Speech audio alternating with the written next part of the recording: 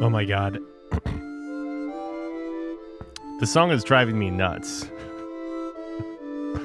I didn't realize if this song plays like a couple times on repeat, like, geez, oi. Hey, what's up, Bob?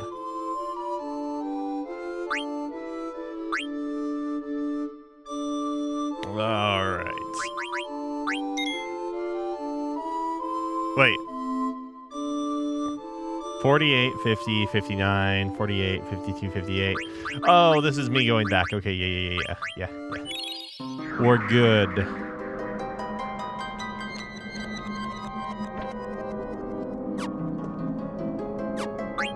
We have to rethink our strategy, I think, like entirely.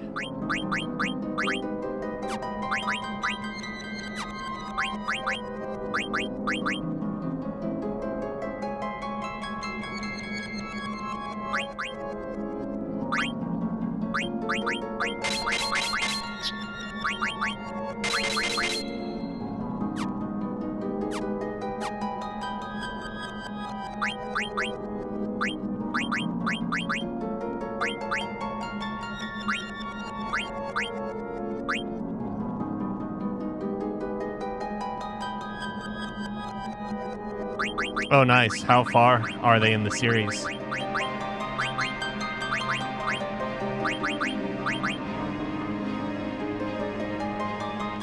When the heck is the remake coming out? Or remaster, rather. Wait, they're not doing things in chronological release? What the?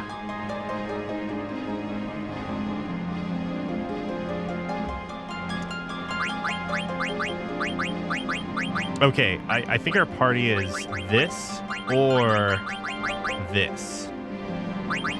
We'll see.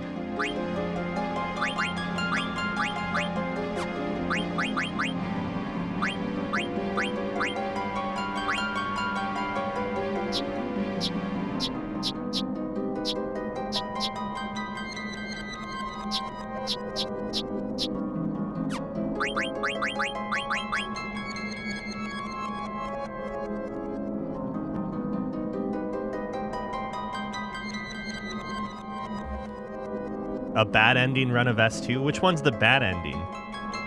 Is it the runaway ending? Or is it the let's become president ending? That is a pretty bad ending.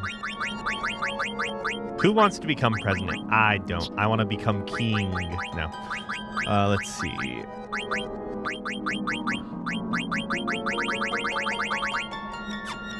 So Queena has everything she would need.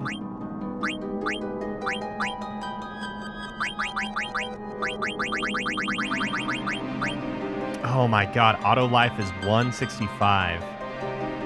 Gross.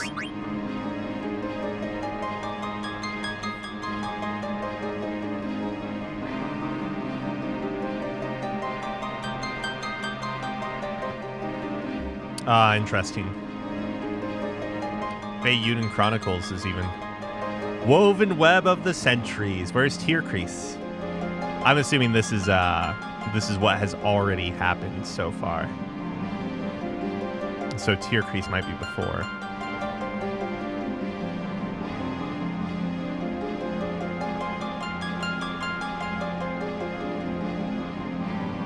Yeah, I'm definitely not looking to watch Suikoden anytime soon, considering I'll be probably picking it back up once the remaster comes out. Wait, it's the whole schedule? What about Tear Crease? Or whatever. However you pronounce it. What the fuck? How? Wait. I don't understand. Hold on a second. Do people like Woven Web more than Tear Crease? Because Woven Web is... it's not great either. That just goes to show you how bad Tear Crease is, apparently. Seriously? I want to get warmer pants on right now. But no, I haven't played Tear Crease before. So that's why I'm surprised though, because I think like Woven Web is one sec. I have a boot on for 3 more weeks, and then I'm getting more x-rays, and then I might have a boot on for 3 more weeks. And if I don't have a boot on for those final 3 weeks, I'll have a hard sandal on for that duration of time. No. So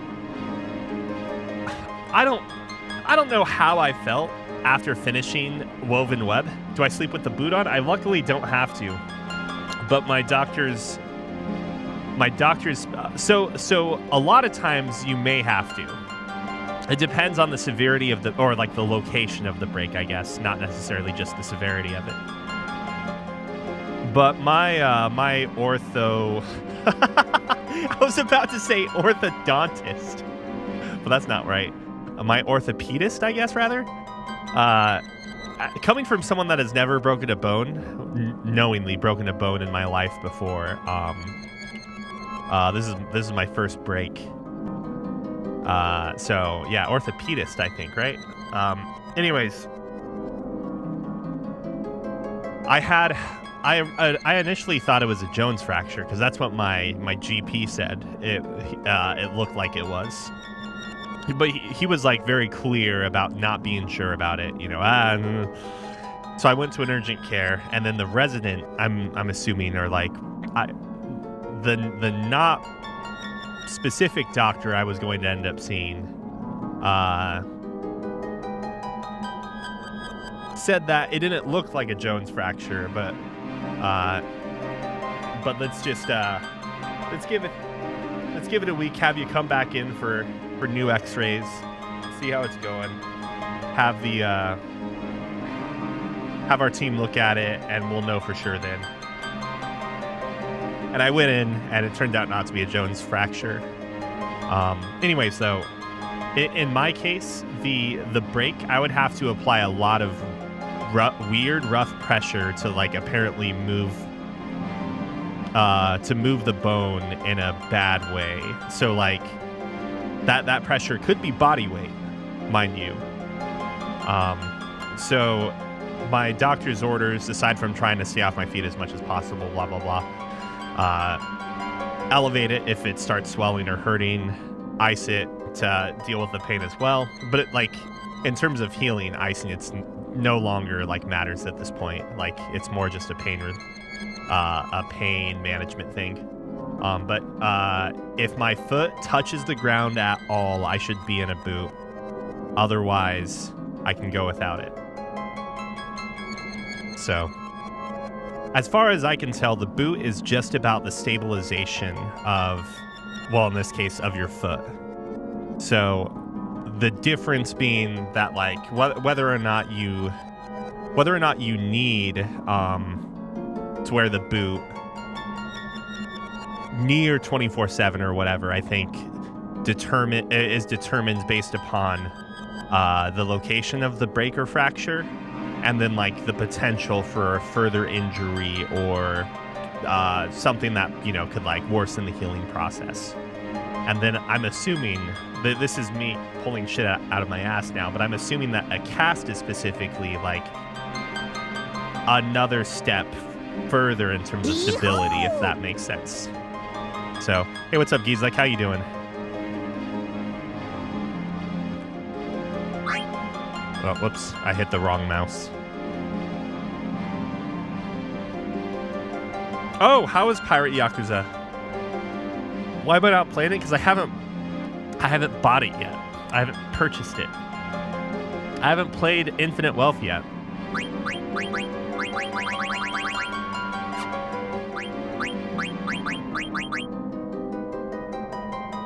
I mean, I don't have money. I have money, but I'm not sure. I'm not sure if my money is going to be going to something else or not. So I haven't gotten my bill for like the urgent care visit, and I haven't received any sort of. I still technically don't know if I need surgery or not. Like if I go back in 3 weeks and something's like way off or wrong, then I'm probably getting some good old surgery. Oh, the amount of AP or whatever it takes to master skills is different from character to character.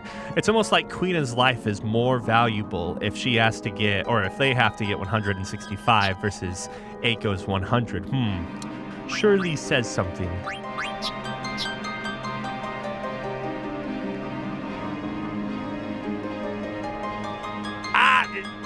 I need to, like, one sec.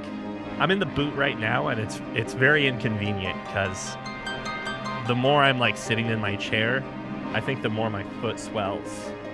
And that's when, like, it hurts to just, like, move it and whatnot.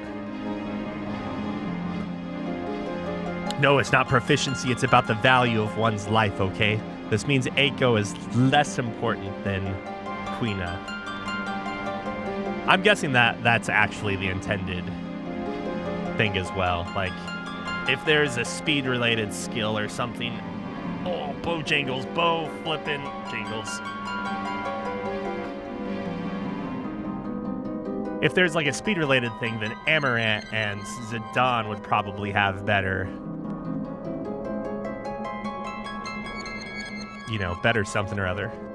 Isn't a wrist brace like something that has flexibility to it, though? There's like a very minor amount of flexibility, but...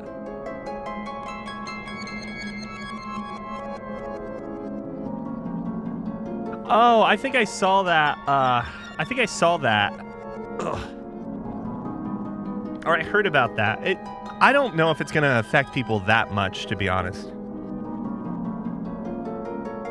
And also, like, how long do VODs even stay active for? Because I don't think they last long enough to even matter.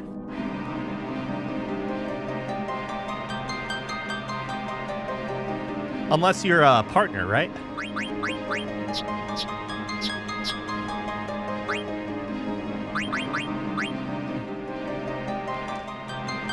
But yes, I gave up on doing the Twitch download because it was a giant pain in the butt. It felt like it was, yeah. So that's why I started streaming to YouTube as well. And if it weren't for Tiffany occasionally watching, I would probably just set the YouTube streams to private. And then at some point, the benefit there is at some point in time, all you really need to do is go into the VOD on YouTube and hit edit and do nothing and then save it, and it will like reconfigure itself as as just a regular video rather than a live stream VOD.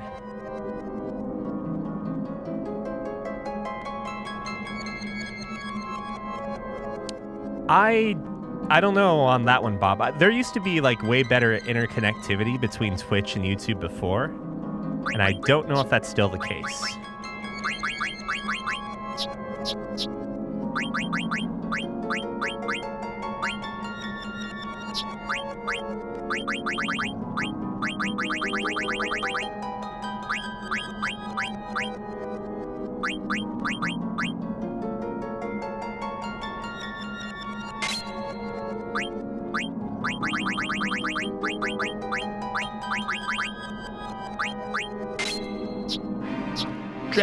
Dragon!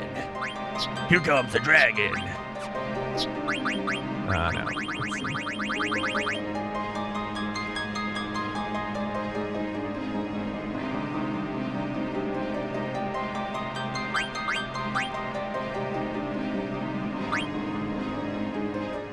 Wait, why would one use dark gear? Is spirit that important? It doesn't seem like it. Not compared to having almost 60% magic evasion.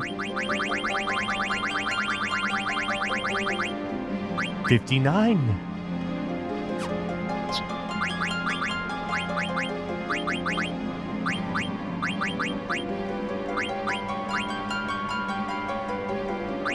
Oh, there's Holy. Ah. What do you know?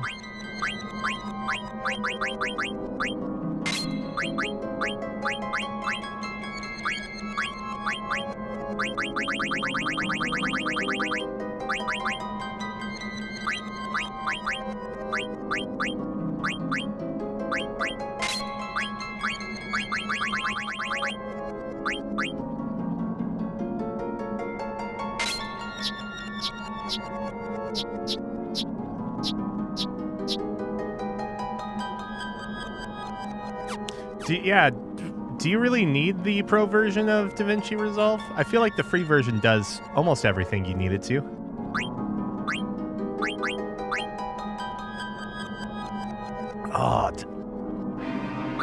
Coffee, you guys. You don't understand how good coffee is. It's great. Delicious. Oh, she needs the MP half thing or whatever.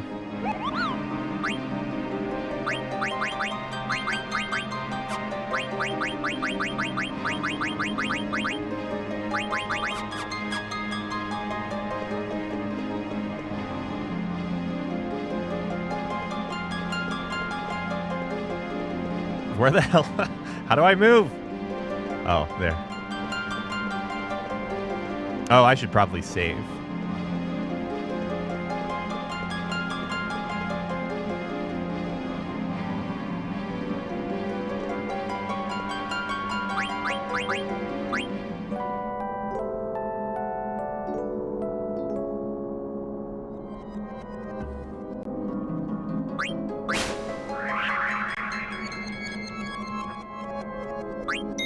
I remember back in the good old days when, you know, we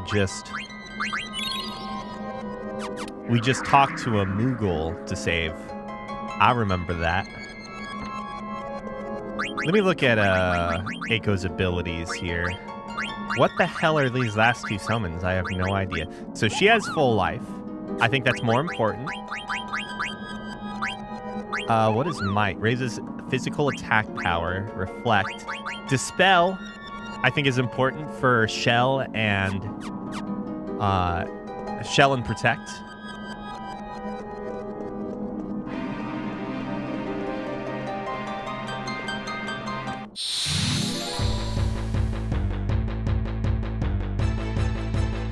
Wait, is TikTok no longer available in the US now? Like, I don't follow up with any of that stuff, so.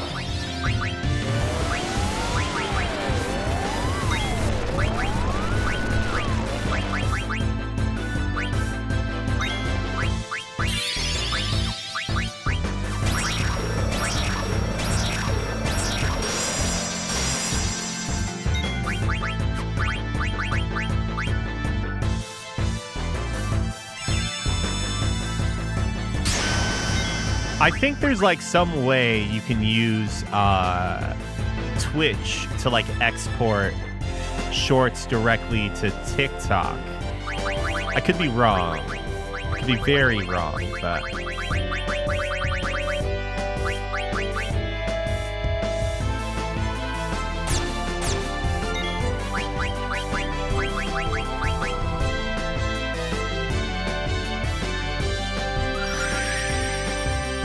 it was unavailable for like 12 hours.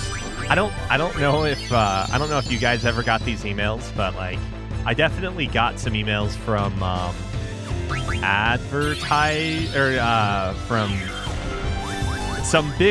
some bigger retailers that were offering to buy your cell phone with TikTok on it. It was like the Angry Bird thing all over again.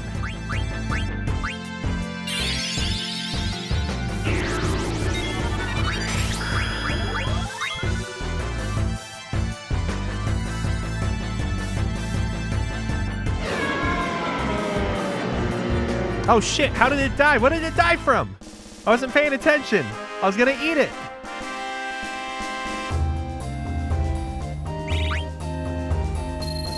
Wait, this isn't even giving me experience. What the fudge?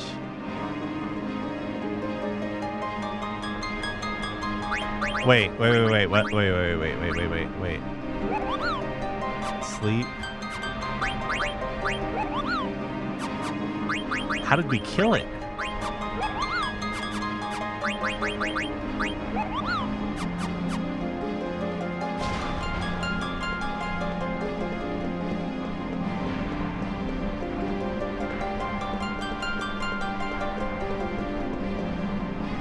Am I crazy, or I thought someone was working on some sort of like PC port or remake of PT? Has that not hit fruition yet? Oh yeah, this thing.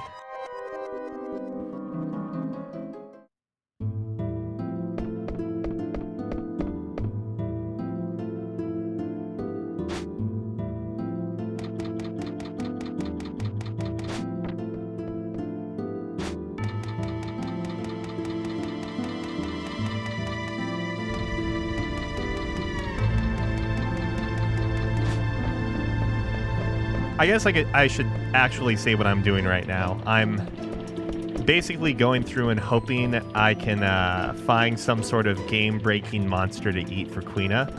I'm also trying to gain Aiko's levels. Or Aiko and Quina both need to get some levels on them. Because I think that's probably the big reason why they're getting one shot. You know what? I wonder. We'll test it. I would prefer to not have to leave this area, but we'll see. If we go back out, then we're going to go and collect more frogs for Queena's frog drop.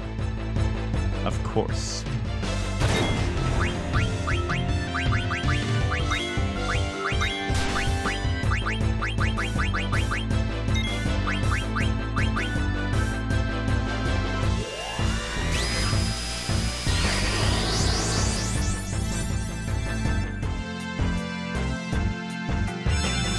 Oh, but yes, I don't know if I completed my statement or thought, but like if you get something to TikTok, I think you can get it to YouTube Shorts.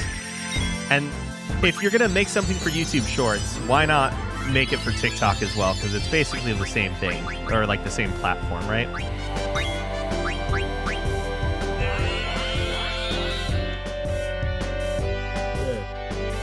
Can't eat. Okay.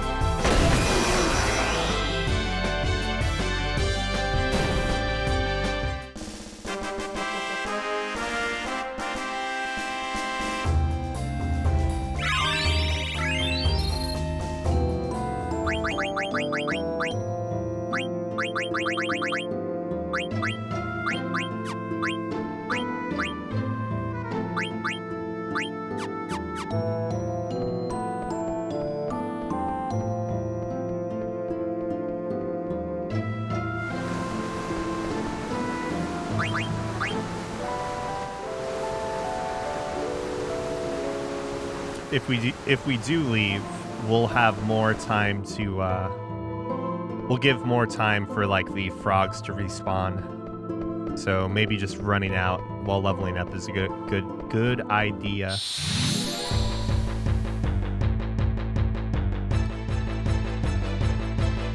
Are the enemies specific to each screen? Because this is the second time we face this guy.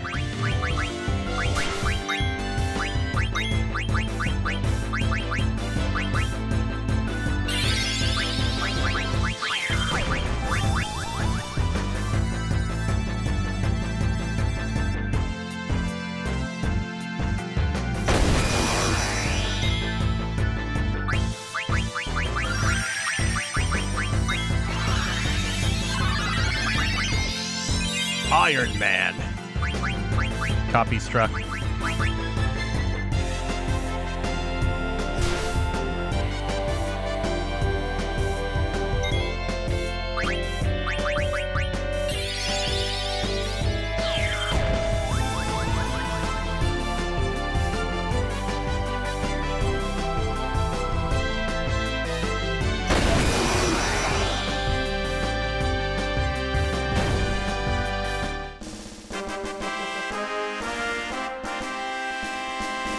I think I found a comfortable position for the foot.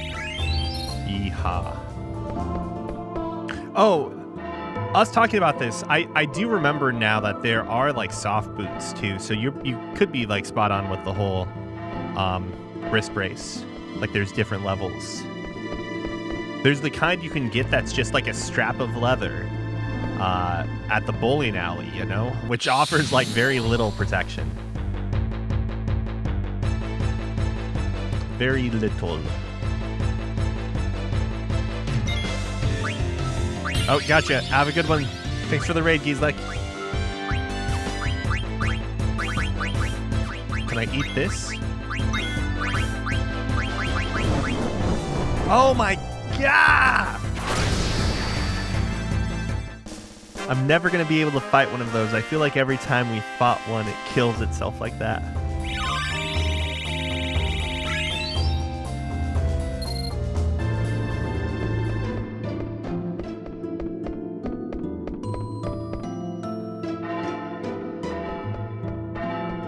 Oh wait, I went the wrong way.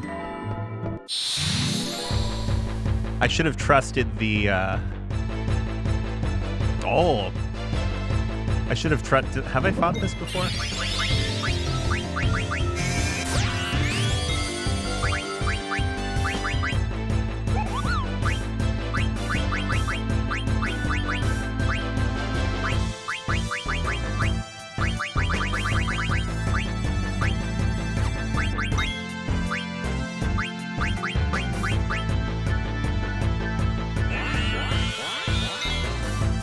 Okay, we can kill this, or eat this one.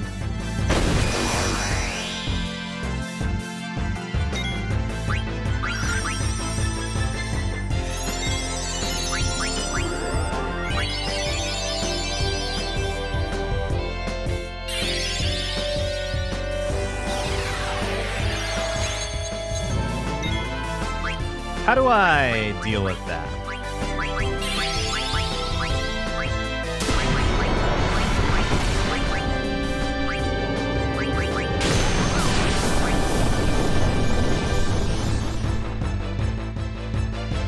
One moment.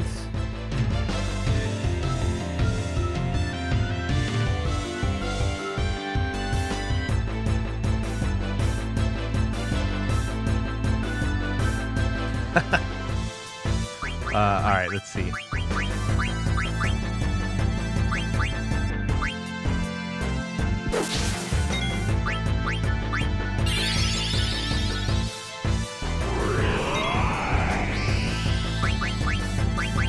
I don't think that'll work, right?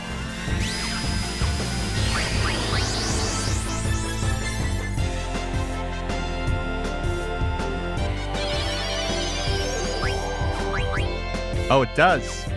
Nice.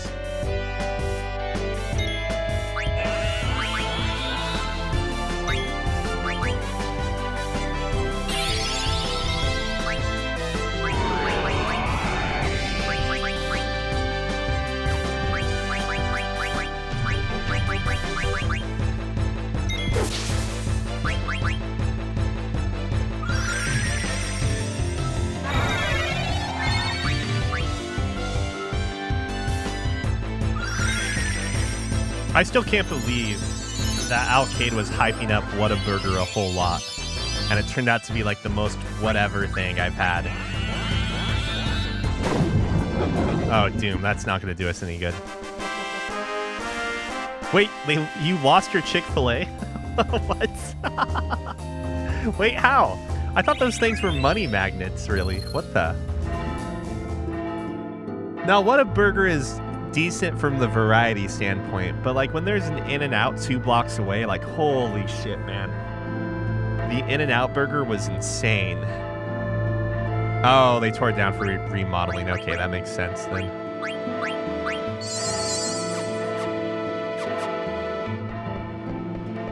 In-N-Out is so much better.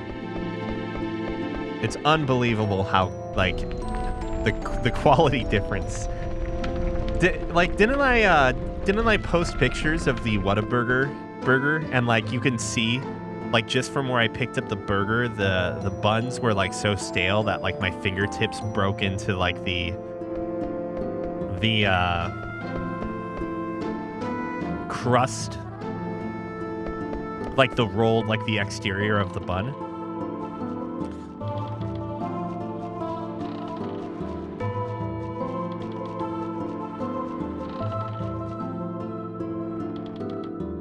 Have a good one, Gizlek.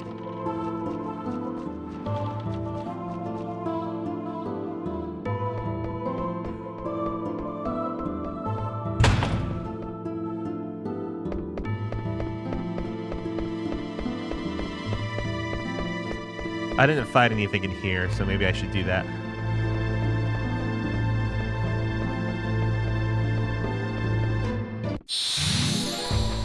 I don't even think the burger was wrapped. I think it was in like a pouch or something.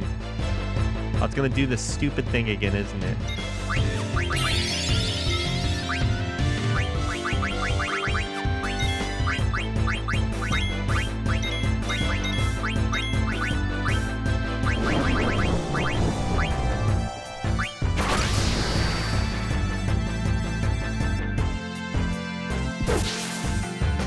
Whoa, those things die really fast. Okay,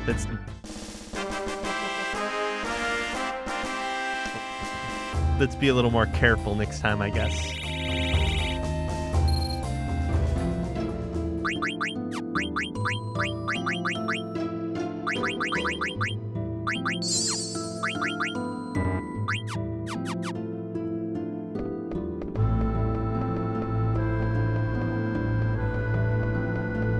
Is this a low-level run? I did not think it was. I assumed we were like pretty normal. In fact, I would imagine we're above the normal level. No?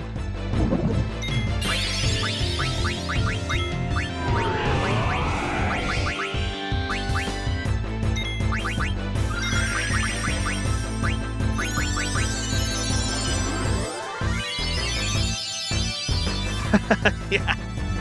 Oh my god, fucking Chocobo hot and cold. Let's not talk about it. That was... Seriously, like, I think anyone that beat this game and completed the Chocobo side quest on the original hardware, like, deserve a medal, okay? I think their respective leaders, their national leaders, should come down and give them the Medal of Honor or equivalent. Because, oh.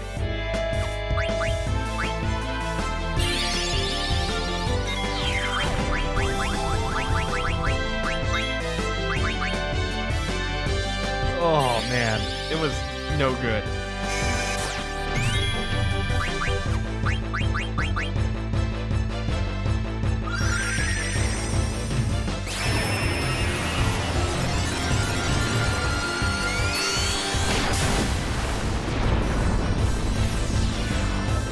Oh wait, was it reflected? I guess it was. Whoops. Whoops! I was not paying attention, apparently. Was it the thing it did right before the holly? Holly? Yes, the spell holly. His holliness.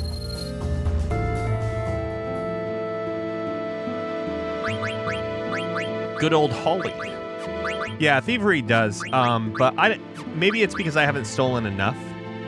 But my thievery doesn't seem as strong, or as strong as it could be. So that's why I'm still having Zidane steal absolutely everything.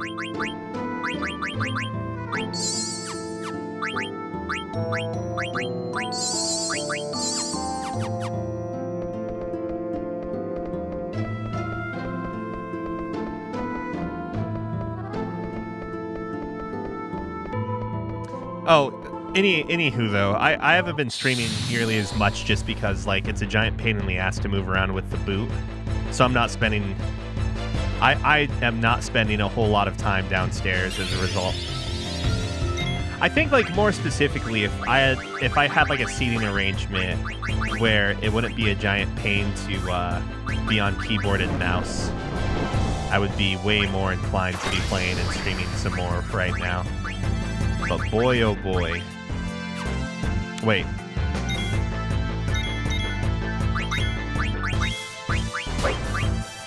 Okay. Okay, I think that's all we need, right? That's all we need. Because Steiner, like, one-shot it, right? Ugh. No! It's gonna kill itself again! We were so close. Okay, no, it's good, it's good.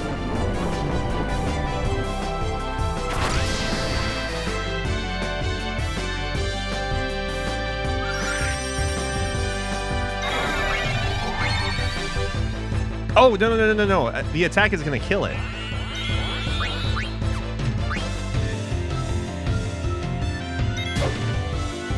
Shit. Should have stolen.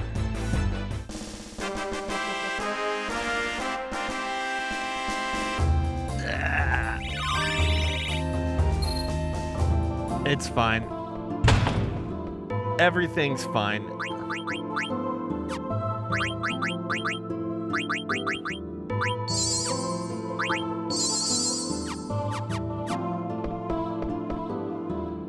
This reminds me of how one of my VTuber buddies broke her knee.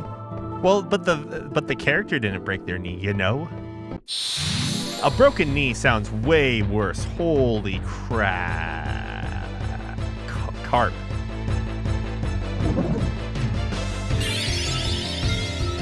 Okay, yeah. It reflects at the start of its turn. Yeah. I'm curious, though. Does Dispel...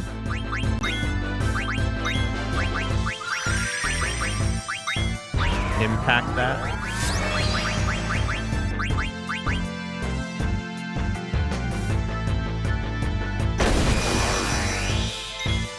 Joint stuff is like, ooh. So okay, I like to tell, or not like I like to tell this story, because I don't tell a story often at all.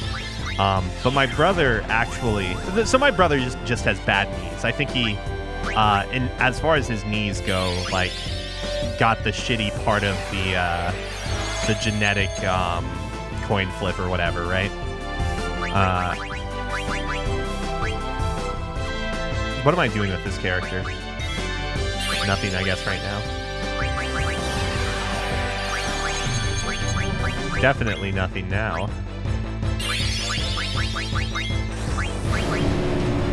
No! Why?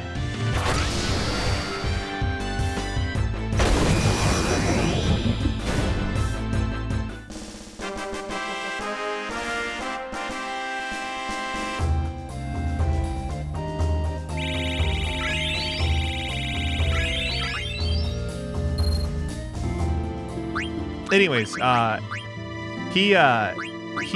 brother injured himself playing DDR.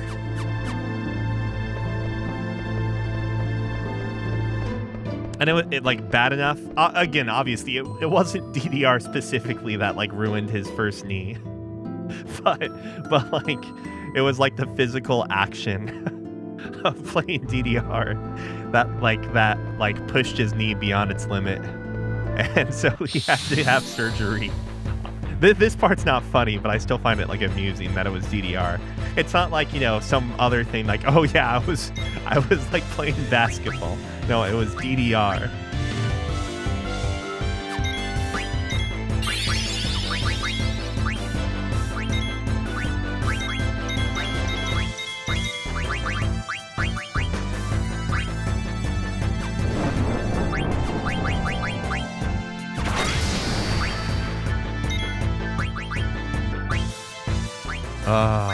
I think he's had to have like both of his knees worked on though now.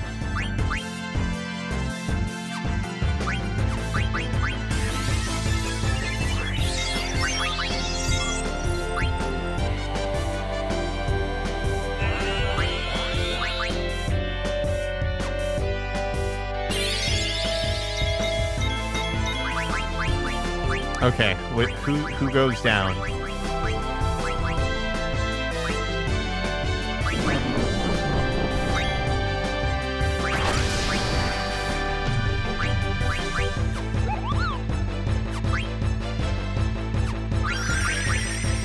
Okay, I have no damage on Zidane, right? So, assuredly at this point, that's not going to be enough. Man, why is it so hard to eat this freaking thing?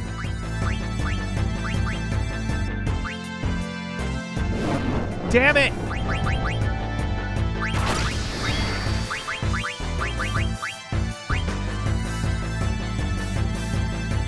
It's like the one person I needed to stay alive. Or one of the two people, I guess.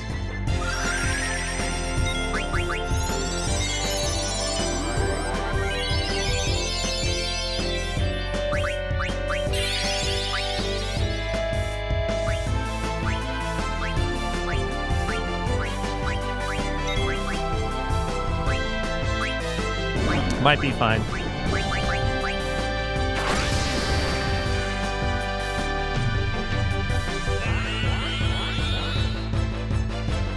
If I hit it with another attack, though, it's going to die. So...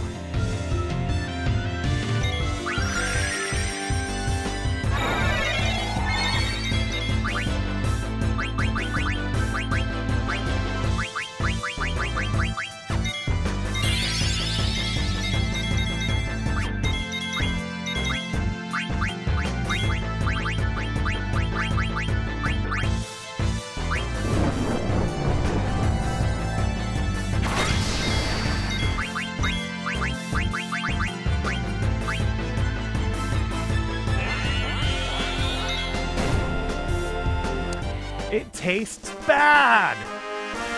Oh, what was the point?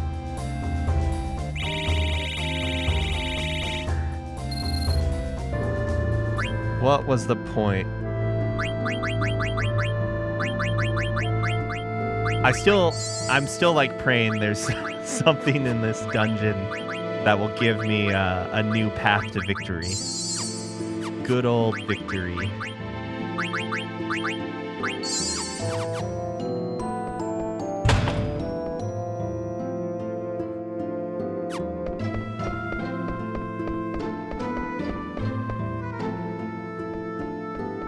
All right, let's see what's here.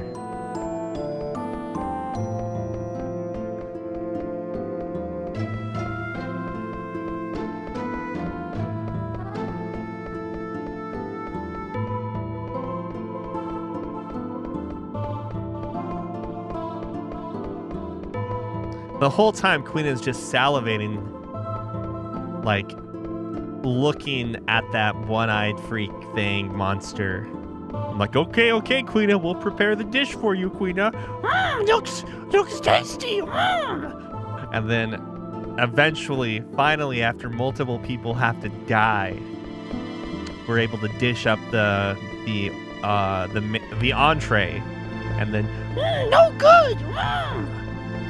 Tastes bad. Frog instead?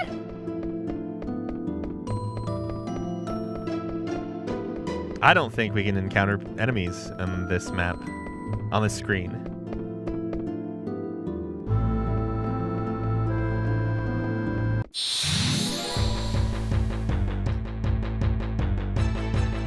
Surely this will be an appetizing treat, right? Surely.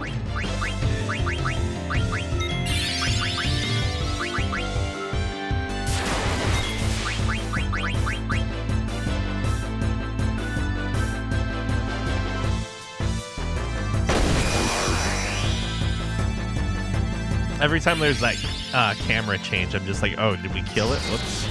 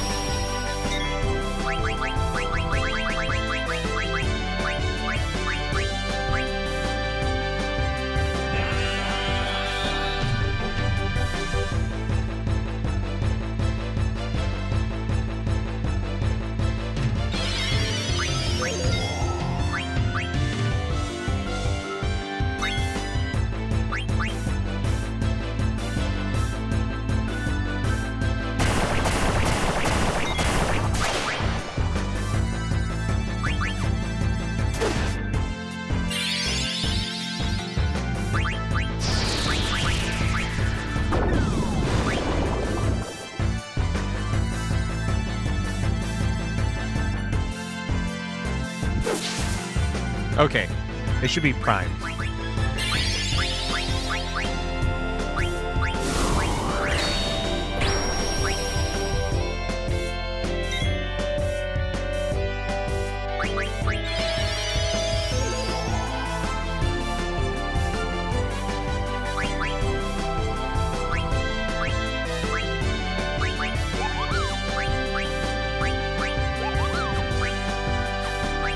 How the hell do you handle this then?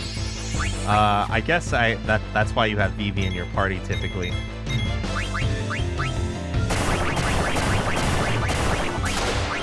What the fuck?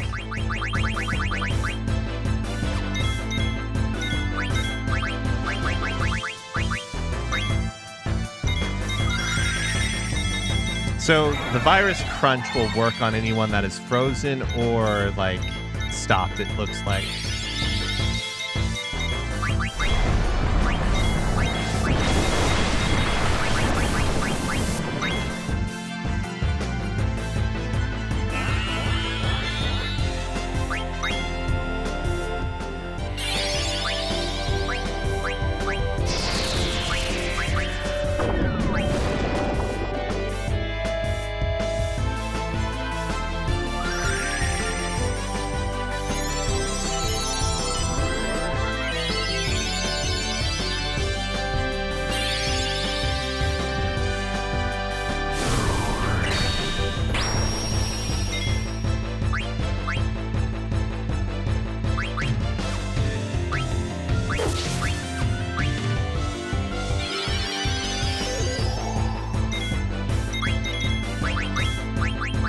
I don't have scan, do I?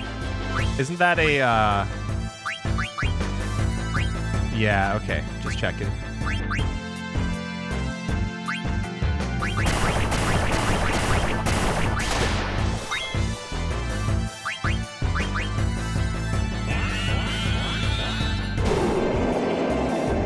Frost.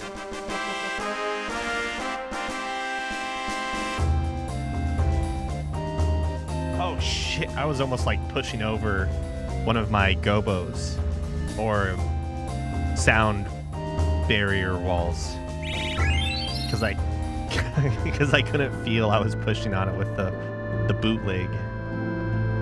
Okay, Frost. What is Frost? I'm assuming Doom will not be useful at all on that.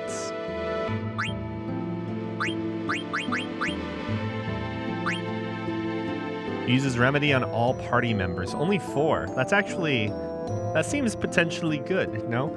It doesn't work on Virus, but that would work on Stop. But if everyone has Locomotive, then it won't matter. Or Locomotion, whatever it's called. Causes freeze to the enemy. Okay.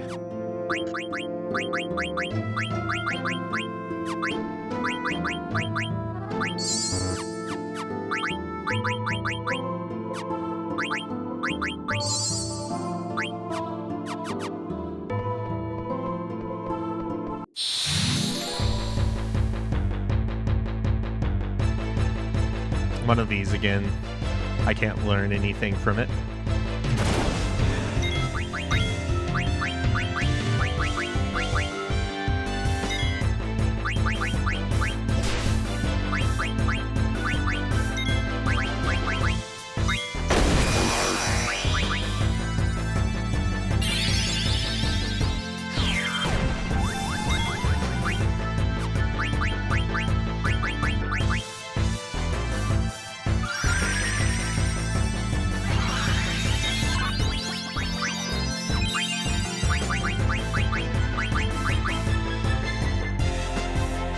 What about the frogs from Chrono Trigger?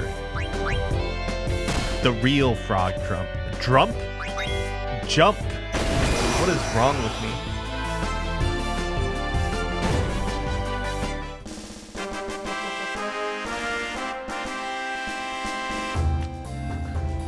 Oh, she still has whoops. Still has a virus. Whoops. Didn't realize that. Whoops. Queen don't feel good. What the hell does that voice sound like? Or what does that remind me of? Is there like a Muppet that sounds like that?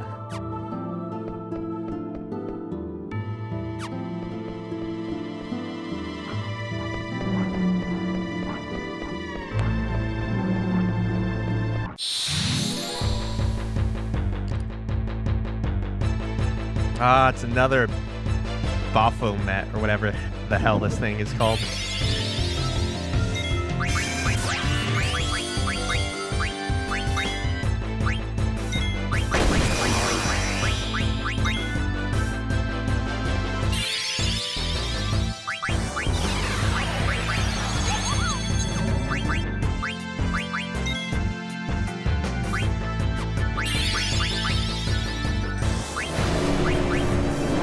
Why? Damn it.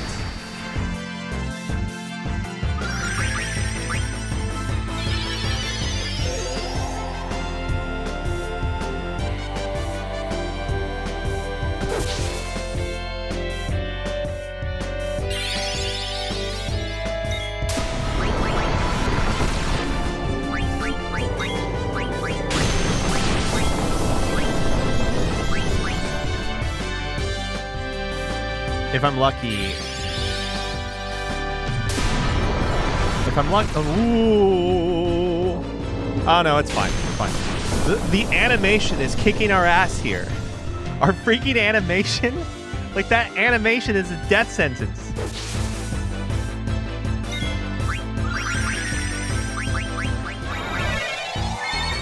Anyways.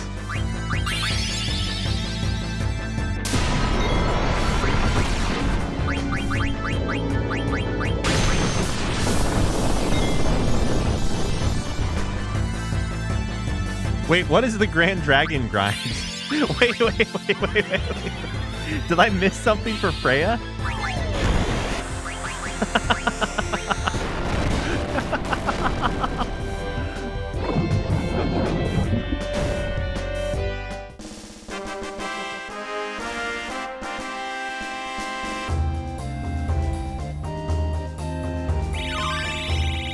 What is this about Dragon Crest?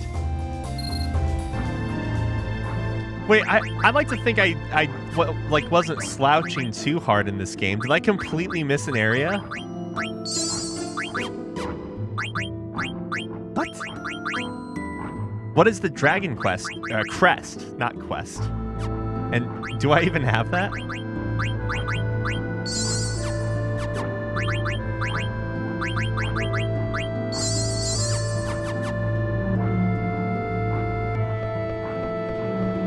Oh, okay. Wait, I went backwards again.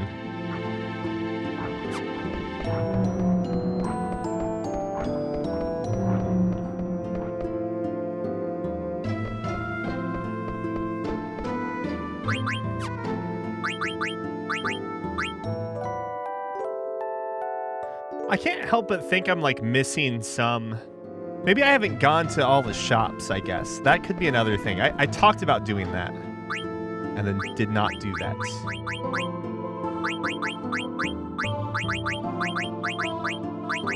I went to some of them.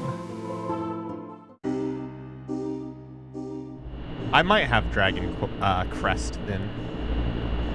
Zoom. Alright, let's go to...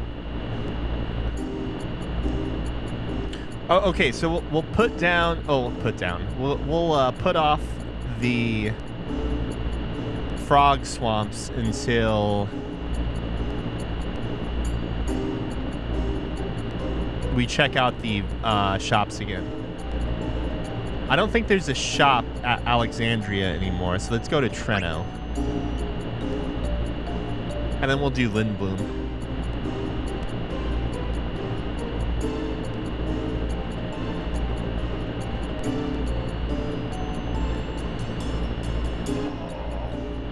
My hamstrings are going to be so flexible by the time this is all over.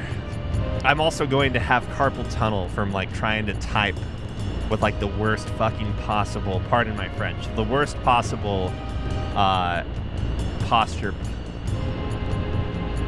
Yeah, posture, that's the end of the sentence. Okay. No, you may not. No, you may not.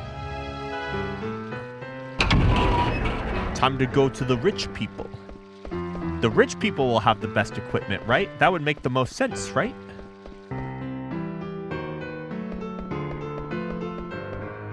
Oh, so Pickles, how do you feel after like a little bit of time away from Metaphor? Assuming you haven't been like grinding out the New Game Plus stuff or whatever. I went the wrong way. Like, do you feel as positive about that game overall? Because as I've been replaying it, like, you know, with the New Game Plus, so it's been going fast. It's also something to do where I can like keep my legs up and chill with Tiffany.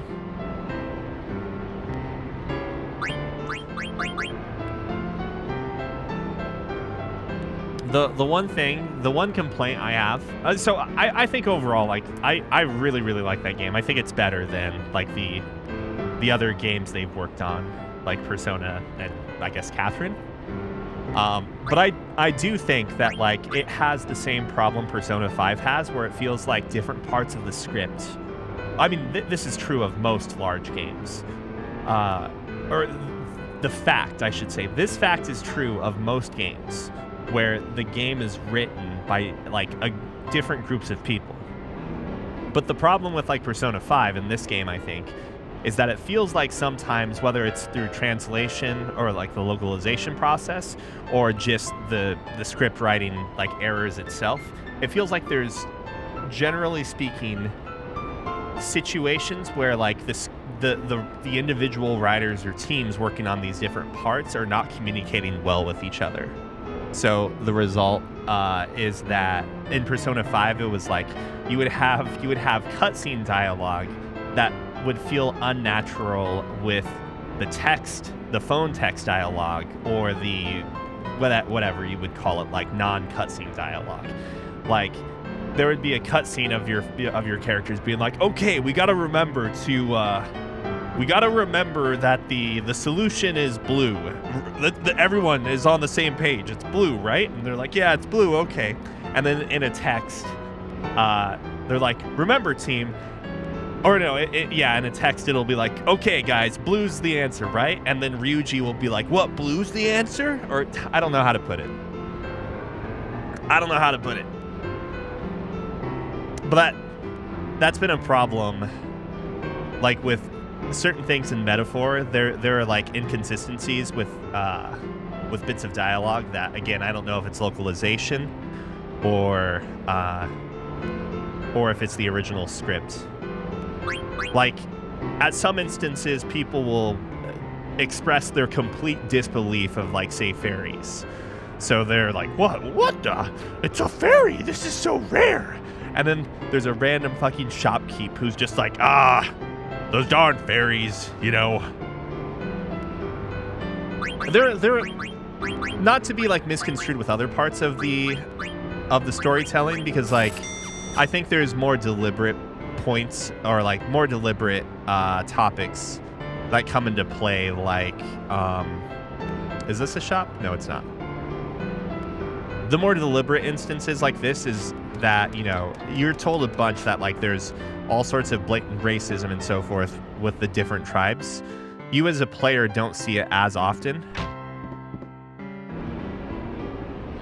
But I think that's more purposeful, because I think you turn off a lot of players if like you're just constantly interacting with NPCs that fucking hate your guts.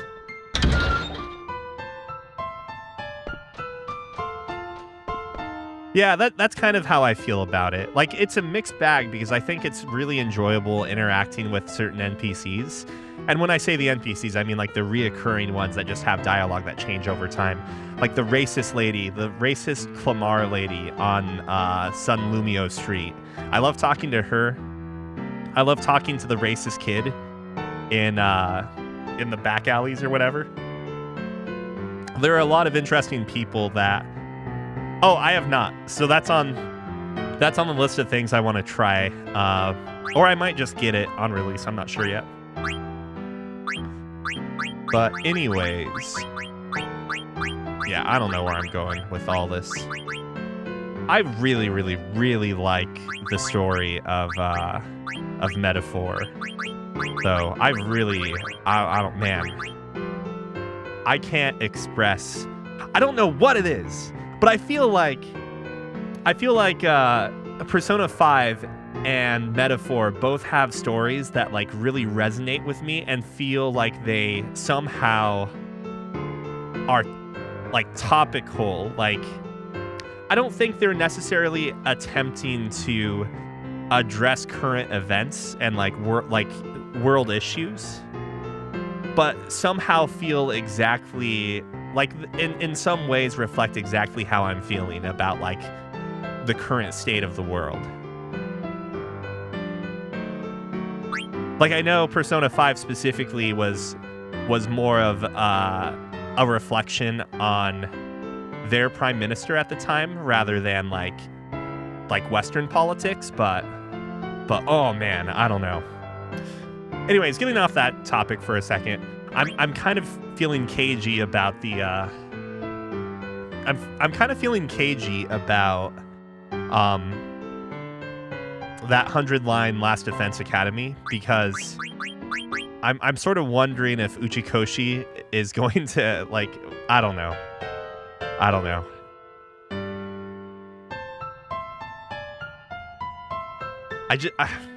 know, man. As much as I want to love like the partnership of Kodaka, that character designer, I can't remember their name, and Uchikoshi, I kind of wonder if it's just like there are too many cooks in the kitchen and they're doing weird things in general. My favorite part of Tales of Symphonia was when that lady was going to get... Wait, what? I don't remember that at all. But then again, I don't know. It's been a long time since I've played that game. No, this is what I remember about Tales of Symphonia. I remember feeling annoyed that Colette was being shoved down our throat. Colette? The blonde girl, when like there's clearly a cooler character in Sheena there. And I remember... I appreciate that you just immediately agree with that statement. I also remember... What else do I remember? I remember like your dad's a dwarf. And then there's that... Is it your... like... one of... Spoilers! I think like one of the characters is your father, right?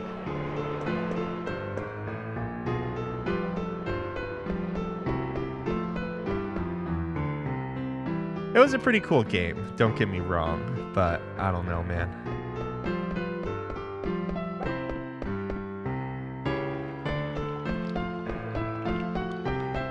For as much as I really like that game... Oh wait, this is the card.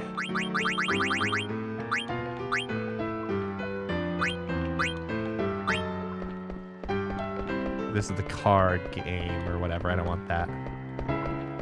As much as I really liked that game when it came out, and I played a shit ton of it on the GameCube, I kind of don't remember much of it at all anymore. Is this the synth guy? Bless.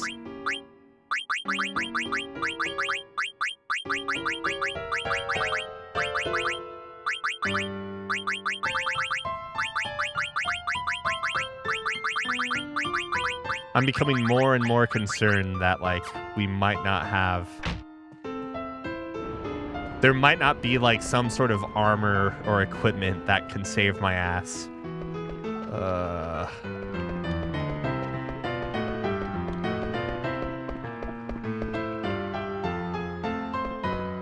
Oh, fuck, not... I don't know. Another random tangent, by the way. Some time ago... like a good amount of time ago or whatever. So I stream and I do all my music production and stuff from our basement, and it gets really cold down here in the winter. Obviously, we're talking very, very cold in some cases. And Nebraska in general is right, like within this specific winter, it has had like some really cold days. Like we're talking negative. I think the coldest we've gotten has been, and I don't think we're talking wind chill, but actual temperature, like negative 10 or something. So much colder than we're used to. So I have like a little space heater. It's one of those Vornado, I think is how the brand is pronounced, with like a heating element and a fan and whatever. And so I would, as cold as I've basically just been propping this up right next to my legs. And like I would find like other ways, which obviously not like the safest thing in the world. So I don't have this on unless I'm like right at it. But I'll be like putting some sort of blanket covering like the exterior of the fan, not the back though, because you don't want to restrict like airflow. And then like just putting it around my legs or lap to like keep myself as warm as possible. And one time I remember smelling like something burning, and I was like, oh shit, like did I light the blanket on fire? And so, you know, I checked and it's fine, blah blah blah. Only to find out that I'm basically singeing my leg hairs.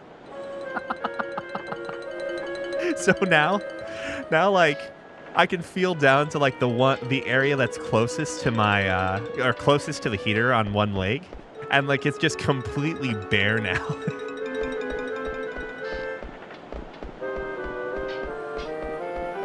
The new hair removal process.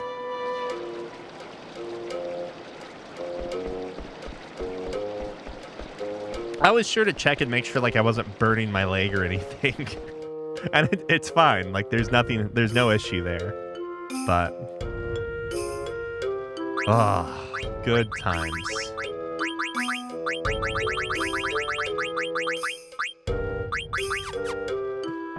Surely the synthesis shop is no, it's here. It's here.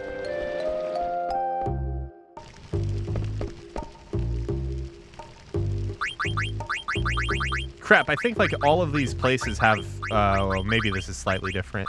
Extension.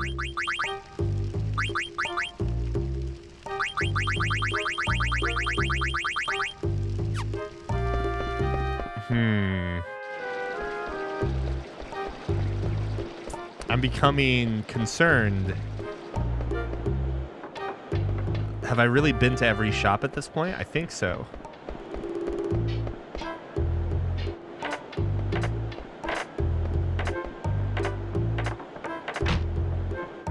Oh, wait.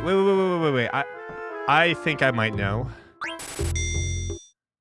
So the genomes had their own shop, right? So maybe the genomes have a shop on or at the Black Wizard, the Black Mage town.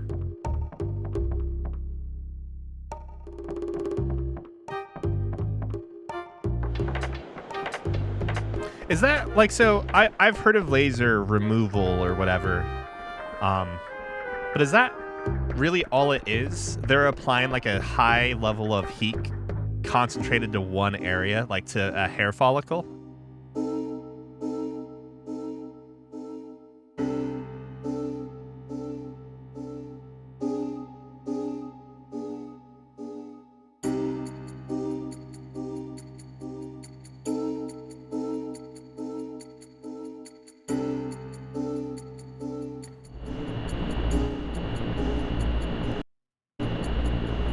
Oh, what about this place?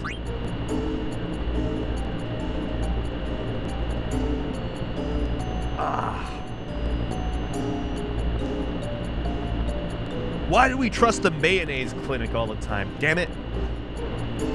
No, I joke. I joke.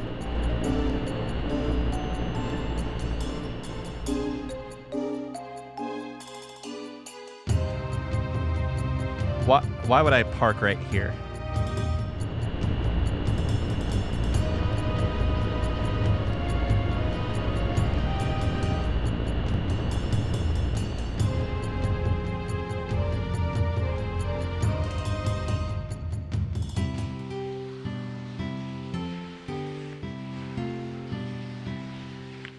Popping my joints. I know I've been here since whenever, but I'm not sure if I actually checked out the shop again.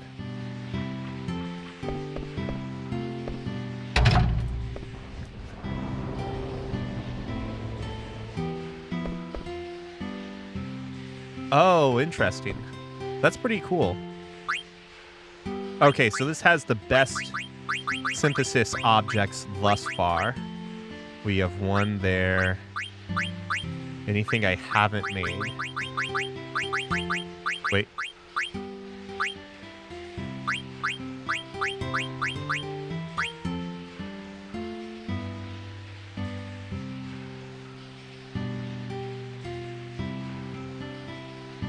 That's a lot of money.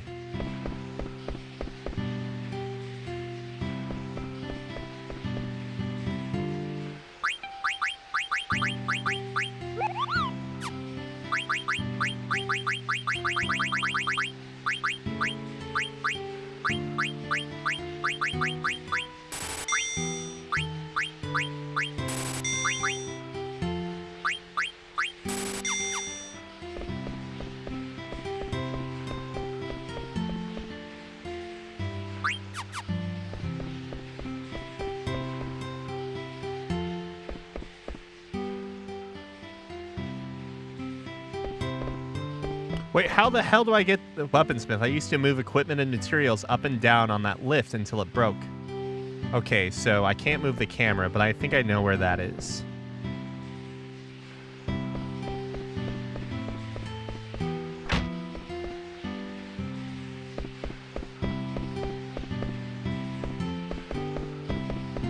Biru.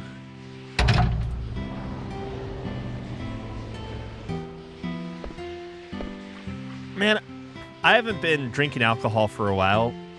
Like, I'll occasionally have a rare drink. Partly just, I don't know, because, like, there's never a mood to or whatever. But the one thing I do miss, and not to sound like a freaking alcoholic or something, the one thing I do miss is... How the fuck do I get this to work?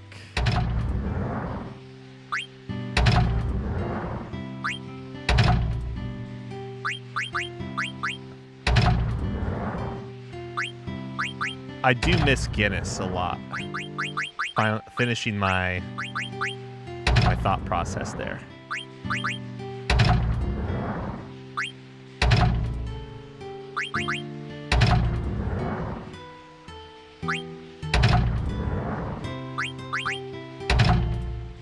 So maybe I need to engage the middle one. Oh, wait a second. What? Why does the middle one go down, but the other ones go up? Right. Oh, never mind. I'm dyslexic, apparently.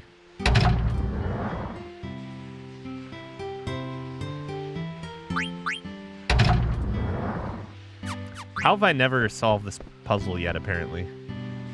Doing research here. What the hell am I supposed to do with this?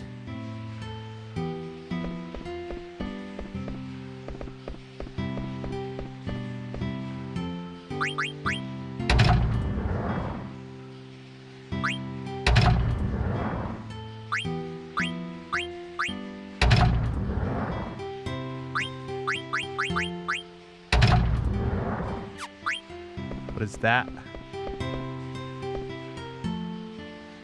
What is this hole? Oops, wrong one.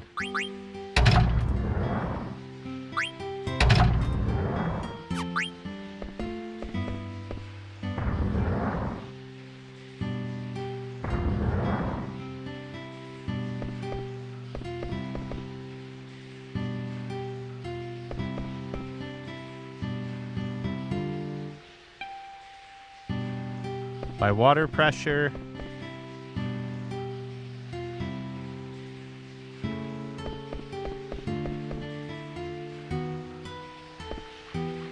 But what thing? What if we don't have a thing to stick in the hole, okay? Not all of us are born with things, okay? The Don doesn't have a thing. He just has a tail, all right? It's how they reproduce. Yeah, but it seems like we can't... unless I need to, like, analyze the bar again. It seems like I don't have that option, no?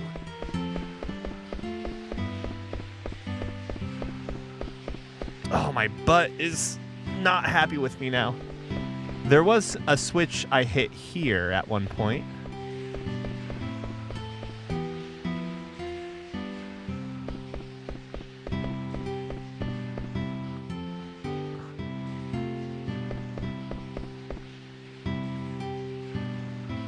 Wait, the English JRPG, right? Or, you know what I mean, Western JRPG. Yeah, I'm curious about that too. I'm very curious about that. JRPGs are like a hard thing, I think, to make at this point, though, because it sort of feels like if you don't have some sort of gimmick to your battle system, it I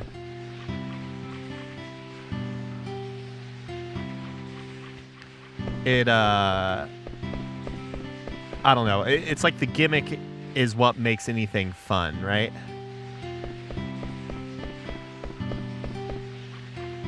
Because like how many full traditional battle systems are there at this point, like that don't have some sort of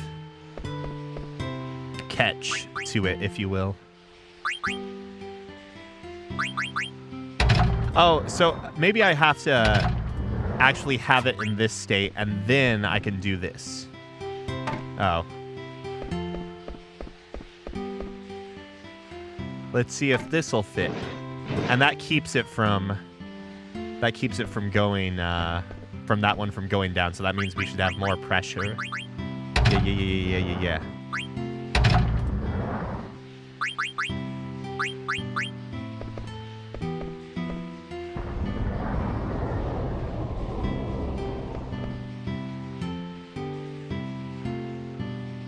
But like, doesn't that just mean it's sort of like a variation on on Charles Barkley Shut Up and Jam Gaiden? No, but it's like it's the same sort of mechanic that you see in I think in like modern Paper Marios, or not modern, but like old Paper Marios, and then Super Mario RPG, right? All right, the lift works now. Thanks a lot, man. Oh my God, finally. What does this do for me though? What does it do? Oh wait, actually I haven't. Don't have one of some of these. Yeah, huh? Quite.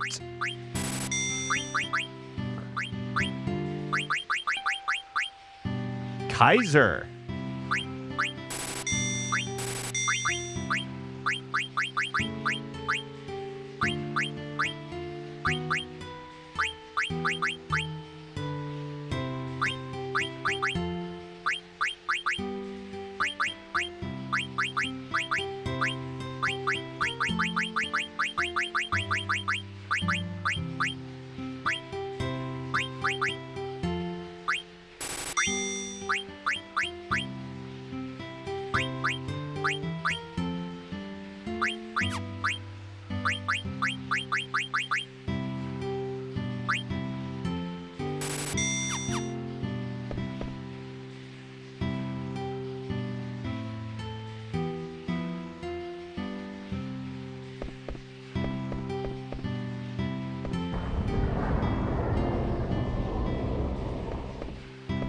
Any sort of like live action adaptations for games and whatnot, I view fully, what the hell am I saying?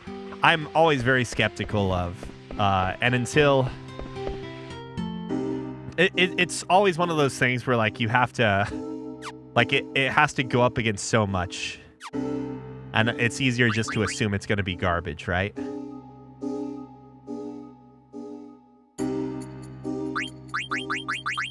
I mean, not everything can be the Halo live action series, right? Remember when John Halo had sex? Hell yeah, we all remember. I remember when John Halo had sex.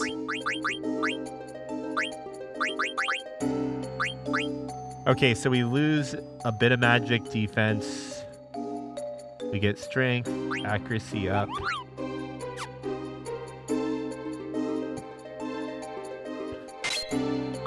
Net positive, I guess.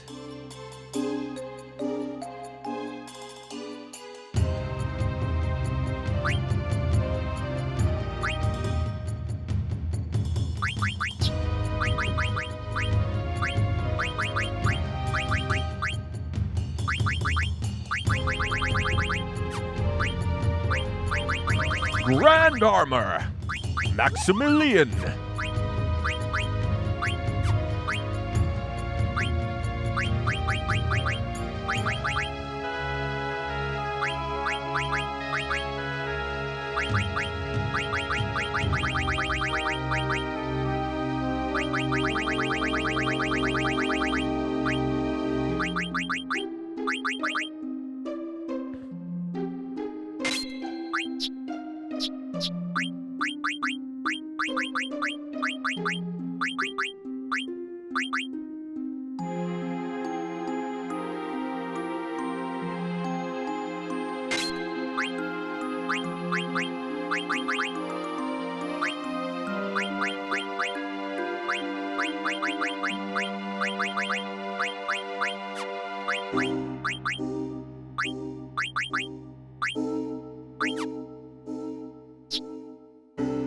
Are there more circlets there?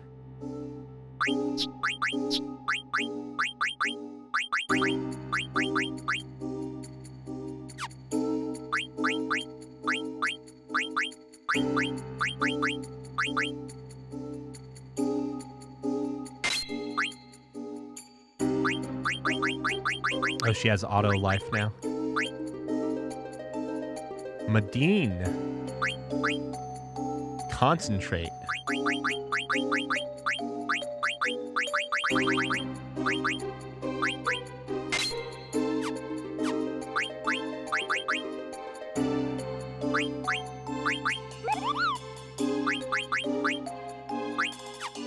Carfunkel.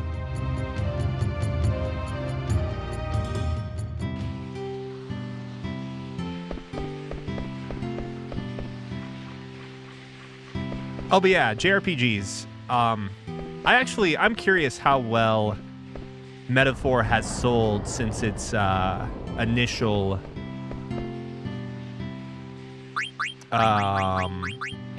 like, what was it, like week or something of release. I know it broke records for Atlus's like best-selling or whatever, like the first game to hit 1 million copies or something to that nature, but like has it really actually done as well since then?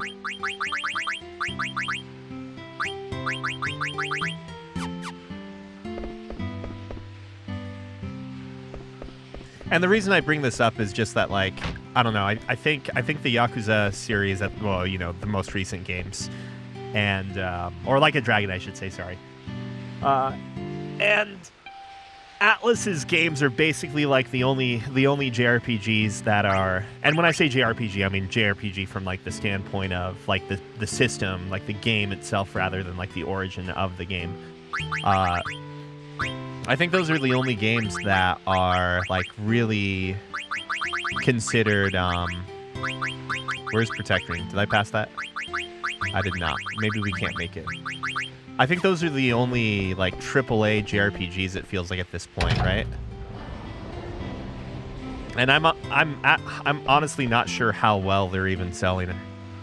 So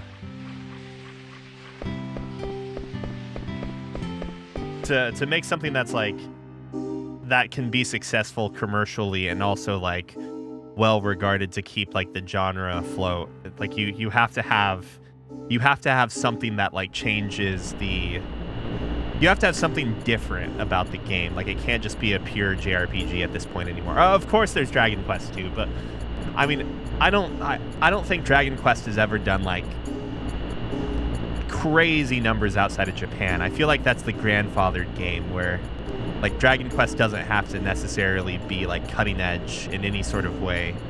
Like they're allowed to be very traditional with the formula and whatnot. Yeah, I don't know. I mean, like I always forget about Dragon Quest because obviously it's not Final Fantasy.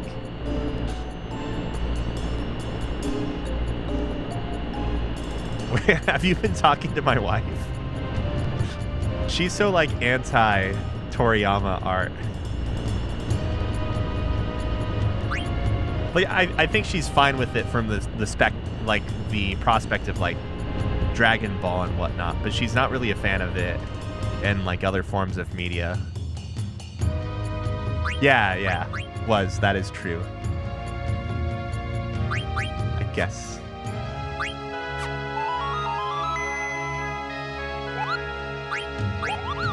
Let's go kill some frogs. What the fuck? Drown? Didn't he have a heart condition? Wait, you're memeing now. You're memeing.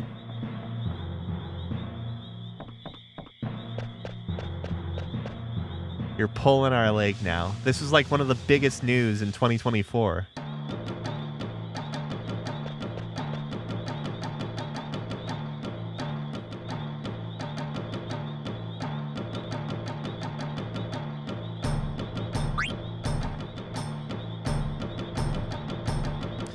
I also like how everyone was really panicked that they were going to stop making action games.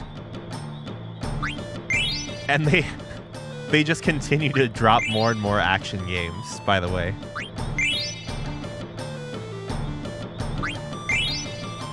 It's just they're not like the mainline games. Or, you know, the numbered releases, right?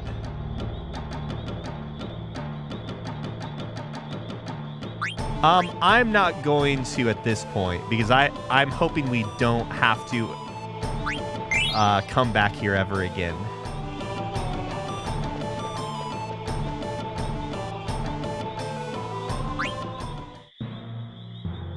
What's up, Tenkai? But I think the justification behind them being able to do that is because they're constantly reusing assets and using a lot of the same environments, right?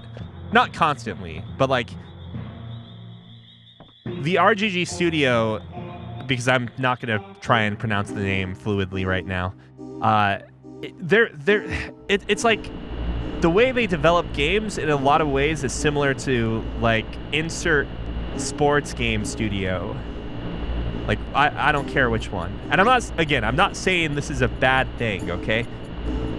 But they absolutely, like, they have the same fucking fist bump animation, which is one of the few things that I get, like, kind of annoyed about. The stupid fist bump animation that they've been using from, like, the original... from the original, or maybe not the original. I know it's in Yakuza 0, though. That stupid fist pump. Oh, it's always there.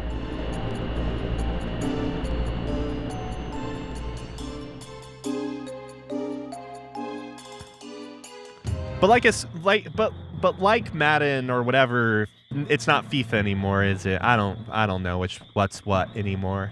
Like it's not like they're rebuilding the game from the ground up or doing anything like of that nature, right? Like, they're able to rely on a lot of the old assets, a lot of the old, like, stadiums and stuff. I know one year, was it Madden? Like, they were all pumped up about new stadiums or some bullshit. Which is, who fucking cares? Anyways, though, I think what enables them to be really successful about it, though, is that the games always feel really fresh because for one thing, the story is drastically different from each game. Like everything that makes up the story, like the setting, because I guess like the story as a whole is not too different if you think of it from the standpoint of all of these games are kind of about like the protagonist's like rise to glory, and glory can mean a number of things, but like that's a predominant like recurring thing in their, when I say their series, I mean like all of their games, right? But like the setting, the protagonist, more recently in that case, but everything about each of those games has very different factors. Even the battle system and like the different side activities you have, like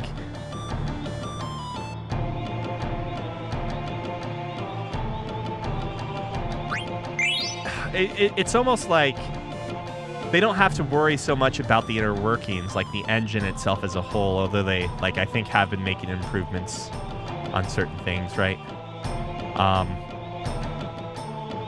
But it's like once they have the skeleton put together, they can really just like do whatever they want with it at that point.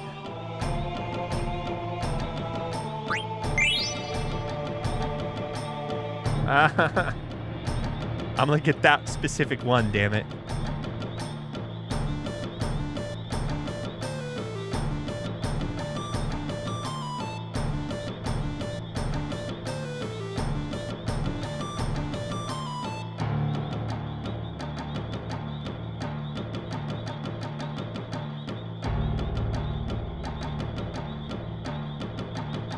Even when the assets don't hold up well, like they're comical too. Like that fist pump. It's the same fist pump. Like, it drives me crazy. But for the majority of people, it doesn't, obviously. And you can't tell me, like, every person, every random jackass in Kamurocho is going to have the same fucking fist pump. Don't tell me that in Hawaii, everyone has the same fist pump, okay? That's not how it works. But, like, let's say the faces, for instance, all of those fucking like all of the thug faces that barely change. They're funny because they end up using the same faces for the high school students in Lost Justice.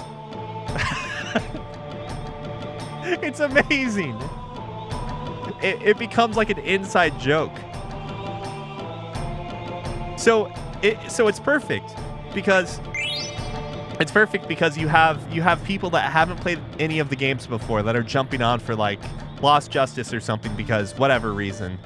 And like the people that haven't played the game before, doesn't matter. Like they don't know one face from another. And the people that have been playing the series for a long time, like every game within their entire catalog, it's hilarious seeing a face that they ended up using for some random ass guy that beats people up for money or whatever from Zero or something as a high school student.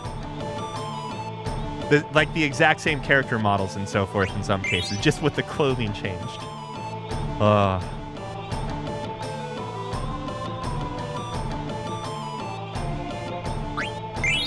Golden.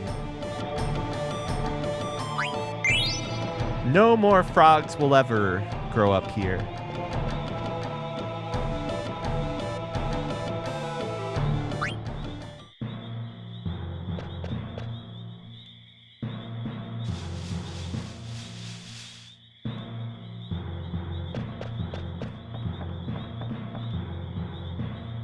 I think they also, like, I'm sure part of it too, I actually don't know how much they make from advertising, but they have a bunch of product placement, right? And it's like, maybe it's based off of the nature of the mood of the games in general, because they have like goofy side quests and stuff, and I'm assuming have always had goofy side quests.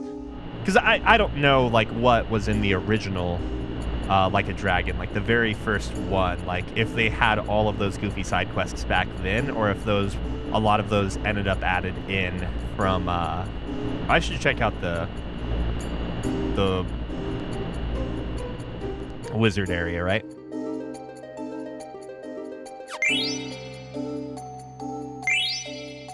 Oh yeah, I'm watching the waves everywhere.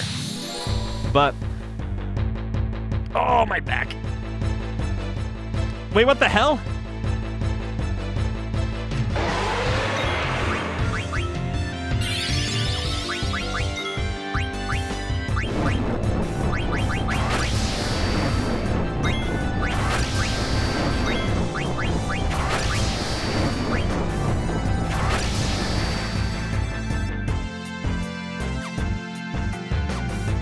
Is this normal? Have I fought this thing before?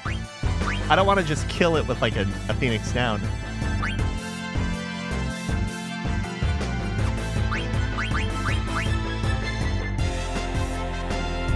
But anyways, like the advertising in those games too, it always feels tasteful because it's like blatant and ridiculous, right? Okay, not hard after all.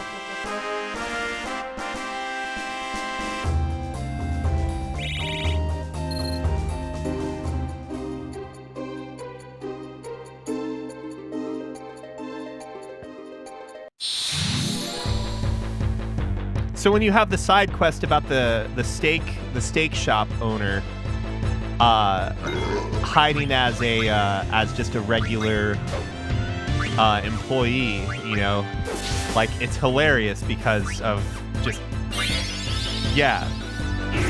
you could tell me that, like you could have told me that restaurant didn't exist in real life and I would have believed you.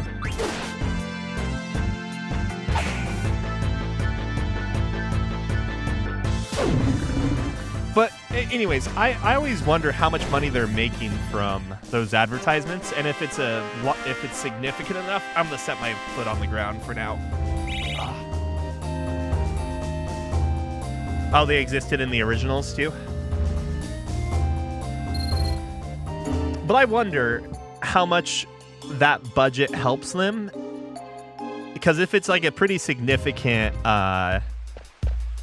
source of income, that could also help them keep like a larger staff and stuff compared to like insert generic JRPG or whatever, or I guess we're not just talking about JRPGs at this point, but like insert generic game development company here that does no ads or product placement.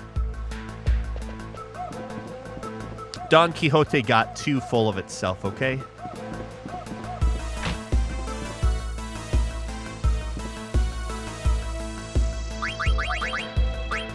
Oh, wait, this is the best place to go.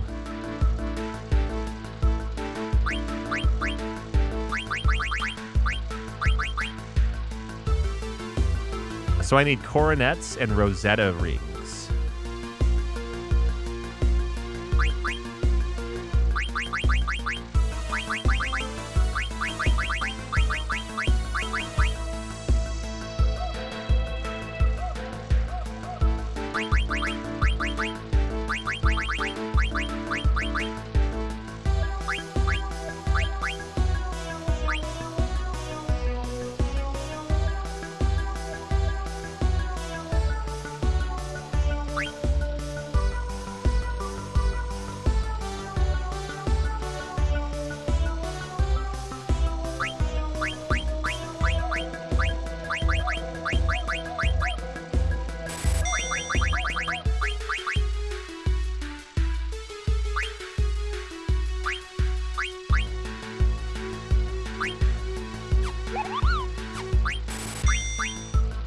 Am I broke?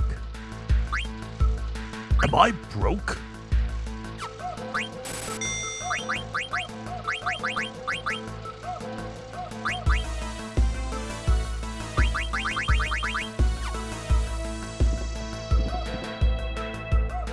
Ugh. Oh, wrong mouse again.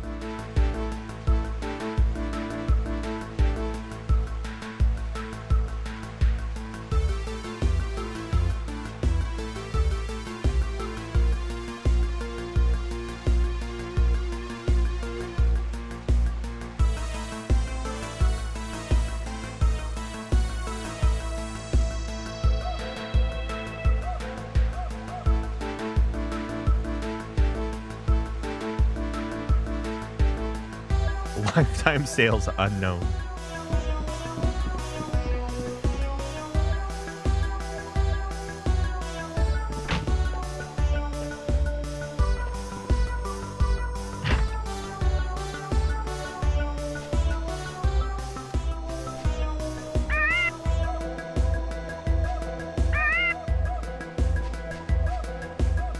Bobby Corwin.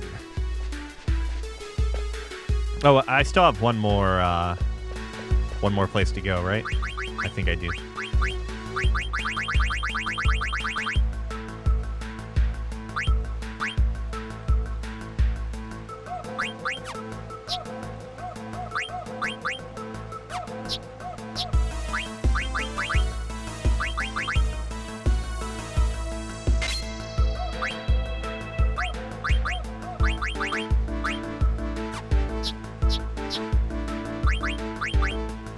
Brave suit.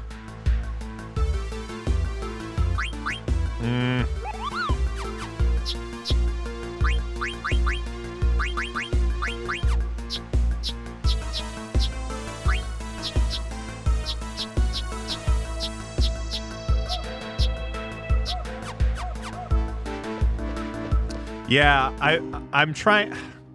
I was trying to raise the levels of these characters a bit because I think this is the party I'm taking, and also looking for better skills for blue magic.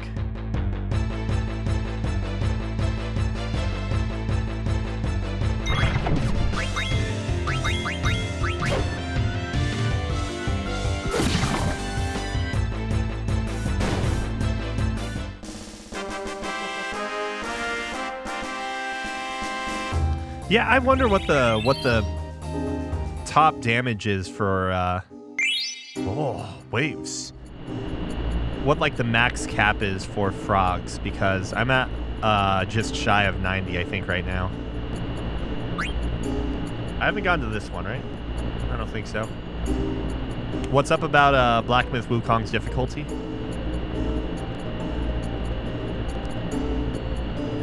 $9,999. Oh, wait. That's just the damage, right? You don't mean like the actual frog count, right? Right?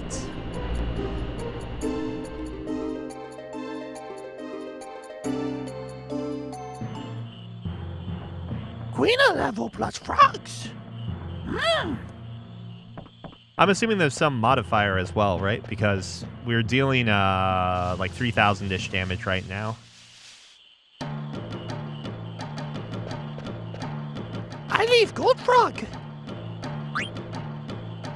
The gold frog isn't even worth any frogs. Or it's worth one frog, I should say.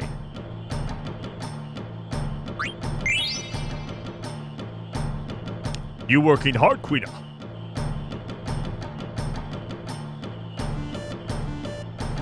Now the time, Quina. You on your own from now on. You train to become ultimate gourmand alone. Master Quail! Before you go, you take final test. wait. I didn't save. There's autosave. Do I get to eat quail?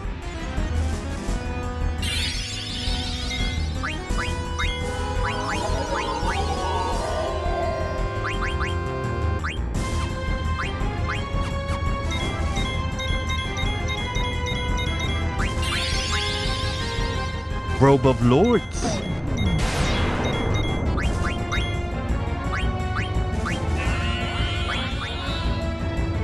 Okay.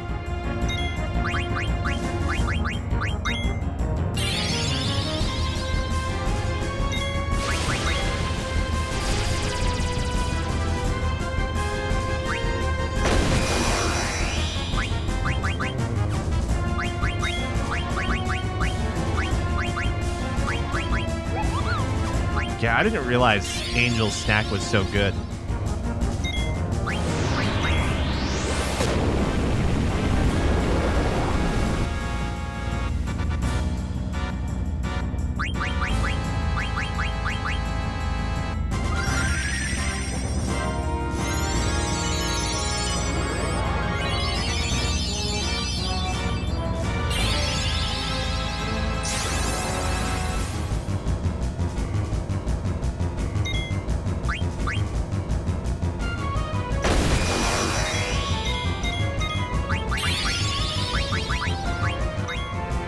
Right, what's thievery look like at this point?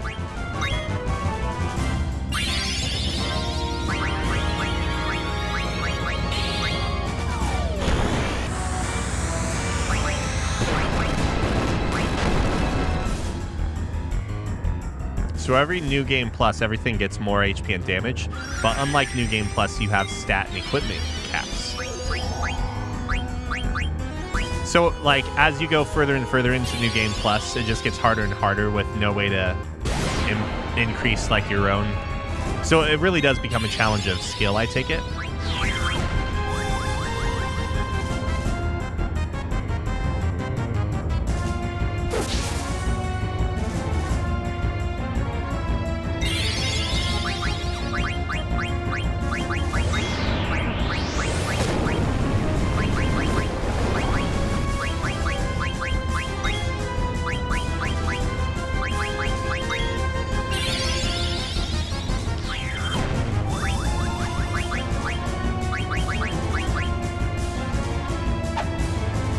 Why are you dodging the healing attack? Quina, you piece of shit. Damn it, Quina.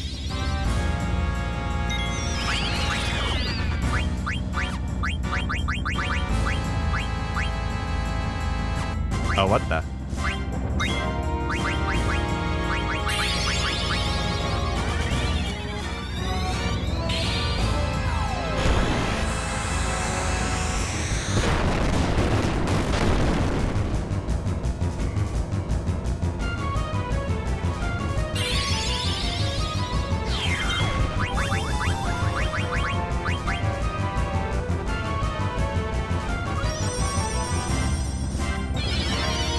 So everything past New Game Plus 3 becomes Chinese difficulty. What a difficulty set.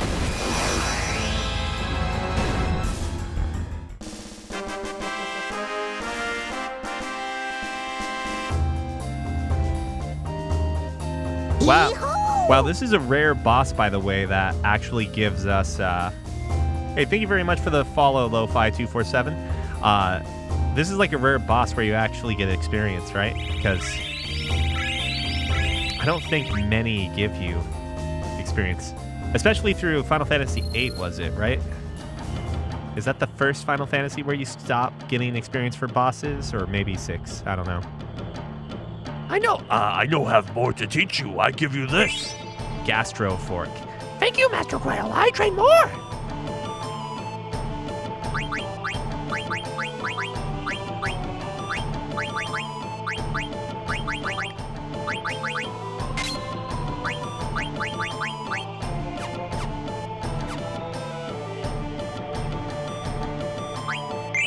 100. Oh, son of a.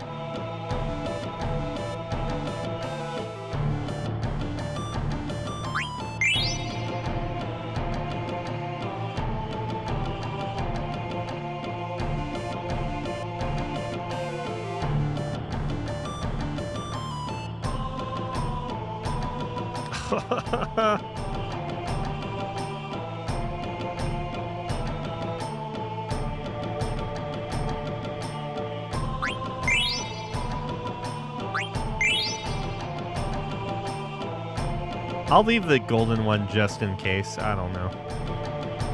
No.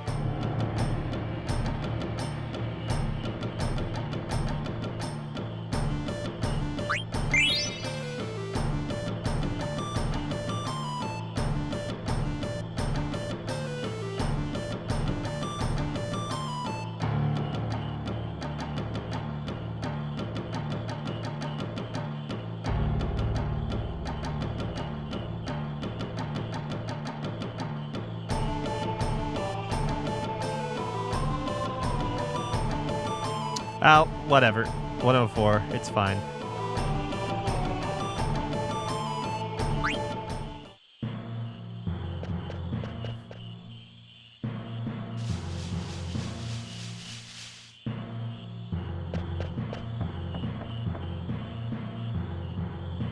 Okay, we didn't end up getting like a re-life spell or something. A rise spell after all.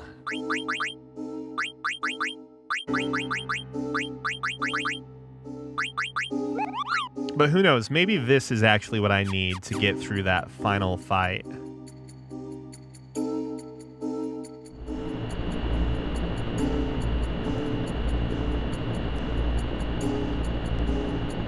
Oh, my foot's already like... I can feel the blood pooling already. Good times. There...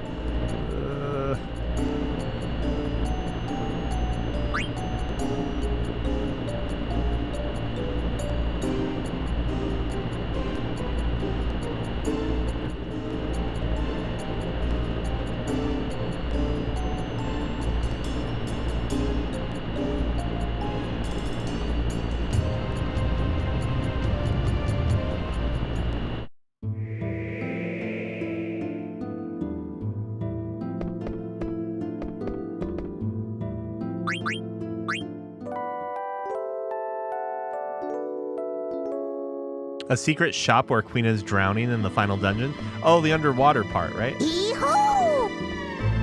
Hey, thank you very much for the follow, Little Foxy6.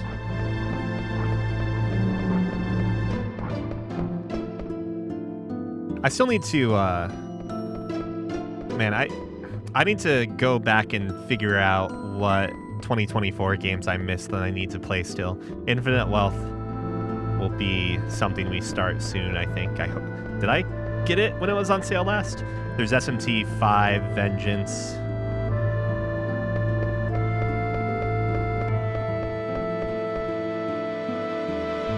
What else is there? I also have like some meme-y looking games that I want to play after we do the Dongzhuo playthrough of Romance with the Three Kingdoms 8.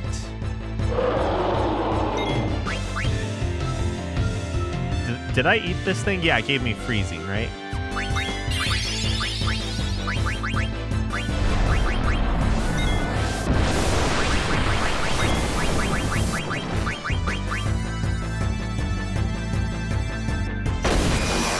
Oh my gosh, Wilds is coming out. Too many games. I might join you guys off stream. I've got the PlayStation upstairs right now, and there's no way my PC is going to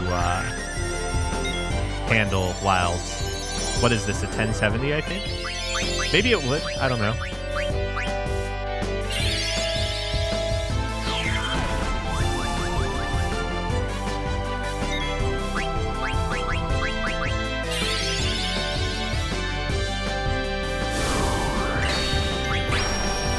What is this benchmark you speak of? Maybe we'll try that at the end of stream or something.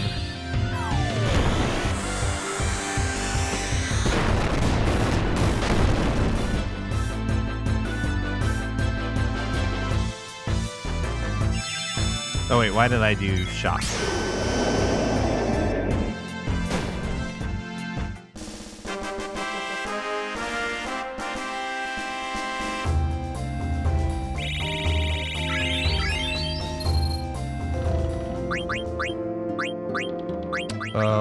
What was I going to check? Oh, right.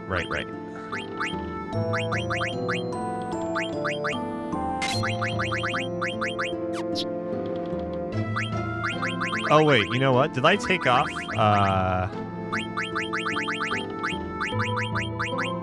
Yeah, I did take off level up, but I kept ability on for some reason. I have no idea.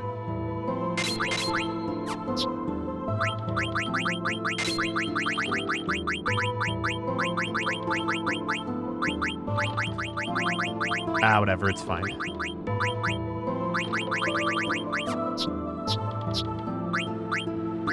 So we need locomotion.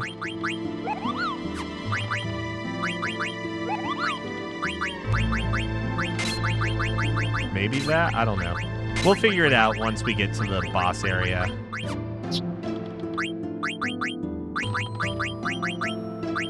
We'll go back over things again real quick. I need to get her,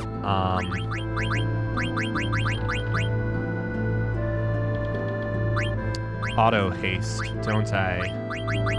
What is that, running shoes?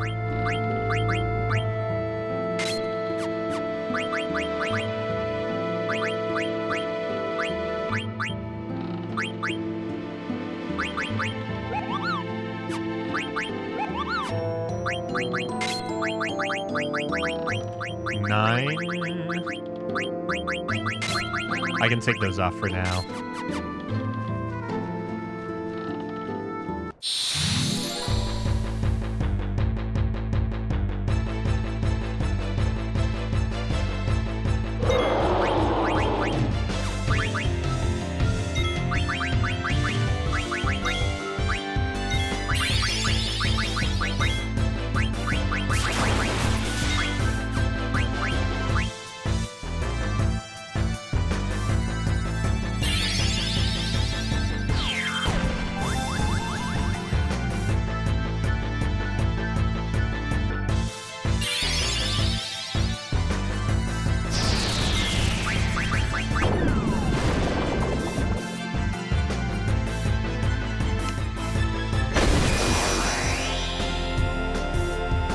Yo. I should probably not use Aiko's turns until I know I need him or don't need him for something.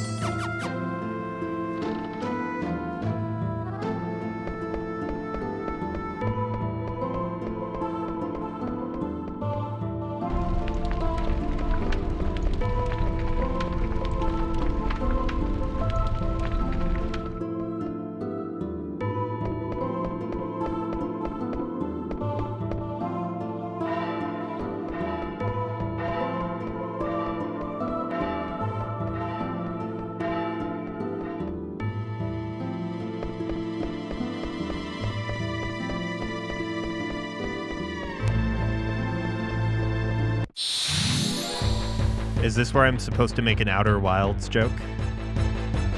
Wow, are we only fighting this enemy now?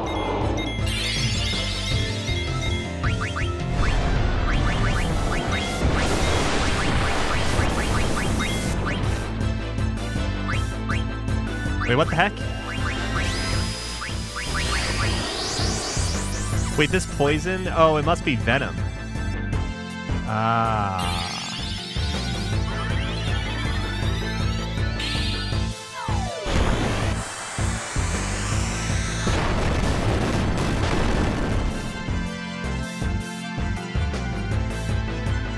I don't know why I used an item for that. Whatever. Son of a...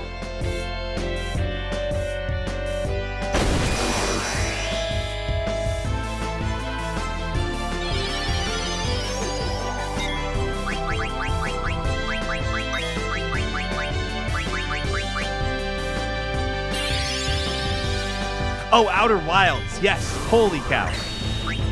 Did I say Outer Worlds? I think I did.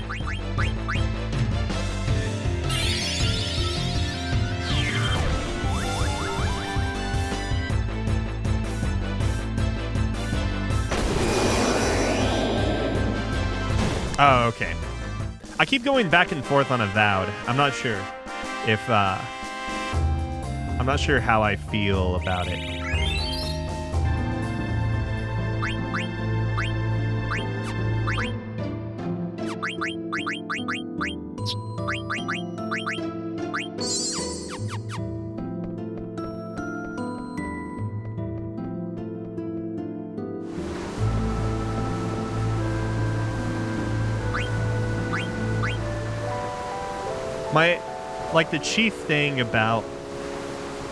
The chief thing for me about Avowed, the reason I bring this up is because same developer as Outer Worlds, of course.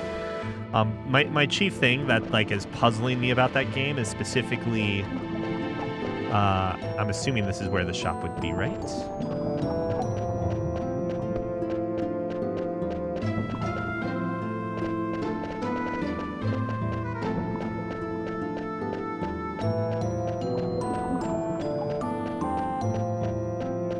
Oh, there. Who dares disturb my sleep? Leave at once, or you will die.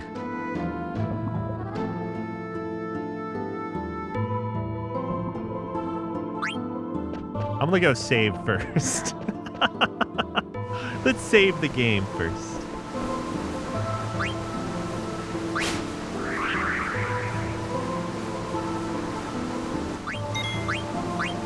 Anyways, yeah. Avowed. I think a lot of things in that game look interesting and kind of feel, from a battle system standpoint, obvious. Oh yeah, why was this not in Skyrim, for instance? But prepare to die. But man, there are certain things about that game from a presentation standpoint that really bother me still. I don't know. I'm sure it's great though. I'm sure it's good. Why? Oh, the dialogue system, man. It literally looks just like Starfield's dialogue system, except it also has the camera. It's the Netflix camera angle that bugs me so much. And it makes less sense. It makes less sense because the camera will change onto your character too when you're making decisions. Stanfield.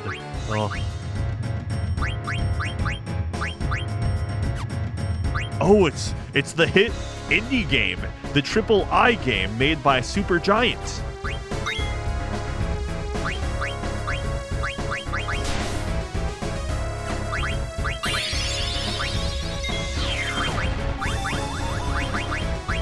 It's I really don't know. I really don't know what the right way of approaching that is, because I've talked about the Netflix camera angle before, right? It's obviously not true. Oh, it's not true of all. It's absolutely not true of all.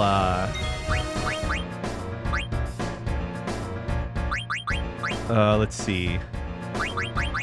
We save. We're fine. Let's do this.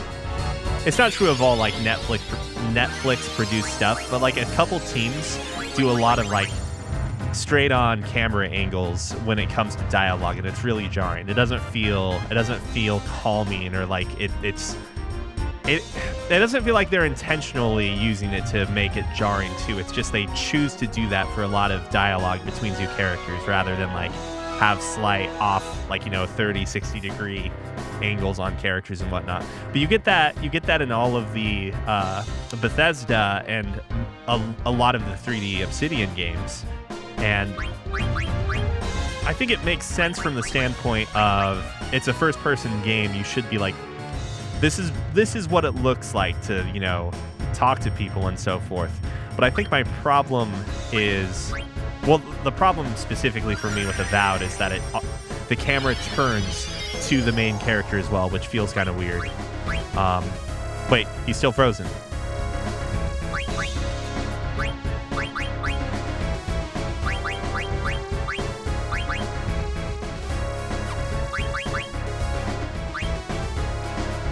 Three. Okay, we have turns. I don't know. There has to be a game where like first-person camera angles work for dialogue. Like I haven't spent enough time with the what is the post-apocalyptic nuclear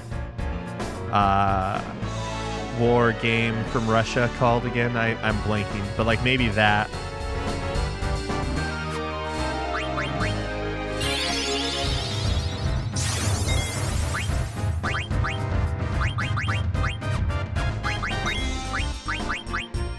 Metro, yeah. Maybe the dialogue in that game is done well.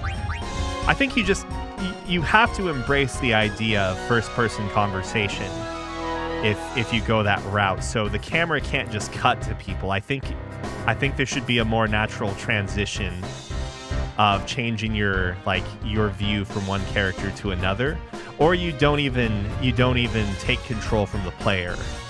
Like, I mean. I think there's like instances of first-person shooter games where that's the case. I don't know.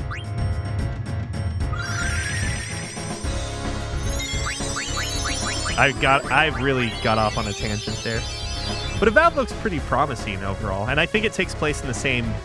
Oh yeah, I got a bunch of those Grove of Lords from another boss fight too, right? Or at least one.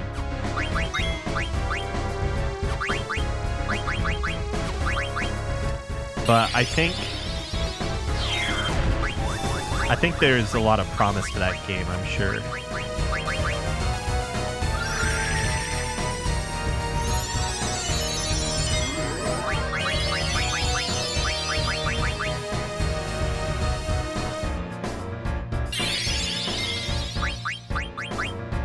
Surely we all live through this, right?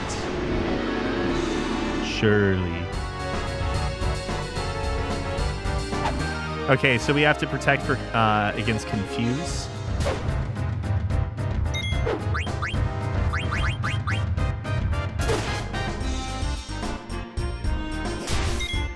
Oof.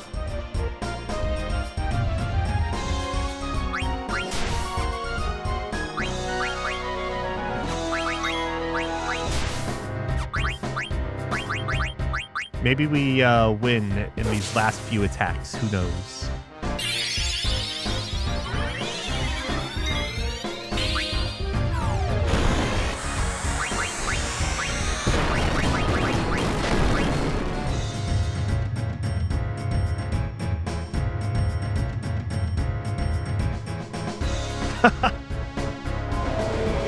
Easy, right? Easy.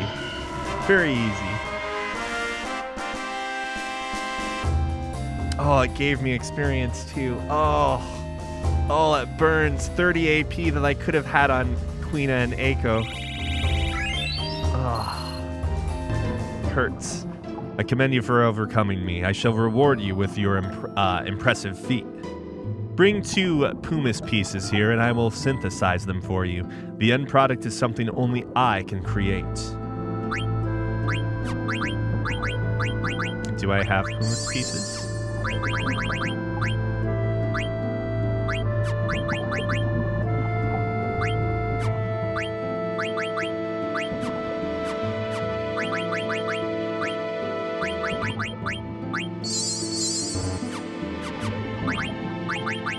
I don't know what those are, so let's just ask him.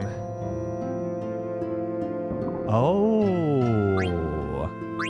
Hammer. Protect ring. Dark matter.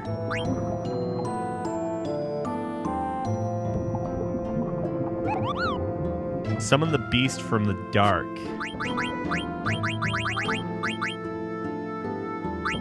Save the queen.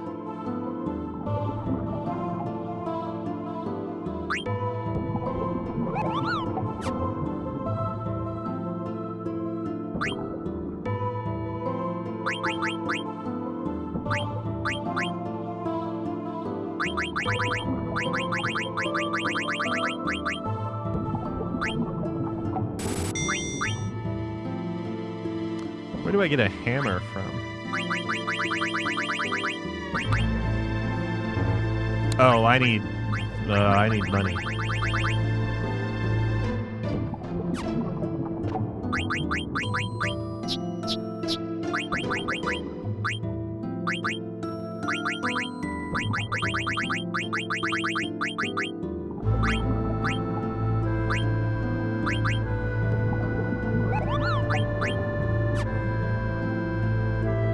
Oh, that's right. I forgot about the Zodiac stones.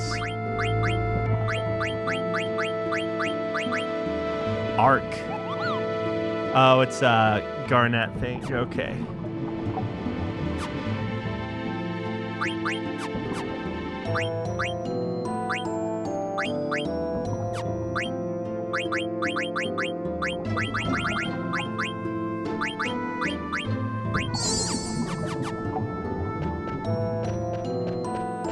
Yeah, what is it? I have 6 or 7, I think, right? I have counted it every single stream. I've counted it at this point. I mean, I don't know this for sure, but I'm assuming we can't get all of them because we've been closed off from a lot of locations, right? Like the ice cave, the fossil rue or whatever. Oh wait, is fossil rue the thing that connects us from the 2 continents? So yeah, I'm assuming we just don't have access to it.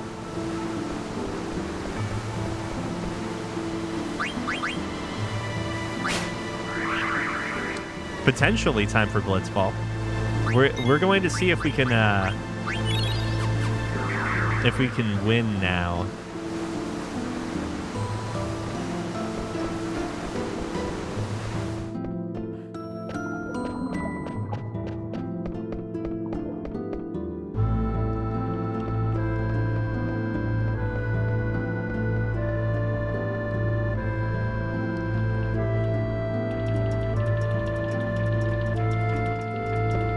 It's like we're in some sort of dimension where time doesn't pass normally.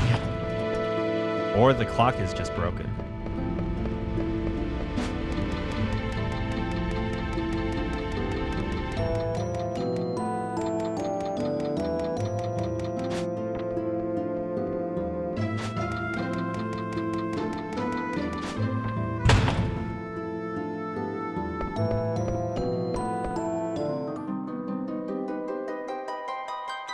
Whoa.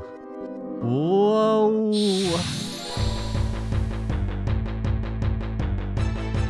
Oh, we haven't tried to eat this yet.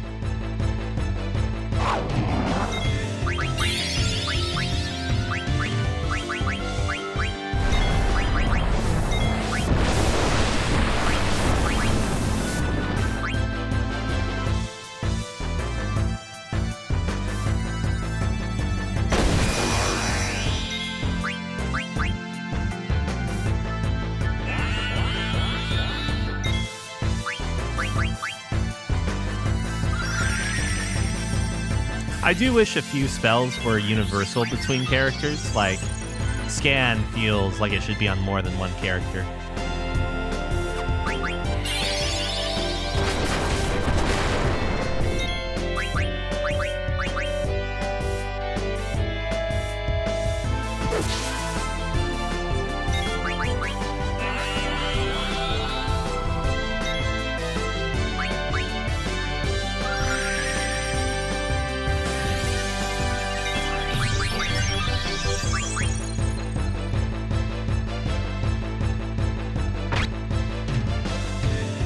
Ah.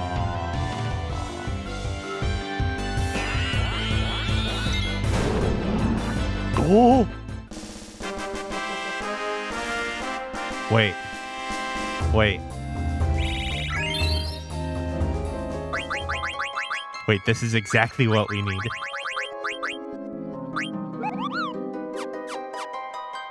We're geniuses. Geniuses, I say. Okay. Let's see.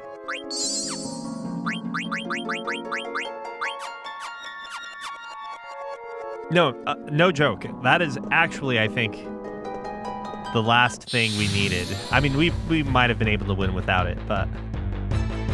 Oh, it's this stupid thing again that doesn't give me experience.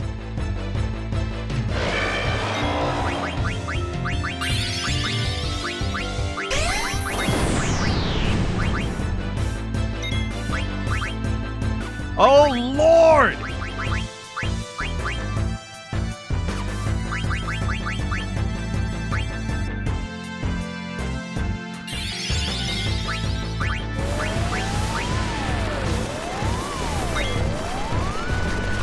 What the fudge? What is this?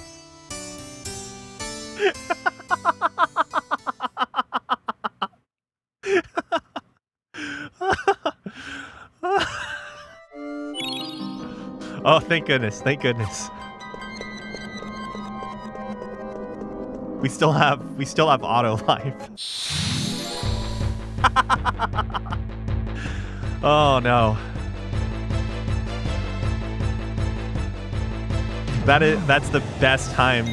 Yet again that phrase kills me.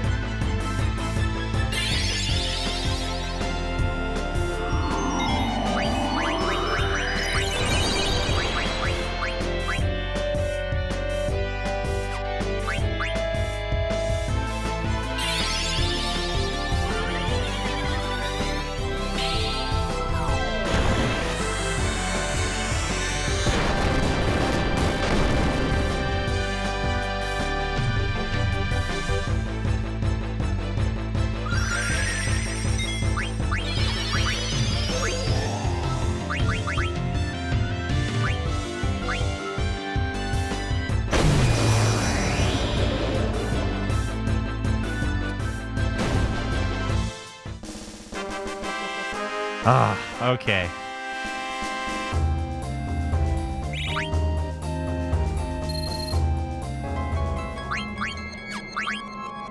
Anointments.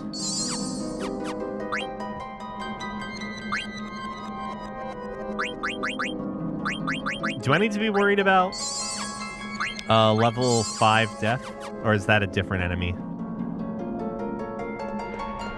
I guess we shall see.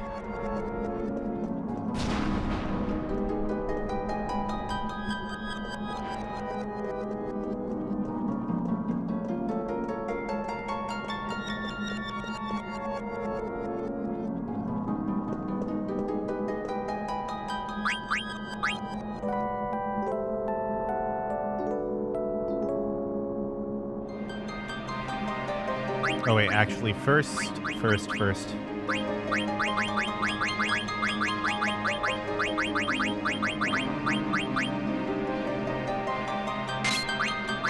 Oh yeah. So now we know what the last boss is, right? So flying might be it. I don't think the boss is stone.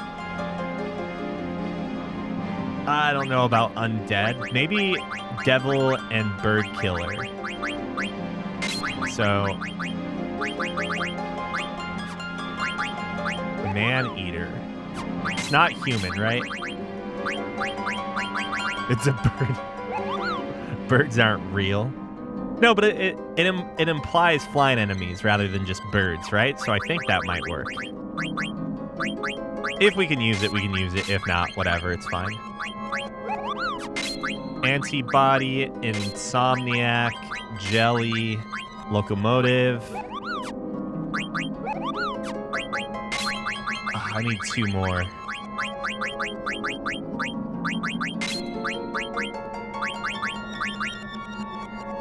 Clear-headed.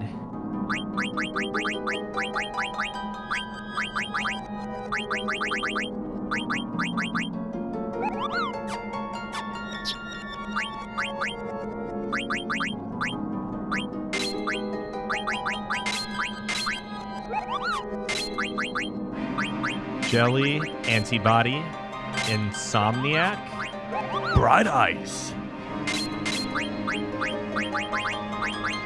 Bird Killer, Devil Killer. Is it a beast? I don't know. Beast can mean a lot of different things, right? Who knows? Who knows? It could be a beast.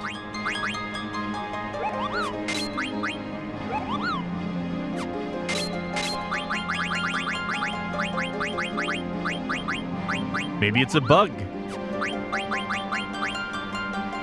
If it's a flying bug, do I get more damage by doing bird killer and bug killer? Good questions, I say.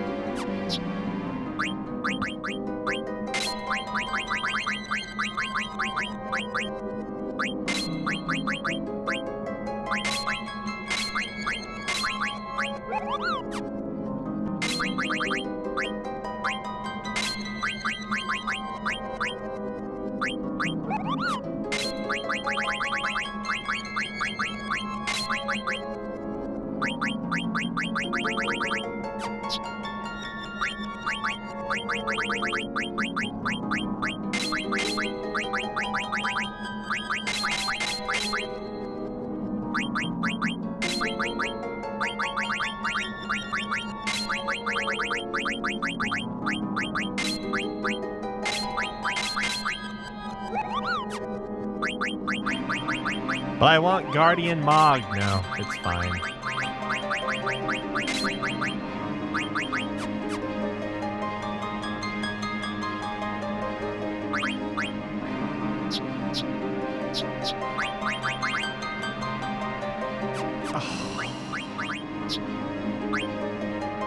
I mean, I don't even have it on right now, so we've got an ability for it, so let's just go off of something else.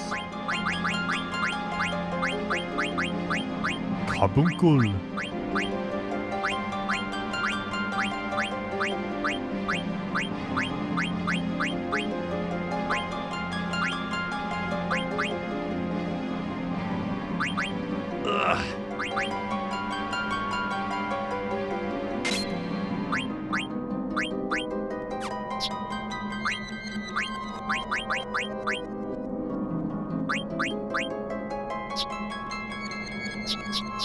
Oh, I was misreading magic, defense, and evade. I don't know how or why that was happening, but whatever. It's fine. What is wrong with me? I don't know. It's fine. It's all okay. Let's tent again because it doesn't fully heal our party. I'm actually really surprised cottages don't exist in this game if tents aren't full heals. What is going on?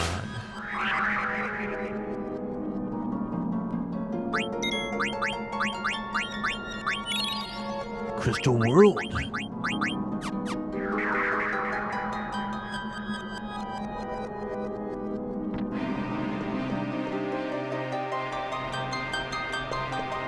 We've already seen this dialogue, so I'm going to fast forward through this.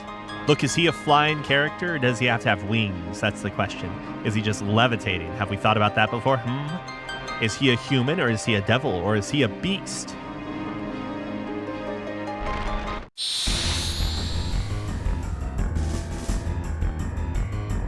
We need a better definition of what these things mean.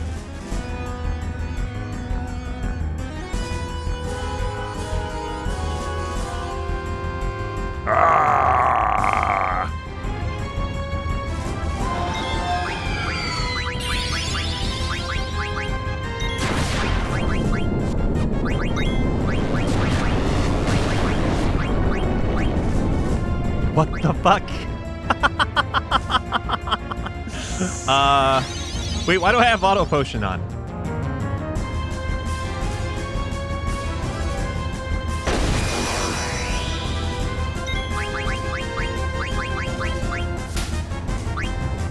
Holy crap.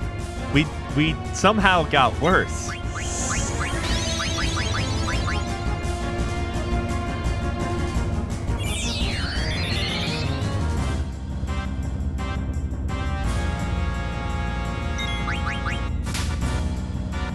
We somehow got worse. Okay. All right. I apparently need auto life on.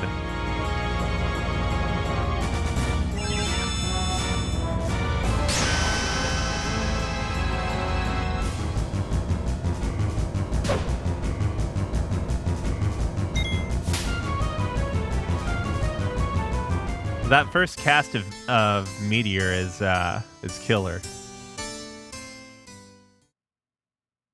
Wow.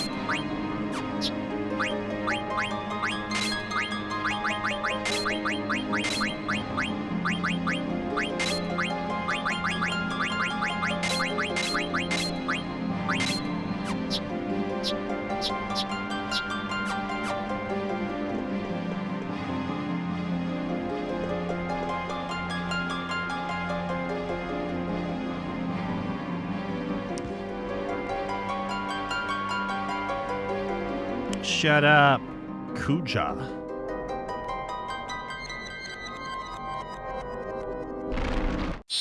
I appreciate that, like, the difficulty spike in this last portion of the game. It makes, like, the encounters feel more meaningful. Sort of, it's like how Octopath Traveler really ramps up in both of its games. I really hope we get a third Octopath Traveler, speaking of. Just a damn good game, I tell you.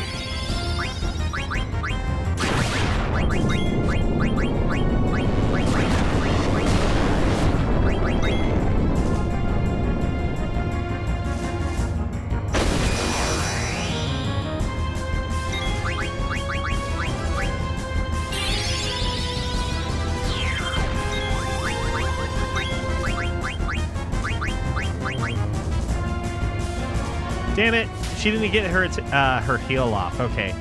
That makes things a little rougher.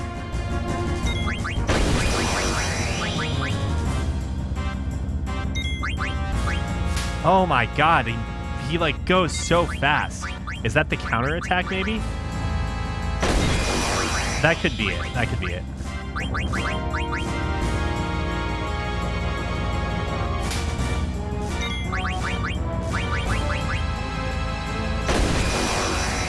If he goes again right after this, then I'm assuming that's the case. Maybe not. I don't know. Looks like we just win using shock. No. I'll just have someone use an elixir on Echo to start with.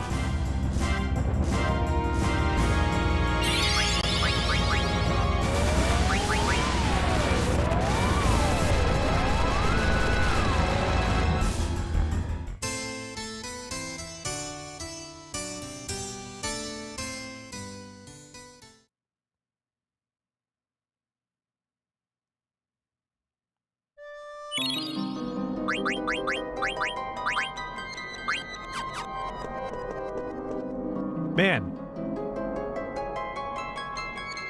I guess I understand. We had a different party when we first got through these first encounters without too much issue. So...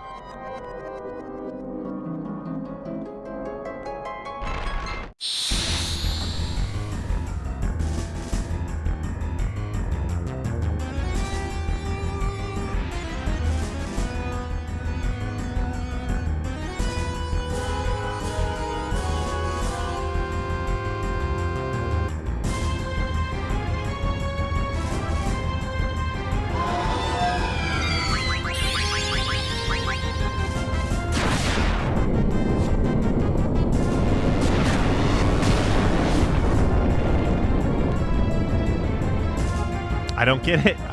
Why is it so different?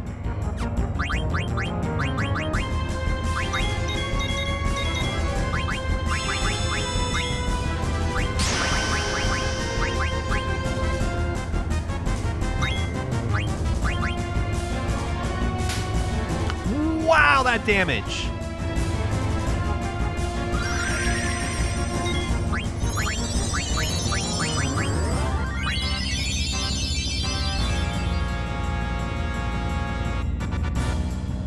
It's got to be like a counterattack. That seems insane.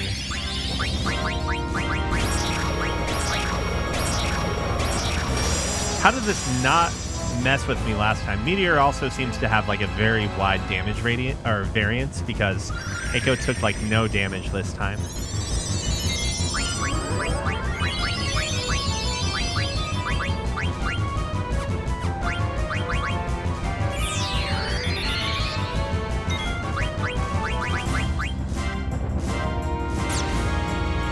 Damn it.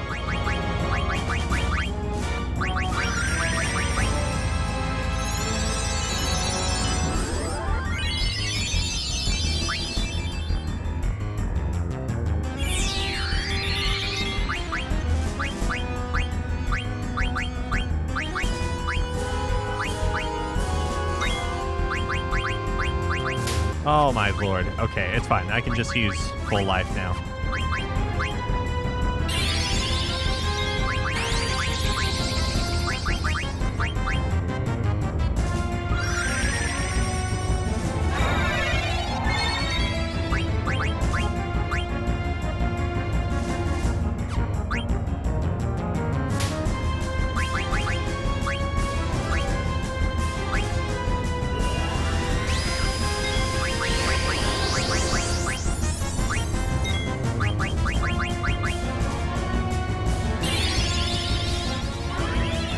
I'm pretty sure what I did before was just constantly had Dagger queue up her full party heals.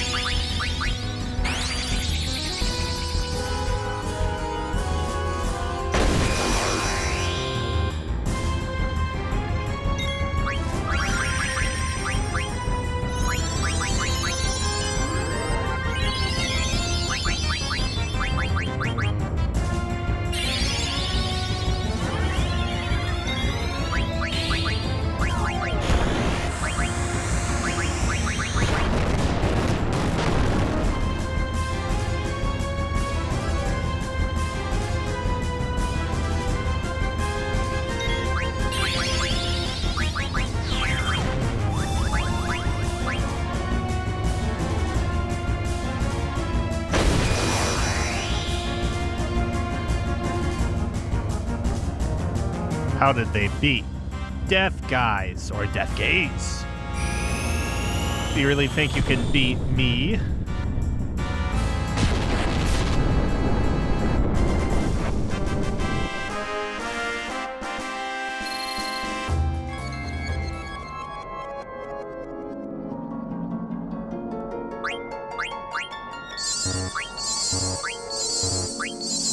Wait, so can I just go out and save?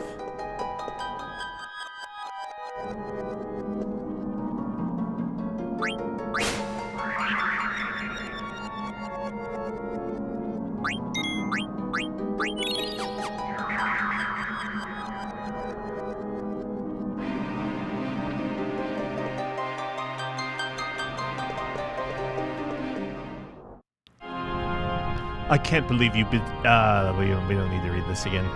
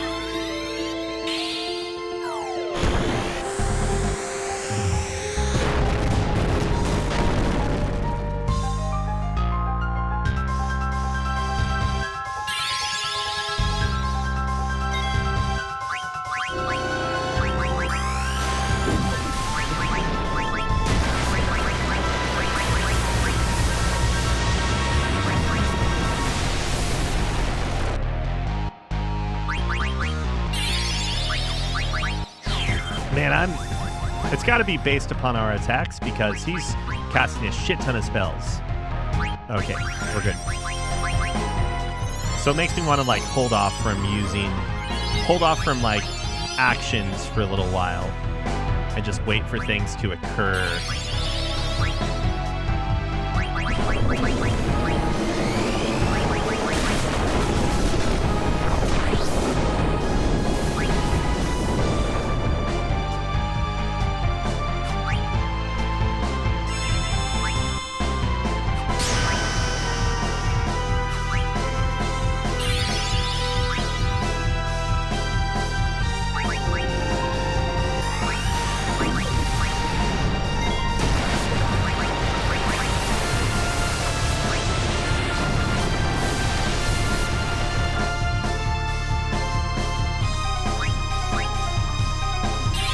Like, that might have just screwed me because we had Zidane action queued up.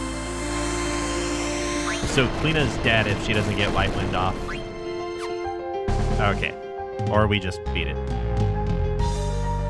I'm gonna die anyway. I won't have to be afraid anymore. But I'm not gonna die alone. You're all coming with me. Okay, Ultima cast.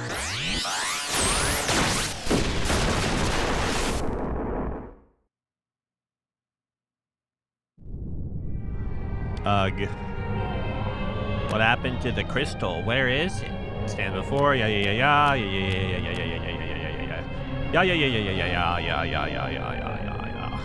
One purpose. Yeah. Foolish creature. Yeah. Absorb our friends.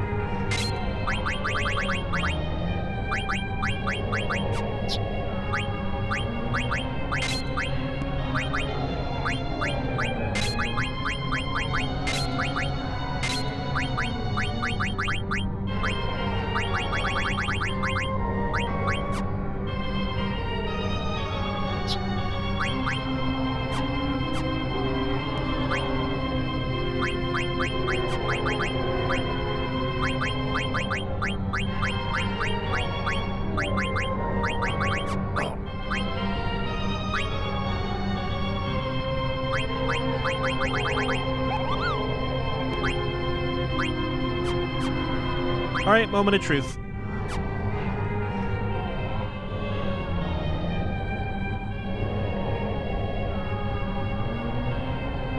What sucks about today?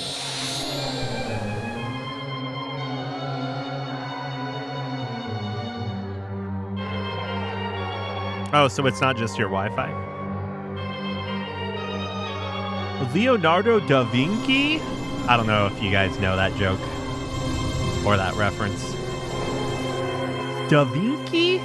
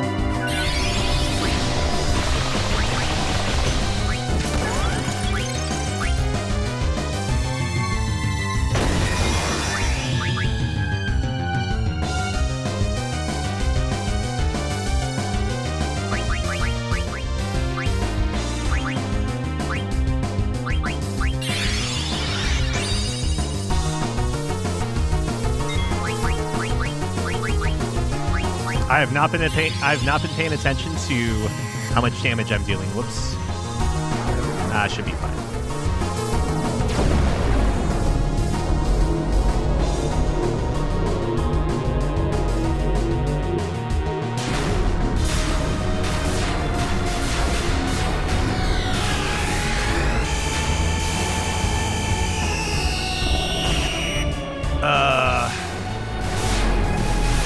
What is going on here? I don't remember. Oh!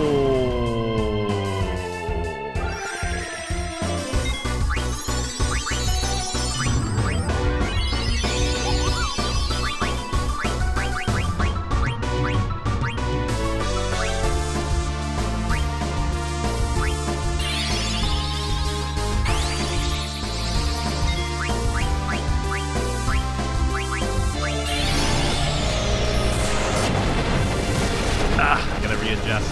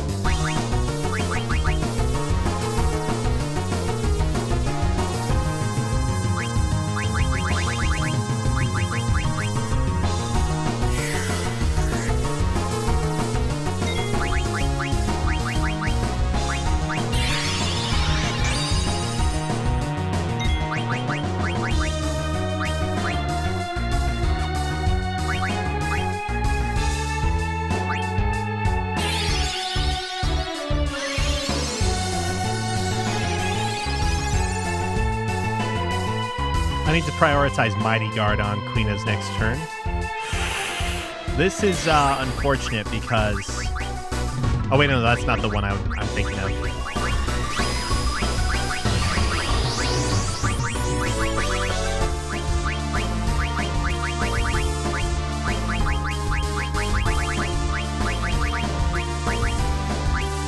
He dies after this, right? Oh, maybe he survives. I don't know.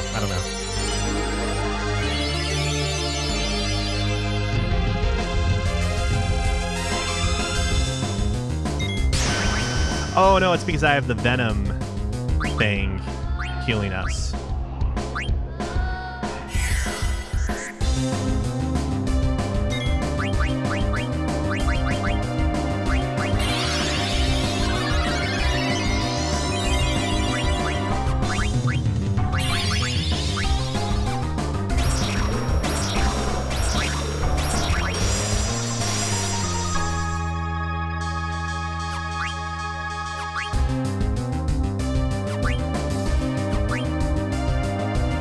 When the heck is that spell gonna go off?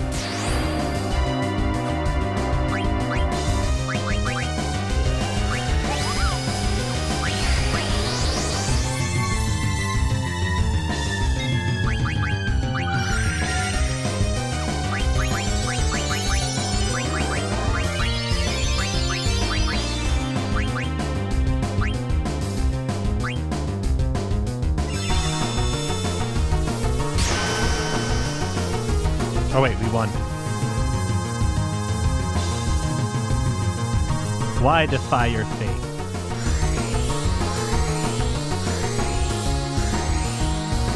Or maybe we didn't win. Maybe this is just part of the fight.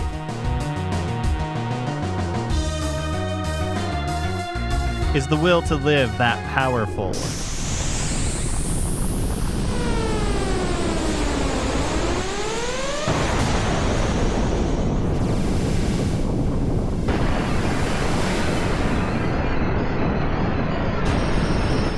I seldom say this, I think, for RPGs, but I think it would have been better to have more HP. This boss. Because it felt like we only had to navigate like one really rough spot where multiple people were dead or dying. This is not the end. I am eternal. As long as there is life and death.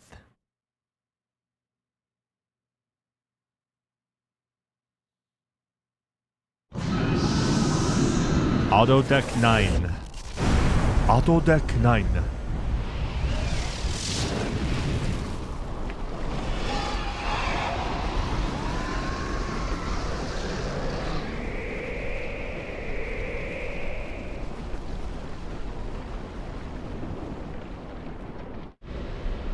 Are you all right? Yeah, but look at what's happening.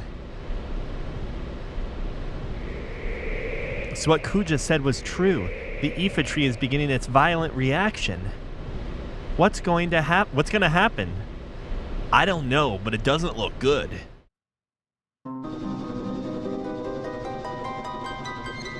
I doubt anyone could have survived that explosion. No! Captain! Taicho! They are still alive. What? Where are they? Over there. The Hildegard is probably closer. You, the tall one. Sir, Hagen Pluto Knight 8, ma'am. I didn't ask for her name. Contact the Hildegard right away. Yes, sir, ma'am, sir.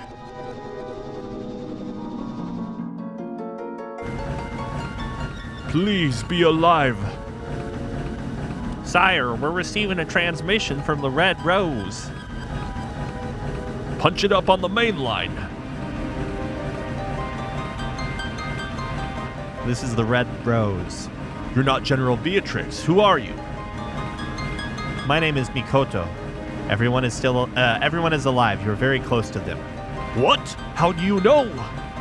I can hear him. Who? Prepare to land immediately.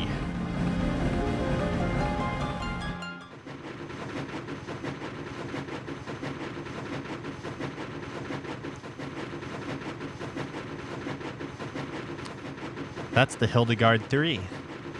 Looks like Sid came to rescue us. Sid! Thank heavens you're all safe. Come quickly, we don't have much time.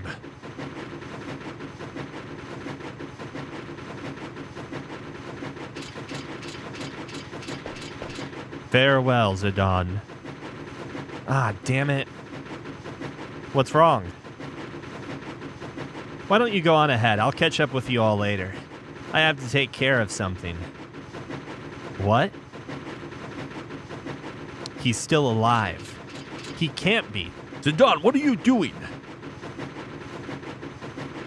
Steiner, take care of Dagger. What? What do you mean by that?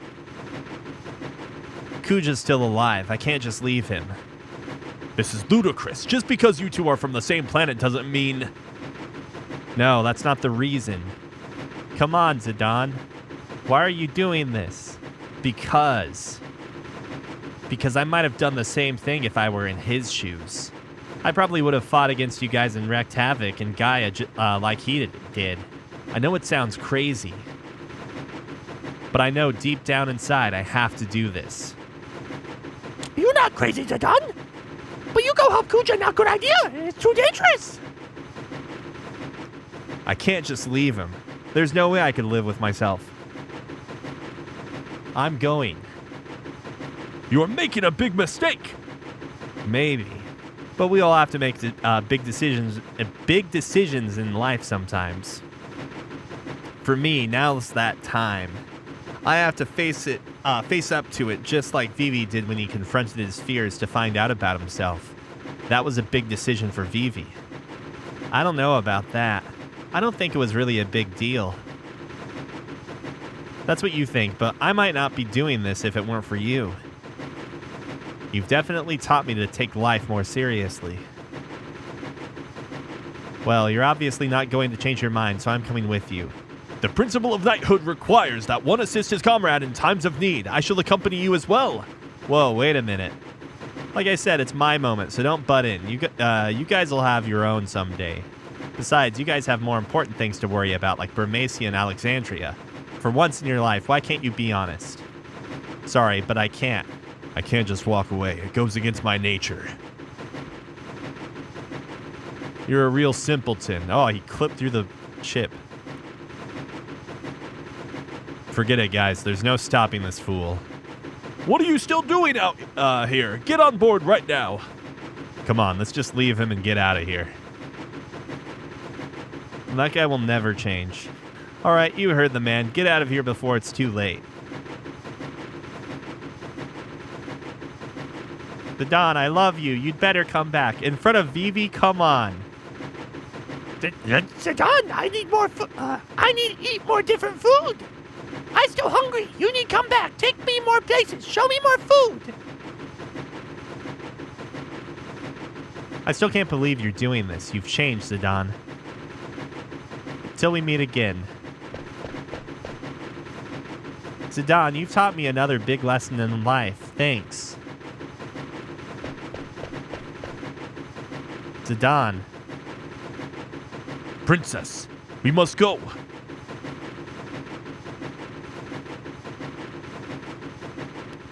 Dagger, I mean, Your Highness. The abduction is over. I can't take you any further. I'm sorry for being so selfish. No, you're not being selfish. You've done so much for us. If it weren't for you, I probably would have led a meaningless life. Would be dead right now. With you, I was able to see so much of the world and meet so many people. Like that one guy with the red hair, with the patched up face, and that other guy with the snaggletooth, and the guy with the bandana. We face many hardships too, but I think I finally know what's important. I'm so fortunate to have met you. I'll never forget our trip together. Thank you, Zidane.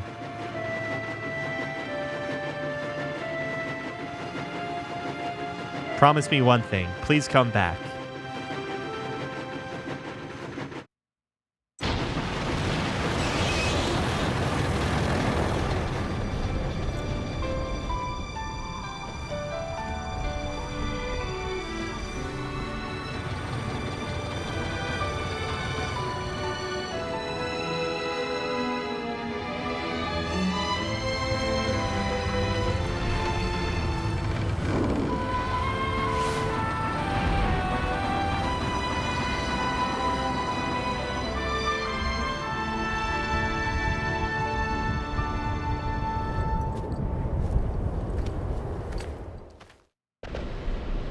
Kuja, can you hear me? I'm coming to get you. You still have time. Forget about me and go. Just shut up and stay where you are. I don't understand you. Okay, here goes nothing.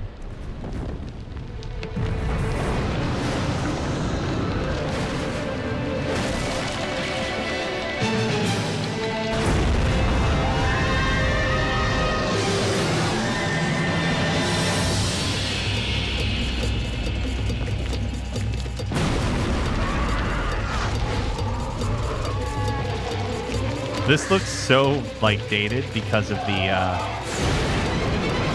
video and like the graphics, the sprites, because you know, and like standard definition, we wouldn't probably be able to see the difference nearly as much.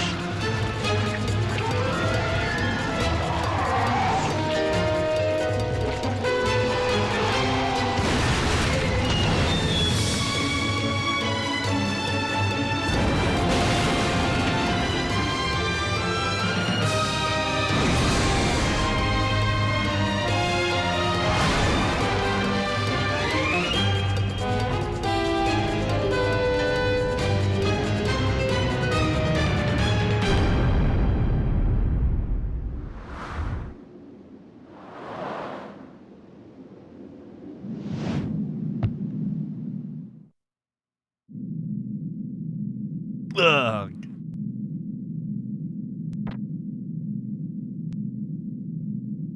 few, still alive. I guess that was pretty crazy. Hey, let's forget that this person is a war criminal, okay? Yeah. Hey, are you all right? Zidane.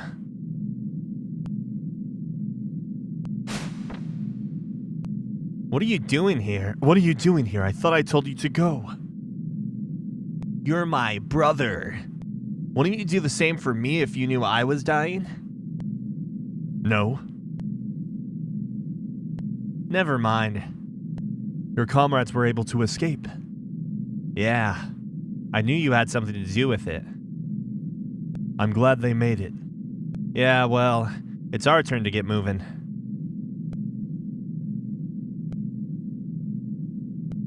I don't deserve to live after all that I've done. I'm useless to this world. No one's useless. You helped us escape, remember? After you guys beat me, I had nothing left, nothing more to lose. Then I finally realized what it means to live. I guess I was too late.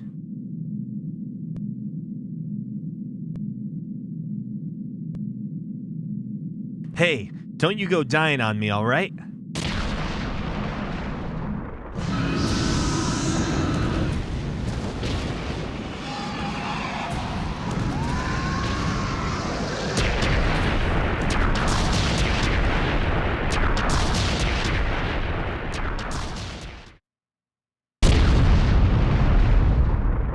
Jover.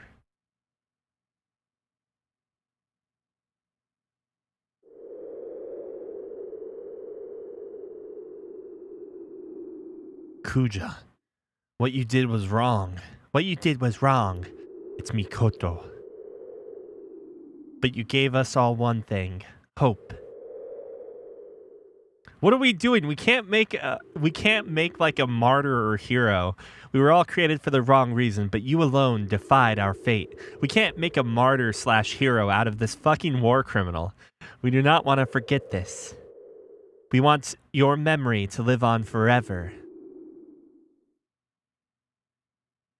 To remind us that we were not created for the wrong reason, that our life has meaning.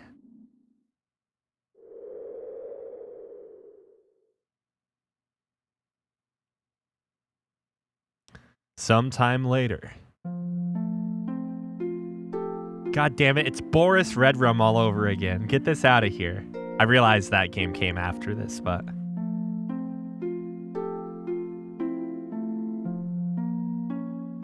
So, this is Alexandria. Rat jam. Pick up the pace, will ya? I don't believe it. Vivi. Vivi? How do you know that name? What are you talking about? It's me, Puck. How could you forget me? Puck? You know, Puck. The Prince of Bermacia? Oh, come on. What's wrong with you? If you're not Vivi, then who are you? I'm Vivi's son. Yow! Look at all the Vivis! I always talked about you, Zidane, how you were a very special person to us because you taught us all how important life is.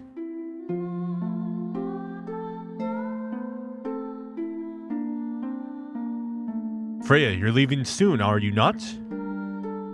Looks like they haven't cleaned up this shithole. Yes, I can hardly wait to see everyone. Alexandria, I went there many years ago. My memory's back.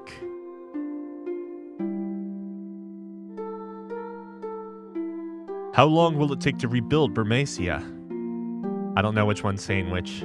I don't care as long as I am with you. It doesn't really matter, I guess. His arm, I love you, Freya, literally went into her stomach, yet he still doesn't remember our past. I just want to cherish our time right now.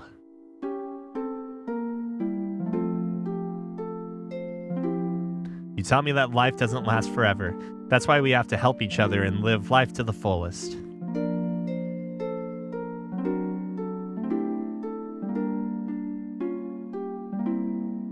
It's time to say goodbye to this room. Save the queen, you have served me well. My duty is finished here. Farewell, Alexandria.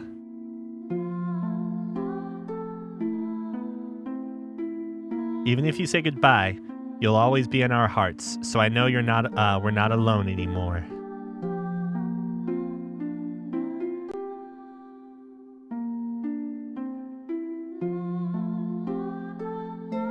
Hey. Why are you going to Alexandria? You're not going? I never said that. Hey, wait. Why was I born? How I wanted to live. Thanks for giving me time to think.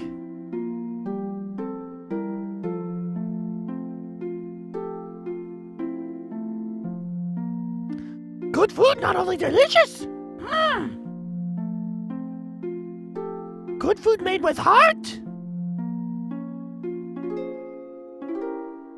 It's very important when cooking for friends.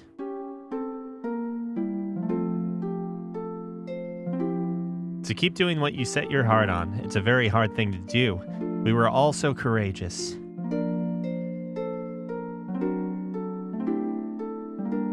Hurry, hurry! We gotta get there before the play begins.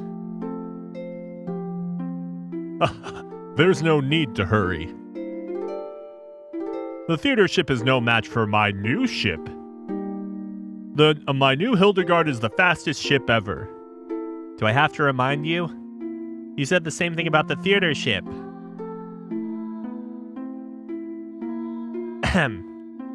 That's what you said, Father. Eiko, what did you just call me? Darling, she called you Father. Father, Mother, hurry! Say it again, Eiko.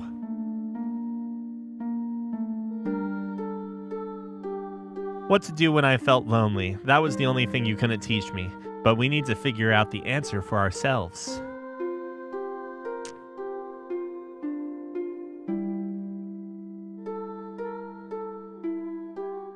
Beatrix!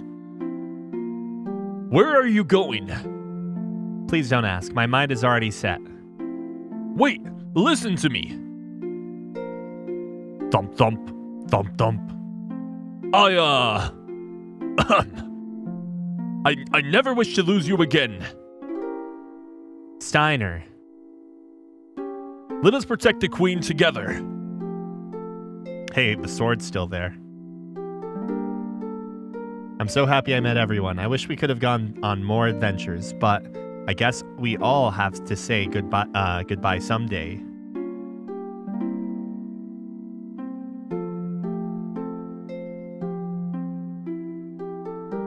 All right, you scumbags, we're almost there.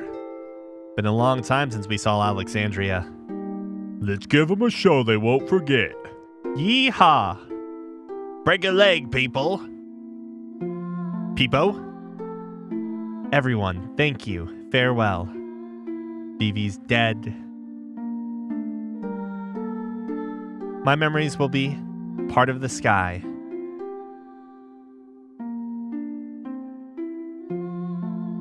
I love this part.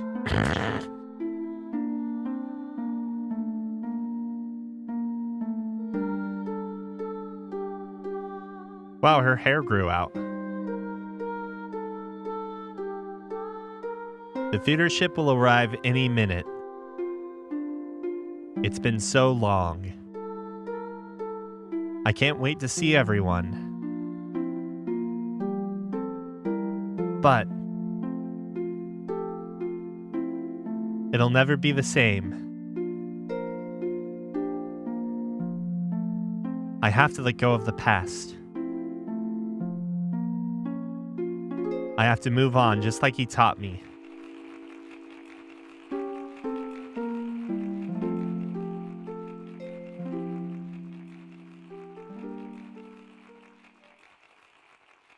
Ladies and gentlemen, tonight's performance is a story that takes place long, long ago. Our heroine, Princess Cornelia, is torn from her lover, Marcus. She attempts to flee the castle only to be captured by her father, King Leo. Tonight's story begins when Marcus and Cornelia decide to run away together. And now, Your Royal Majesty, Queen Garnet, Lord Steiner, Lady Beatrix, noble ladies and lords, and our rooftop viewers, Tantalus proudly presents I Want to Be Your Canary.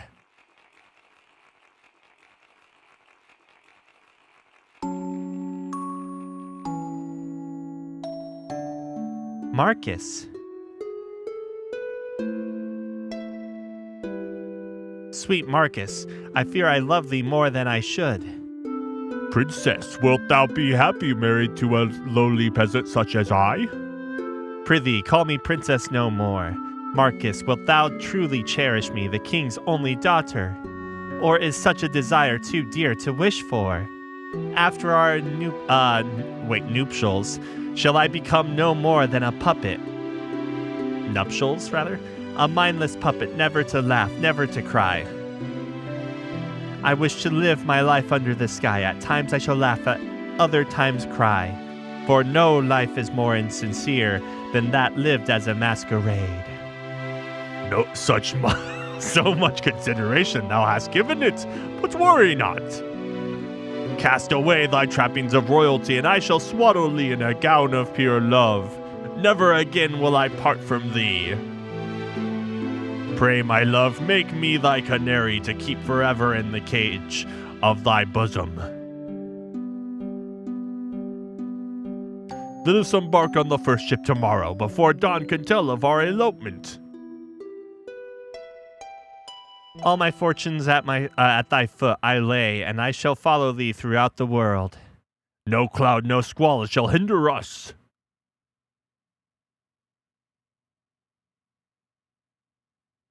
Oh, love is the sweetest joy and the wildest woe. Something tells me that was the dawn, you guys. All I wish is to be by my sweet Marcus's side.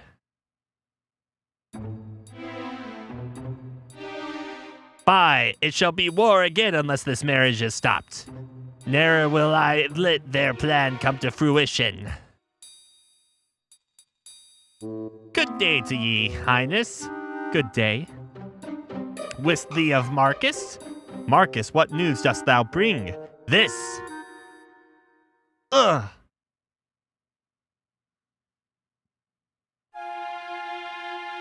The time for our departure is long past. Where is Cornelia? Marcus, the ship soon embarks. Board ye this boat alone, and peace could come to both kingdoms, as Blank said so. Speak, Marcus. She told me that she could not live without me. Why am I hating on Marcus so much? So the sun is our enemy too. The eastern sky grows bright. Will we not spread our wings as yonder birds in joyous flight? Hark, Marcus, I cannot wait any longer. The ship departs. Could she have betrayed me? Nay, ne'er would my love speak false. I must have faith. She shall appear if I only believe. As the sun lends me no ear, I pray instead to something or other.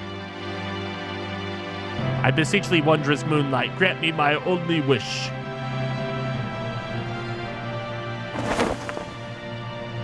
Bring my beloved dagger to me.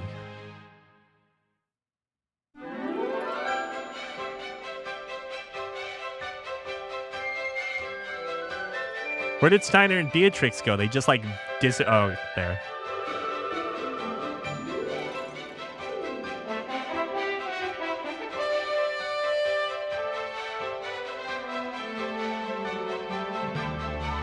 Another war criminal that we're just letting go. Yeah, fine. You've murdered a bunch of Burmasians. That's okay. No one gives a shit anyways.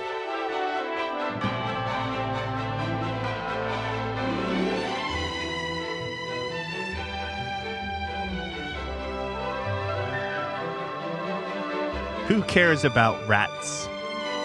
See, even Puck is a beggar in, like, human society. Oh, it's the queen!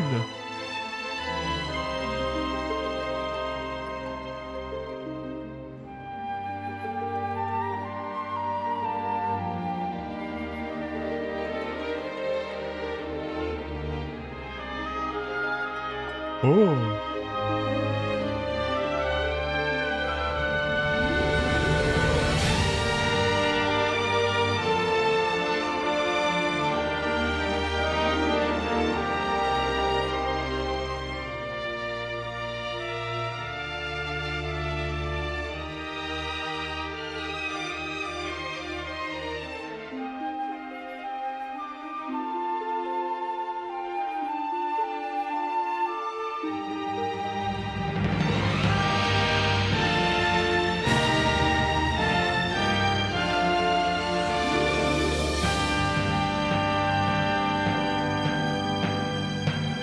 See, that's the special ending you only get if you have Excalibur 2.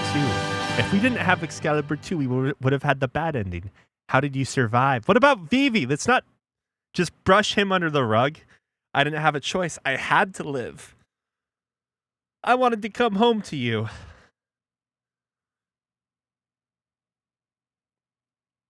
So, I sang your song. Our song.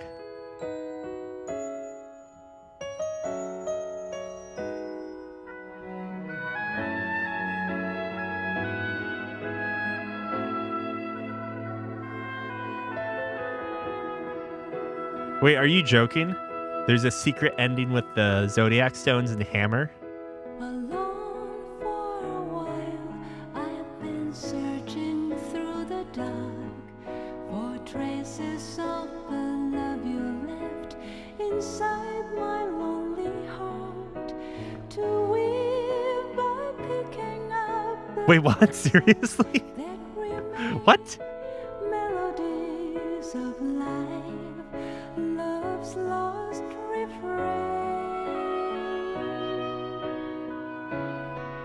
Our paths they did cross, though I cannot say just why. We met, we left, we held on fast, and then we said goodbye. And who'll hear the echoes? King Leo kills Blink with it. Never told, let them ring out loud. It would have been like one more line of dialogue for Blank though, which would have been worth it, you know. Worst memories. I see you reaching out to me, and you're gone. I still believe that you can call out my name. A voice from the past, joining yours and mine, adding up the layers of harmony. And so it goes on and on. Melodies of life to the sky beyond the flying birds, forever and beyond.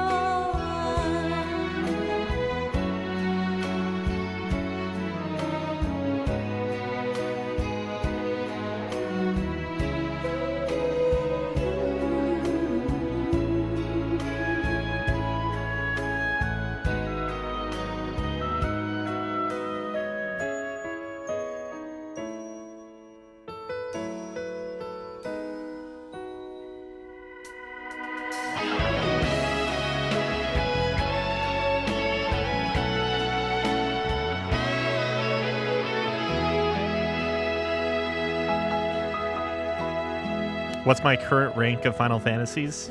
Oh, I don't know. I feel like this answer is going to change all the time. We'll open up a notepad and figure it out. Gliding through the shadows of the clouds up in the sky.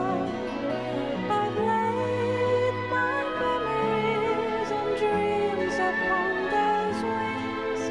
Let them know and see what tomorrow brings. In your dearest memories, do you remember loving me? Was it fate that brought us close enough? I want to know, like, how the hell are there VV kids is my question. Because I have no idea. I mean, I understand the mechanical aspect. They're just making more black mages, but doesn't that seem... I don't know. It's very... I'm very confused by the situation.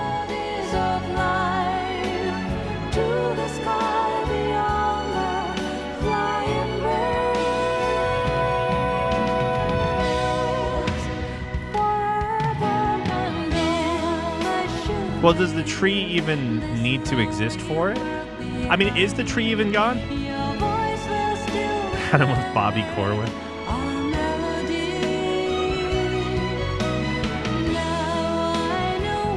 They're just making more.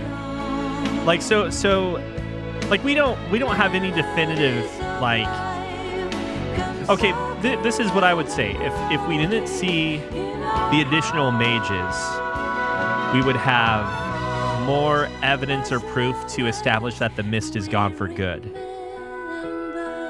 But the fact that these little mages are come back around, it makes me think that, like, and the fact that the tree was just going crazy and whatnot at the end as well, kind of makes me assume that the tree still exists or is still alive.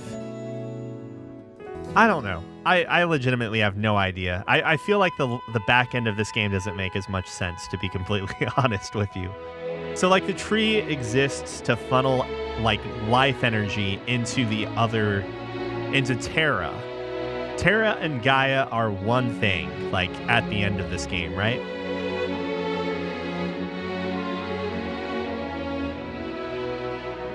Gaia is, like, essentially a blue lit world, and Terra would be a red lit world. Like, I have no idea. And Necron just gets thrown in, or Necros, or whatever. With, like, there's nothing establishing this entity.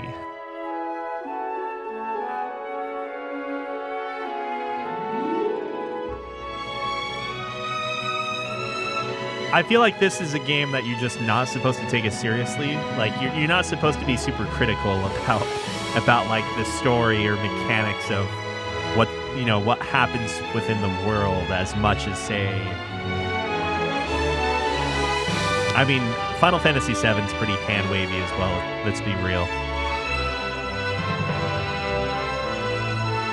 The worlds are one! Is that supposed to be the implication here? If black mages were essentially created using the life force of past people,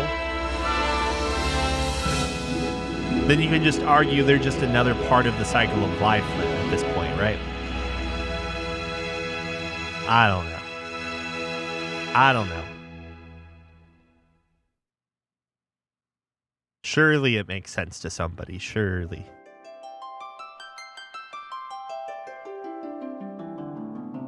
What do I know? I know that Vivi's dead, and now we have a bunch of his kids.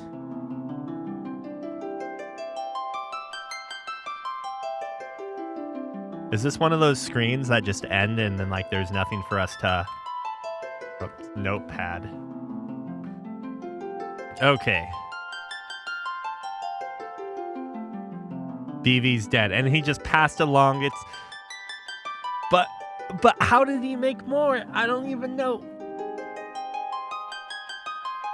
I also was kind of under the assumption he was different from the other black mages. Like, why is he a mini small black mage? Why would they... I don't know. Maybe he's a prototype. Vivi's dead, and that's all that matters.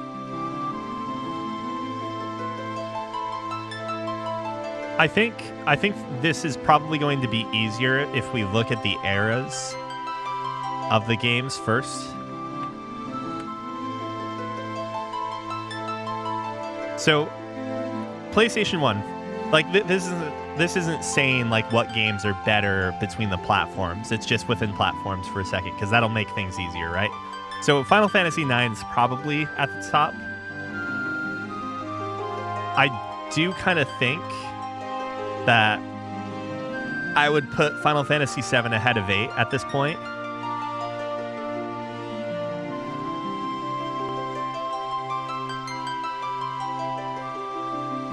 I don't know. Triple Triad's really good. I think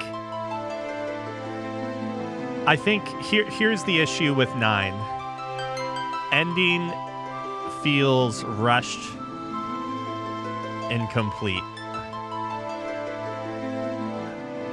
Cloud kind of sucks. We have to go more scientific here.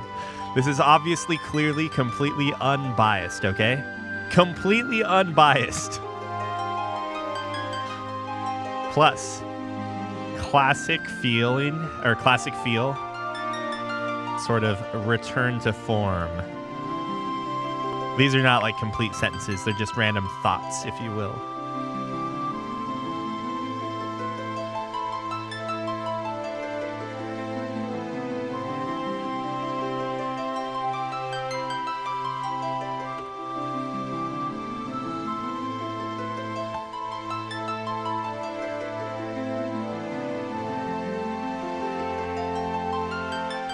Wait, how do I spell his name? Is it this?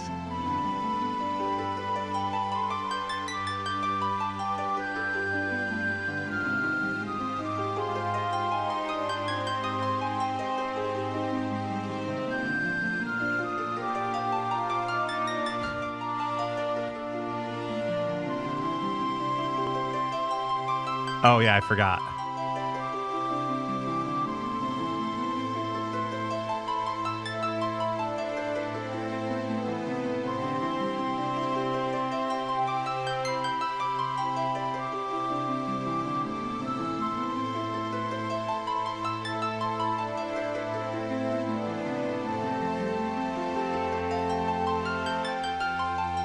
Like Necron or whatever, we can all understand like the logical leap, if you will, to like how they fit within the story. But the final boss feels thrown in. Like I think this is not necessarily just a Final Fantasy IX problem, but there are a lot of games out there where the final boss doesn't feel as like incorporated in as it could. Like, ideally, you're introduced to the final, like, your final antagonist, or, like, the final, like, the big bad early on, so you can establish some sort of rapport or rivalry or some sort of relationship. Ooh, new GeForce drive. But in this case, it's like we literally, I don't think Necron shows up in the script at this point, unless there is some lore I missed as part of a side quest or something. Just feels completely thrown in. So, and these points, by the way, are not meant to necessarily like feel, it's not like 1 point equals 1 value point, if you will. Like, these are just thoughts. Final Fantasy VIII Triple Triad. I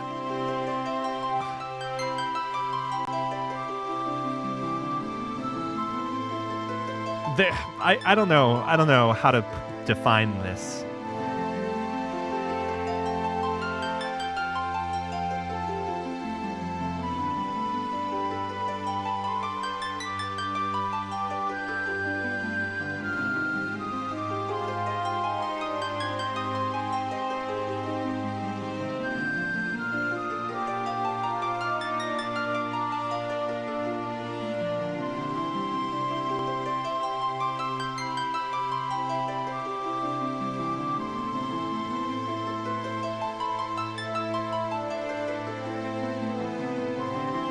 Yeah, that's exactly it, Bob. It's...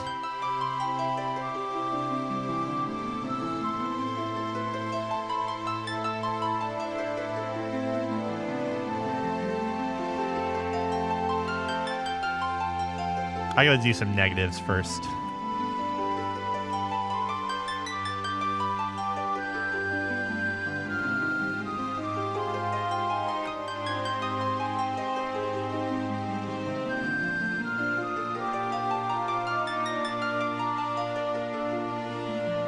No, I'm being mean.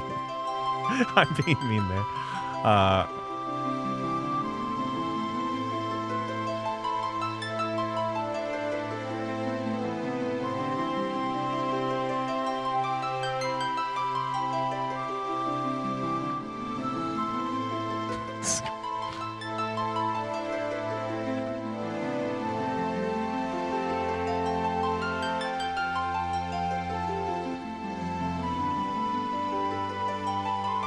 No, you know what? It's just like the whole battle system is kind of weird.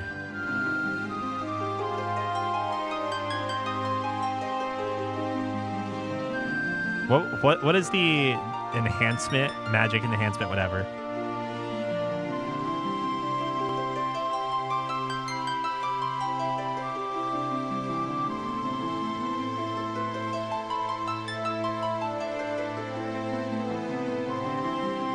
Junction, yes, thank you. Like, I could envision a world where Final Fantasy's junction system makes more sense, is all I'm saying.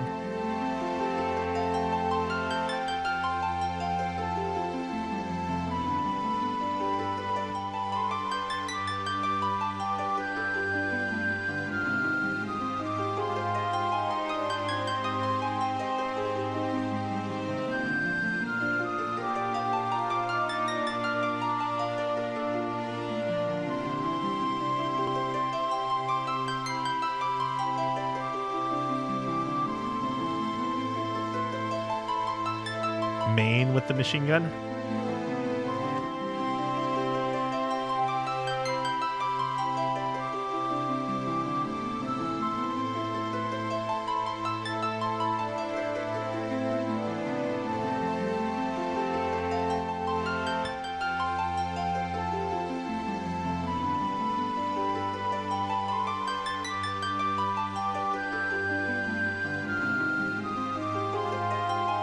So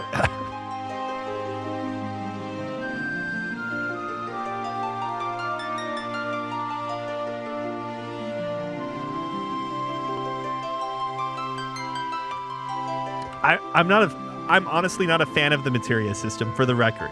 Oh wait, yeah, actually.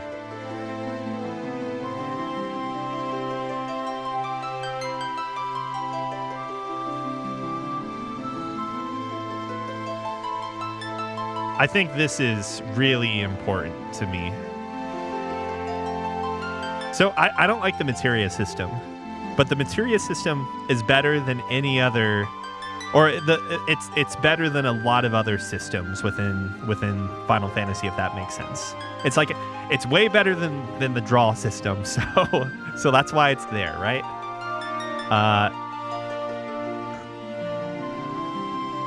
I think Final Fantasy VII's mini games are kind of whatever.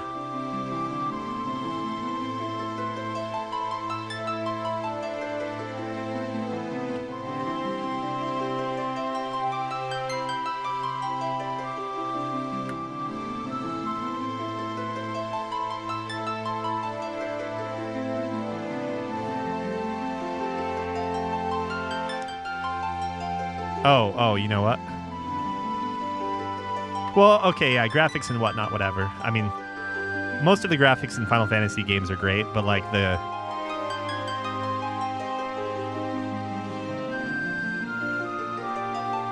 non-battle graphics are So like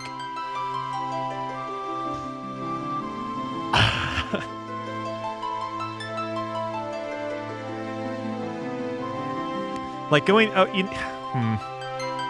don't know, man.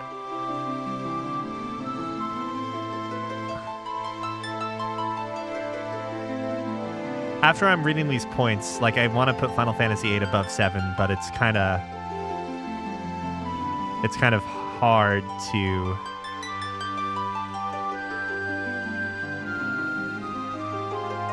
Oh no, what I mean is that the graphics for the graphics in 7, like the character graphics specifically, are kind of rough. I understand it's early. It's like early in the, well, relatively speaking, for Final Fantasy, it's the first PlayStation one. But I think I don't know. I think the implementation of having like the chibi or super deformed character sprites that you had in Final Fantasies 1 through 6 did not go over well in Final Fantasy 7. I think the battle sprites in 7 were actually amazing though. Like, imagine seeing like the squall you see in battle. That's the first. That is such a wow moment, you know? It's so good. He looks so damn good. It's like you're looking at a Battle Arena Toshinden model in battle. It's great. And then I think the game looks comparatively worse because the battle graphics are so good.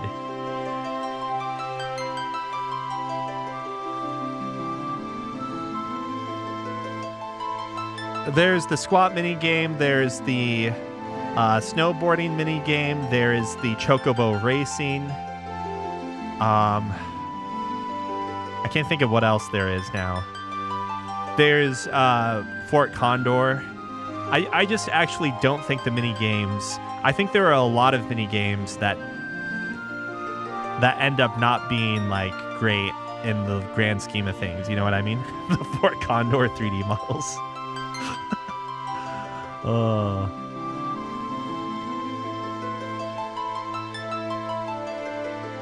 It's like if you're gonna really focus, or like if you really want to put mini games in, make them so they feel like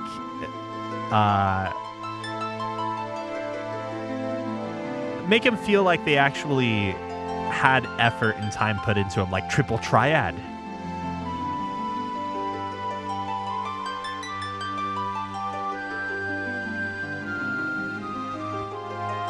I think Final Fantasy on the Nintendo or Super Nintendo is easier for me to rank. Oh, oops. 5. My bad. 6, 4, and 5.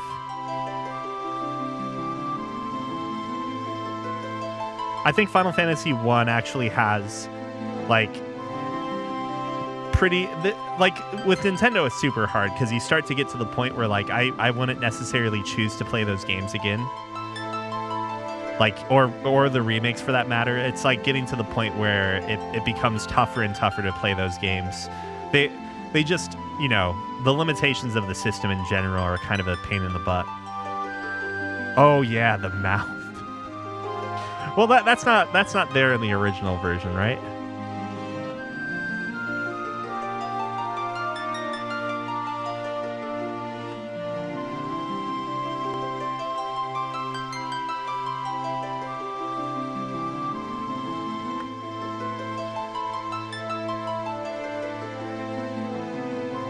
I don't know. I think this is the order. 9, 8, and then 7. But man, there are parts of 8 that just, were not as good as I remember them being. So Final Fantasy 9's at the top, I think, right now. That part's pretty easy. I think 6.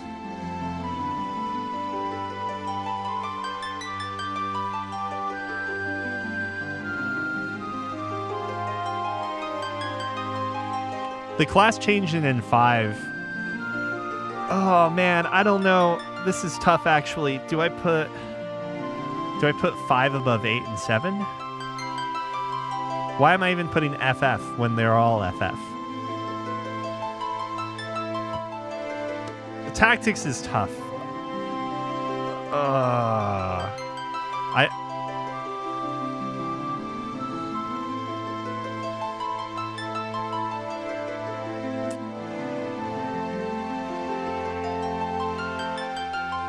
I think 2 is definitely the worst Final Fantasy.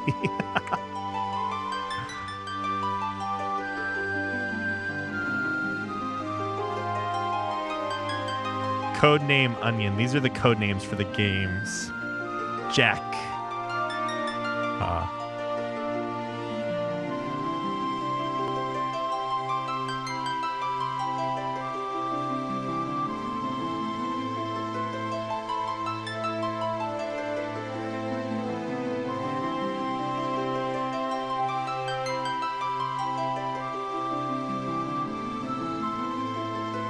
What is the most memorable thing about 5? What would be 4?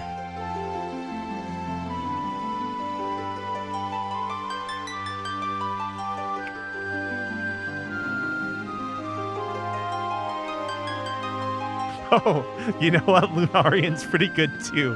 But NT Arcane, I think, is maybe the winner.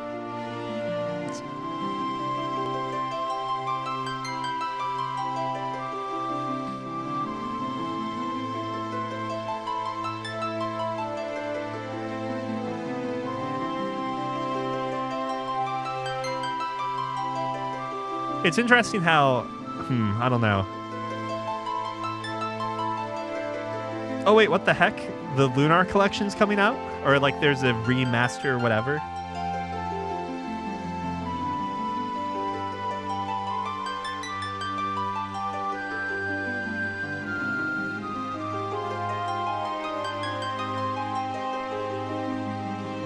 What is that? What is that, what is that track? What's the Kefka battle theme, boss theme from 6? It has like such an iconic name, and I just can't remember for the life of me. Honestly, I was thinking about Lunar 2 because I never really got that far into that game. If this game has the English, wait, how much is this gonna be? Oh, we don't have a price yet.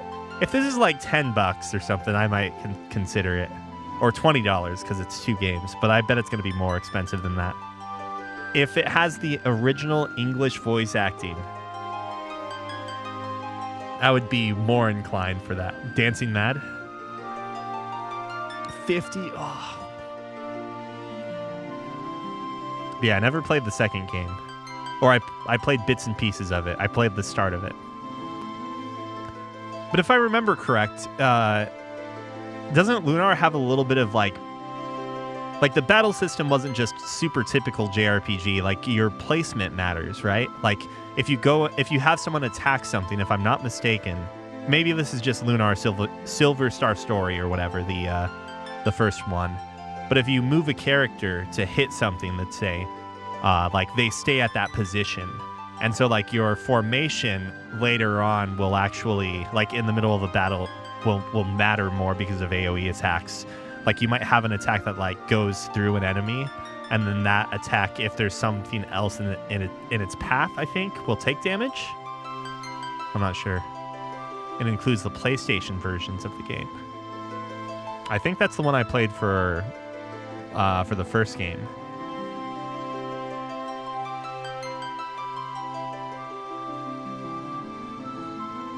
All right, yeah. I'm willing to commit to this for now.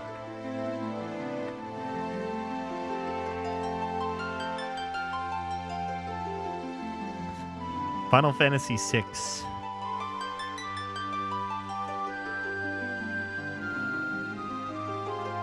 In your dreams, What the heck? magical thoughts, Oh, it's the Steam page. unless you dream they're not. In your Working designs, music dubs. Oh, it's so good. No, why new English voiceover? What the fuck? Oh yeah. That is actually the most iconic thing. Final Fantasy VI Vix.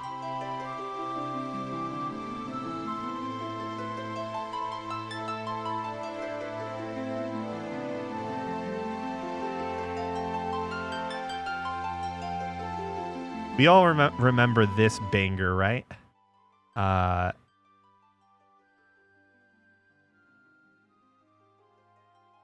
Is this the English one?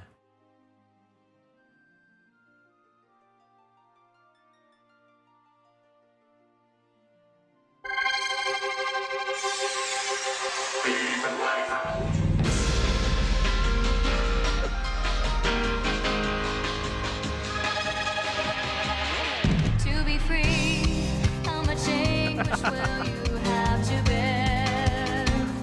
Sword in hands, we're on the dead. Vengeance is soon to come. Embrace life. Okay, what else? Just yeah. nobility. Has the My assumption is that we're going to have Final Fantasy X here. This might seem crazy to you guys, but I actually think Final Fantasy 16 is gonna be here. I don't necessarily... maybe there? Yeah, I mean, because we've already played 16, so I can throw that someplace here, right?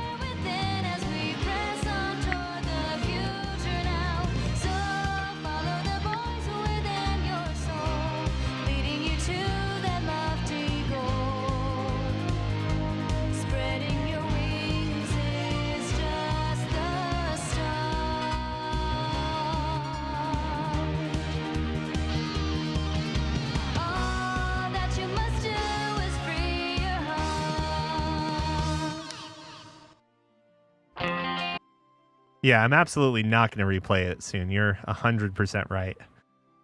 Whoops. So I'm assuming Final Fantasy X is going to be here. I'm assuming... I don't know, man. It's recency bias, but I think there's a lot of really, really cool moments in Final Fantasy 16. But Final Fantasy Tactics isn't... If we put Final Fantasy Tactics on, that's going to end up, like... It opens up the floodgates to other Final Fantasy Tactics. Or off stories or whatever, right? If we were putting it someplace, I think Final Fantasy Tactics is probably going...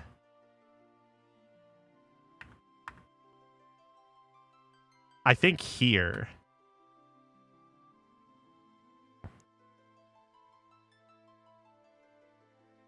I think this is where I would put Final Fantasy Tactics. Maybe below 4. I mean, I think it has some advantages in that, like, I probably enjoy tactics games a little more than traditional JRPG games, but I don't think... I think from a gameplay standpoint, and that's also why, by the way, I might put like 16 up higher, because it's like I don't equate, to me specifically, Final Fantasy doesn't equal JRPG. Like I mean, like, most of them are. Most of the Final Fantasy games are JRPGs, yes, but when I think about Final Fantasy, I don't think of, like, the identity of the series being Japanese RPGs. I think about the identity being, like, summons, crystals early on.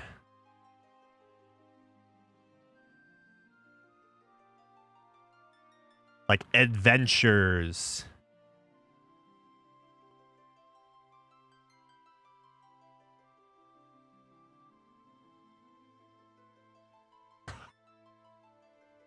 And maybe some killing of God in there too. Don't forget that.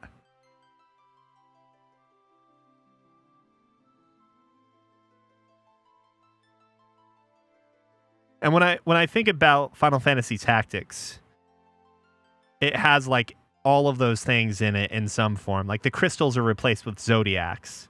And like the summons don't play as big a part of the story, but like when you think about summoning in general, that like the different summons, Ifrit, Shiva, etc., they actually play like a story component in most of the games. There's like the summons are straight up characters in like multiple games, and maybe more than half the games. Or they play some sort of story element. They're tied into the story. They're a big part of the story. Like, summons in this game are essentially like the nuclear war, weapons of mass destruction stand-in. Like, it very vital to the story.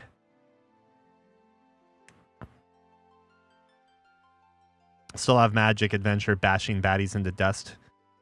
Oh, regarding Final Fantasy Tactics? Yeah. So yeah, I don't know. Final Fantasy Tactics is probably here for me.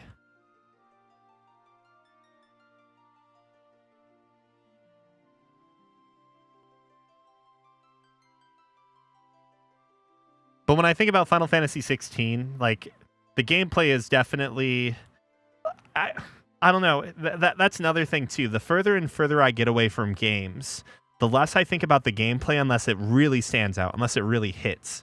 Like I still think about SMT5 and SMT3 from a gameplay standpoint. Like I think those games are just really, really fun to play.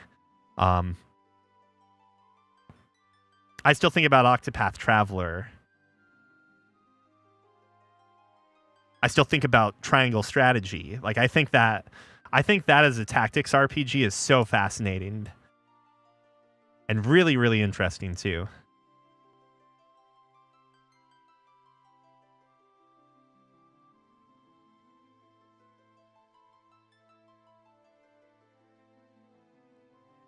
Triangle Strategy.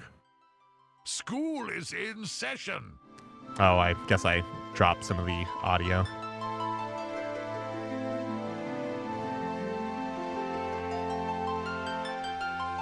For my people.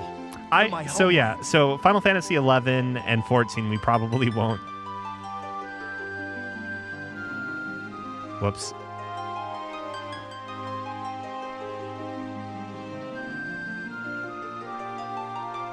I was actually typing in peace, like Piece.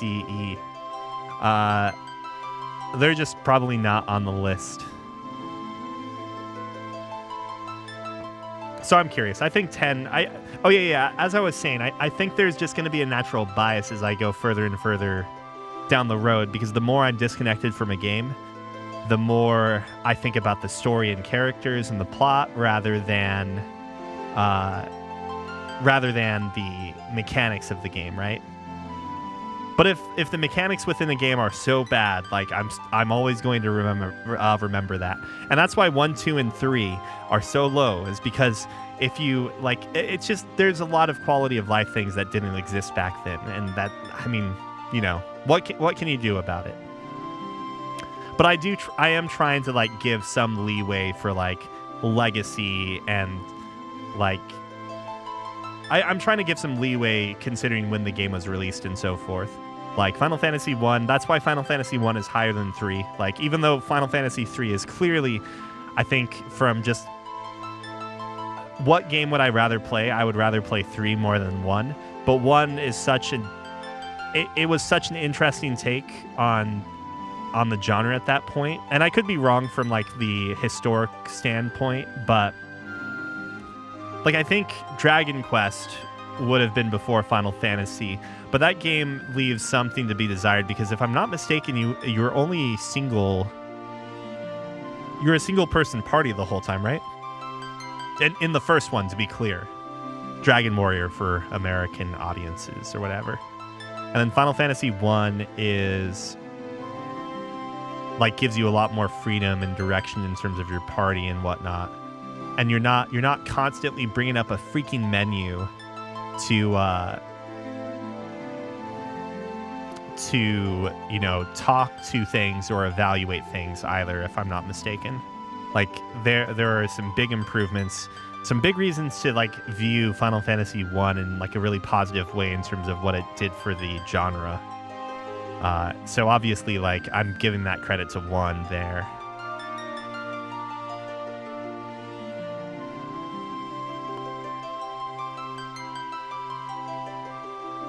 Highly scientific, highly unbiased.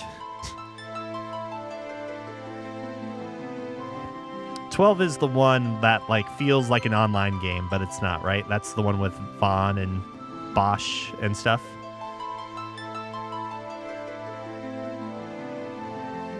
Oh Lord, maybe. We'll see how long it takes us to get through Final Fantasy 10, and then 12, and then 13. And then 15. 15, where's 15 gonna go? Where's 13 gonna go? The novella, the reading of Tita and Yuna. Yeah, so I wouldn't be surprised if like 15 turns out to be within the middle of the pack here, because again, like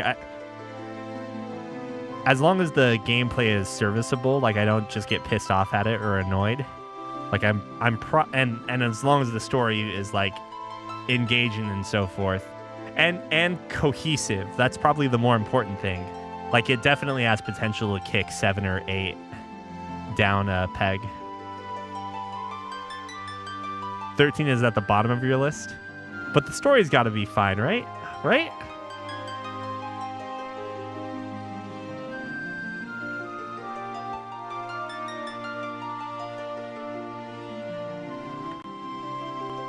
I think these are really, I don't know, really close.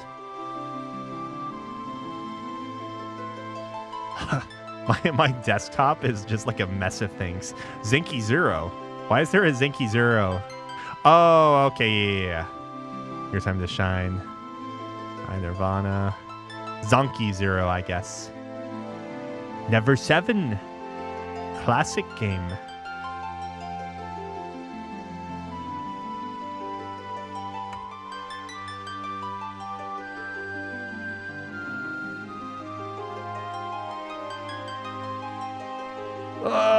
Okay, that's it.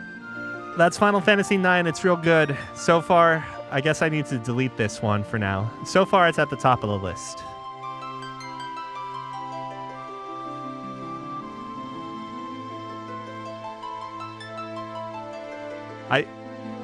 Man, I don't know. You know what? I don't think I can do that in good faith. I didn't really think too much about the Super Nintendo versus, or specifically 6 versus 9.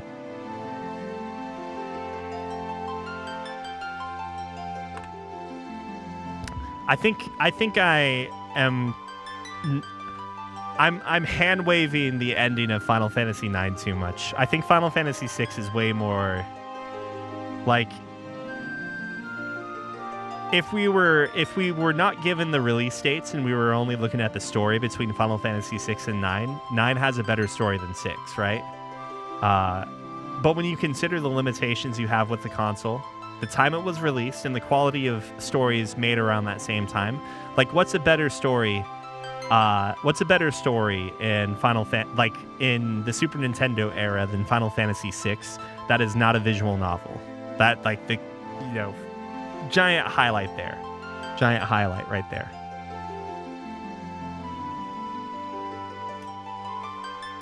Like Chrono Trigger, maybe? Definitely.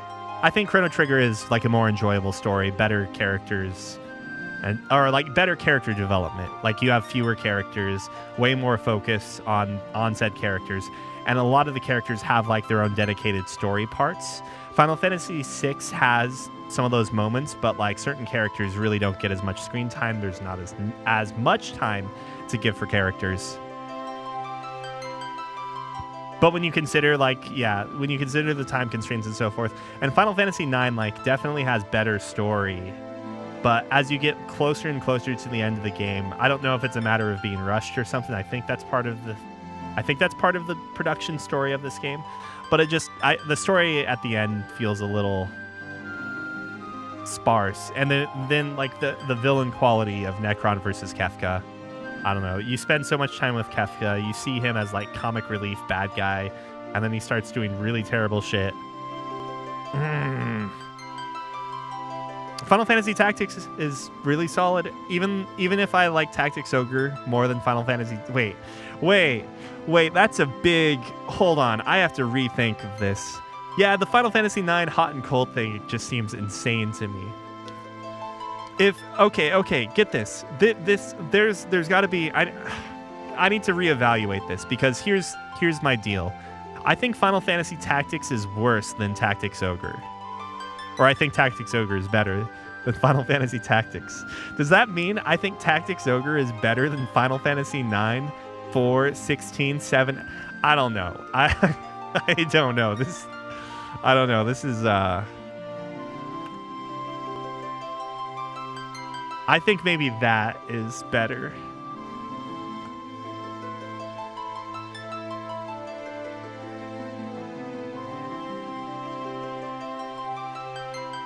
Yeah, the hot and cold thing is...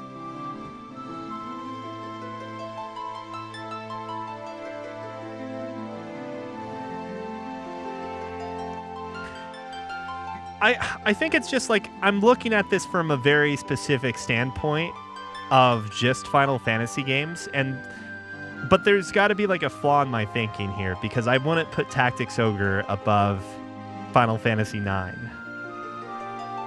Or should I? Would I? I think Tactics Ogre is a really interesting game. I think it's fascinating. But I don't think it's better than Final Fantasy IX. And so by that extension, I don't think Final Fantasy Tactics is better than 9. Like there shouldn't be like a triangle weapon system for which games I think are better. That doesn't make sense. Like Final Fantasy IX is not it's not the sword to Tactics Ogre's axe to Final Fantasy Tactics' spear. I guess if we're going by Fire Emblem terms. Boy, Fire Emblem would be like really hard to evaluate as well, by the way.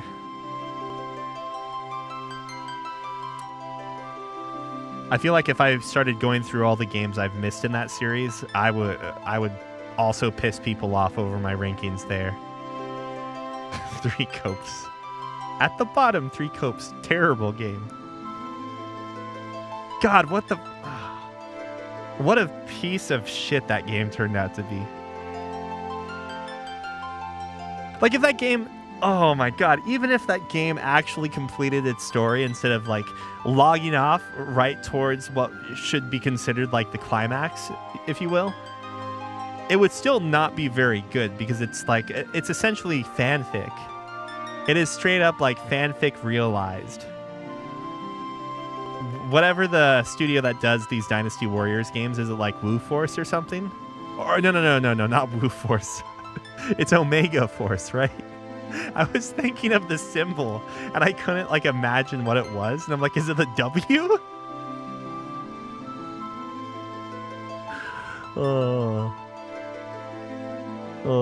yeah, Butt Force if we're going by dot hack.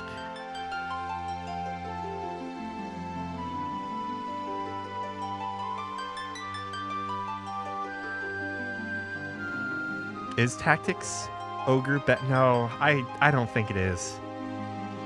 I don't think it is. I think this makes the most sense so far. But if you asked me on a given day, I might rank 8 better than 7. And on any given day, I might put 16 lower as well. But I think 16, if 16 were just somehow magically a JRPG as well, I think people would put 16 at pretty high on their list. That's my whole claim. And as someone like, I don't know, the battle, the just to like justify my crazy opinion here a bit longer before we call it for the stream. Welcome back, Alcade. Is Tactics Ogre even a Final Fantasy? Oh no, it's absolutely not. And it's partly like, I mean, I'm arguing that Final Fantasy Tactics isn't necessarily even like it doesn't necessarily feel like a Final Fantasy game either. But whatever, I'll throw it in there. It shares like a lot of the things that I claim identify a Final Fantasy game. But my whole point is, like, Final Fantasy to me, the battle system has never felt like it's the defining trait of the game. And like the same way that Dragon Quest, with what little I've played through that series, 7, 1. I played one of the Super Nintendo ones translated when I was way younger. But like those games feel like they identify as like that is a JRPG series, if you know what I mean. And maybe this is just because I feel like the battle system in Final Fantasy has changed a lot over the years, and also because Final Fantasy Tactics exists. And yeah, maybe that is influencing me already. But if the battle system in these games is more, in my opinion, as a means to an end, it literally just there to serve as like a way to show conflict, then you think about the battle system in 16, and it doesn't necessarily feel like it should be that much of a detriment or like a net positive, if you will. I think the battle system is serviceable. There's obviously room for improvement and so forth, but it's otherwise a very like run-of-the-mill experience for an action game, right? And that's how I feel about most of the battle systems in Final Fantasy. I think even Tactics, for instance. I don't know if I've talked about this much, but I think Final Fantasy Tactics battle system is only like a middle-of-the-road turn-based tactics RPG. Like, there's a lot of freedom to how you play, and outside of like massively leveling up your characters, to the point where like random battles are all like tougher than the final boss of that game. I think it's more just about like getting by and finding what works for you, rather than like having to really put together an elaborate strategy to get through difficult battles. Where I think like Triangle Strategy, on the flip hand, felt a lot more cerebral in terms of the combat. I think I never got that much into like Disgaea, for instance, but I think Disgaea also has like a really recognizable battle system from what Tiffany's told me. And like it feels unique in that regard. Final Fantasy Tactics feels in certain ways that it doesn't necessarily stand out as much or as uniquely for a tactics game. But it's high on that list because of everything else that makes the game. There's also like stacking and throwing and things in Disgaea, right? I don't know. Tiffany tried talking to me about it once, and I was just like, I remember getting lost at one point. But I'm also thinking, like, the reason why Disgaea didn't necessarily jump out to me as much as a kid is because, you know, the main love interest in those games were all flat-chested. No. Jokes aside, I think it was really hard for any game to latch into me in the PS2 era, because that was when I was like on the wild seas. I had like a swap magic card for my PS2, and I even have like the front thing taken off of it. Or I mean that's how you use the swap magic. But so I was just like downloading and playing like 50 games. I feel like I had so many burned copies of PlayStation 2 games during that period of time. That's how I was playing like a lot of the undubs, like the Suikoden 5 undub, of course, when we started that. Good lord, some of those English voices in that game are hard to deal with. But Yuri Lowenthal.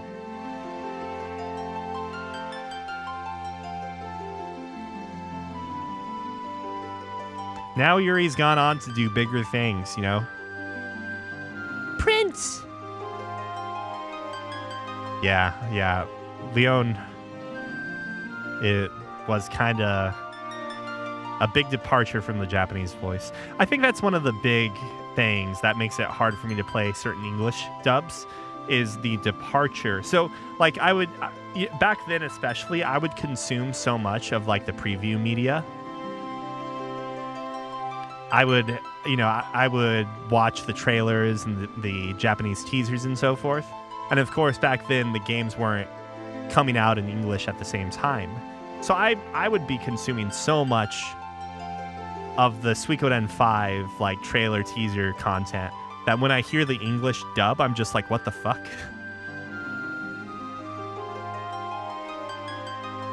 And I guess that's even true to some extent today, like, or in more recent times, like Octopath Traveler 1, for instance. Once I heard the Japanese dub, and like I really established the characters' like personalities and so forth as part of their voices, when I heard the English voices, I was just thrown off by a few characters. So like it's not even necessarily a casting decision. It's just that once you have that voice in your head, as soon as you hear a departure from it, because there are obviously certain types of voices that don't translate as well. The apothecary from 1 has like a little bit of that, like, I don't know how to put it, like tough guy, kind-hearted male voice, if that makes sense. Is the internet not working still? And whereas, you know, like the the thief from Octopath 1 especially has like that. I don't know. It's played by the person that does Kirito, is what I remember, but like, and so it's not like a preference towards the voice, because I like hate Kirito as a character, right? Good lord. Or maybe I just hate the story of Kirito. Maybe that's it. But yeah. Really like his voice in Octopath. And then like the voice in English is super pompous and proud sounding, and it seems very counter to what the character that I established in my head was. So, all right, yeah, I'm on a giant tangent. I don't know where I'm going with this anymore. Final Fantasy VI is still probably my favorite Final Fantasy. Final Fantasy IX, I think, if it didn't have the hot and cold, would be above 6. I think that is true. I think Final Fantasy Tactics is below both of those. And ultimately, yeah, Final Fantasy IV is a classic. It just feels so classic to me. A story about redemption, about crystals, it's great.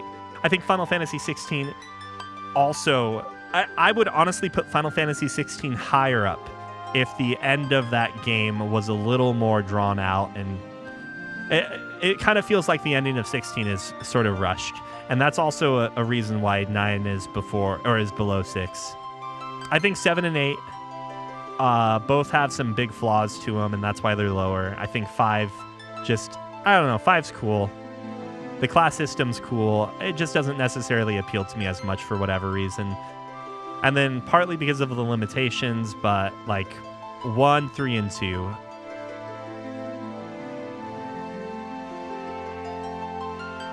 The up to interpretation ending, I think that part's fine. Based upon like the evidence we're given, I think all of the foreshadowing in that game makes me believe that Clive is alive, but I don't know. I think it's open because the ending, the best ending for people can be different from, person to person. It's kind of a cowardly way to end the game, but whatever. If that's what you got to do, that's what you got to do. But again, like, if there were just maybe more of the game, if there was more time for like some of the characters to become better established, like the Bahamut guy, I can't even think of his name, if that just goes to show you how little I feel like he really mattered. All of the later characters sort of felt like we had establishing scenarios for them, and then they just started to fall off in terms of like the actual content. So Bahamut guy, even the brother to some extent, it just felt like there was not enough time at the end, like the second half of the game or the last third of the game. If there was more time, more content, that this probably goes higher in the list. Oh, a Lunarian. What was his name again? Wasn't it a spell? No, it wasn't Ultima. Or was it Ultima? I don't remember. I mean, that adds into it this somewhat, right?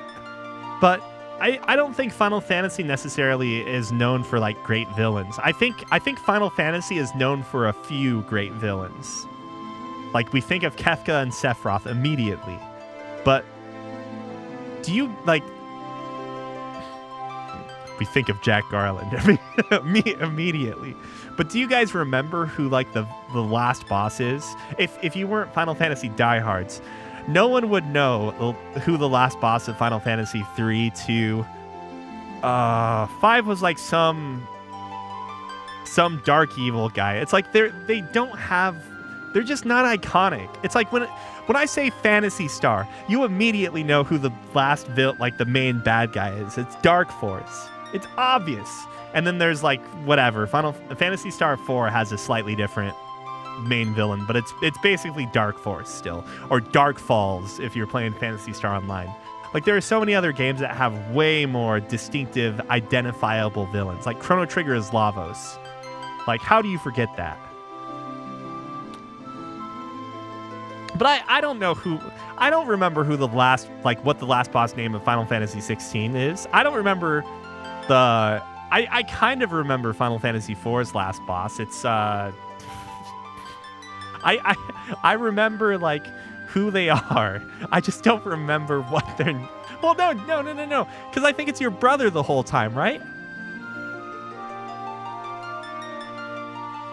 Like, so Final Fantasy 4 has a switcheroo at the end, too. It's kind of like 9, but not as bad. Because 9 just throws Necron at you, and it makes zero sense whatsoever. Final Fantasy IX's villain of Kuja, like, if they had just kept with Kuja, it could have had Sephiroth potential, but they screw it up and they throw Necron at you for some stupid-ass reason. Final Fantasy VIII, you have Ultimacia, but, like, they build up Cypher the whole time. So you really, like, what is the term they use in 8? It's not priestess, it's sorceress. Yeah, sorceress. So it's like the evil sorceress. You get inklings of the evil sorceress, but your attention is also, like, split between Cypher and this evil sorceress. And Cypher's kind of a jobber at the end of the day. Freaking, I don't know. And it's not that you can't have two antagonists, because, like, Fire Emblem, the one for the Wii does that, and they do a good job because they have, like, a more personal antagonist for the main character, and then, like, an overarching antagonist for, like, the story as a whole, like the global sense, and that works pretty well. But, like, Cypher is a jobber the whole time. Like, Cypher is not on the same level of Sephiroth. And I'm, for the record, I'm not even, like, I'm a Sephiroth, like, hater for the most part. No, Sin is great. Like, what Final Fantasy X does, at least from what I remember, of course, because okay, for the record, I don't remember how Final Fantasy X ends. I remember the Tidus wakes up part. I remember that part, but I don't even remember what the last boss of Final Fantasy X is. Is it you, Yevon? I couldn't tell you. I really couldn't tell you. But, like, Sin is such... Like, Seymour is just an asshole, right? So, like, Seymour's trying to steal your girl. Seymour, is pompous and just... He's a dick. He's a good villain, and he seems powerful too. Whereas Cypher, like, beats you in the opening cutscene, and then I think he might win in one particular fight where you have a forced loss or something. No, I don't even think that's possible. I think you keep beating Cypher, and then something happens where, like, the sorceress beats your party, and then Cypher gets his comeuppance or something where he gets to act like he's way better than you, even though he just got bodied by you. Like, Cypher's not a good villain. I think you're supposed to sympathize with Cypher, and assuming that's the intention, they do a good job. But Seymour's great. Or he's good. He's hateable. Oh yeah, he cuts Odin so Gilgamesh comes, right? Which feels so... That's like... All right, is this a global chat thing? Maybe it's not. We need to have Omega Lol there, because, like, if I saw that cutscene again, I would be Omega Lolling. Why did Odin die there? It's ridiculous. Like, how the hell did Odin get killed by Cypher? What the fuck? Get that out of here. Again, my impression of Seymour might change, but I think he's super hateable, right? And he's hateable for the right reasons, whereas Cypher is kind of hateable but pitiable, which I think is not a good combination for that type of character. Oh, okay. There are two kinds of villains. I'm really overgeneralizing here. But on the scale of Urim Baros, is that how you pronounce or spell his last name? This is the Urim Luca scale, okay? This scale basically shows you, like, where, like, how we're supposed to view the villain, right? Urim is, like, not a good person, and his family really fucks up everything. Like, Final Fantasy Suikoden 5 doesn't happen without Urim and his family, right? The issue here is that, like, the issue is that Cypher is maybe here.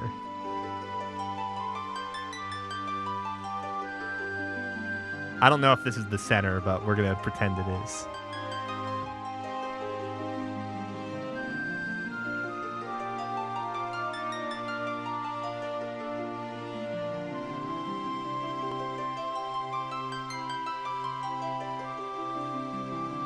No, where would I put Kefka on this? I don't know. But yeah, the more you get towards Urim Baros, the less the character works as a rival to the protagonist.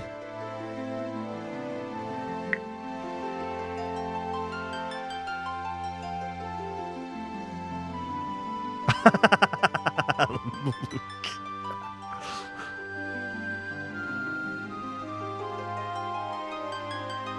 Like, I think Luke is higher than Cypher on the scale. You know what? Let's give because Cypher, like, whoops. I really should not be doing this in Notepad. It's not good. But Cypher is like, what is Cypher actually doing? Like, Cypher, from all intents and purposes, some of his actions might endanger the lives of, if not get some of his fellow classmates killed. But even then, it seems like casualties in Final Fantasy VIII are never directly addressed. It sort of feels like, it feels way more happy, chipper, whatever, compared to, say, like Final Fantasy IX, where entire populations are getting wiped out, right? Luke actually gets a bunch of people killed. Like, we can confirm that. Like, Luke's involvement ends up with the Karaya village getting burnt down, right?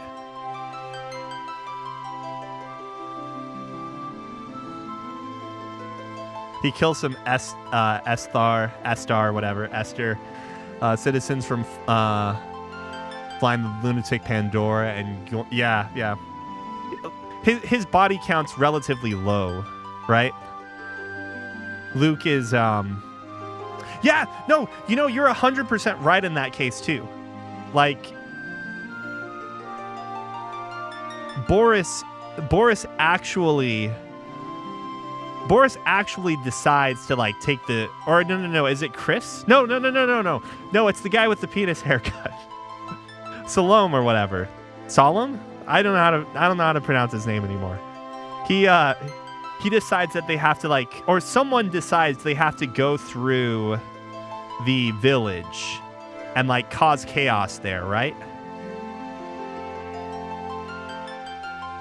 In order to, like, ensure themselves a successful retreat. I mean, ultimately, the chaos between the tribes is a result of Luke doing whatever. But, like, just because Luke gives someone a pistol doesn't mean that that person has to shoot somebody. But my point being that, like, Luke's instigation ends up actually doing harm, and Luke is definitely, like, also, like, I don't know, on the misguided side of things, but is actually being a real hindrance, whereas Cypher is just a whatever.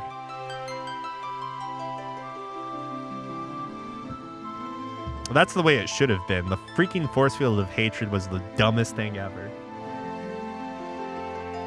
Oh, my emotions were amplified because I'm inside of a force field. A force field, too. Or whatever. Fucking.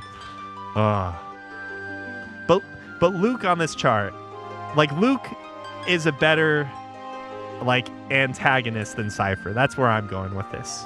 I'm not saying you have to be. I'm not saying you have to be, like. I'm not saying good antagonists or villains are always on this side of the chart either. Like, there's a good common middle ground you could be at. But, man. Man, oh man.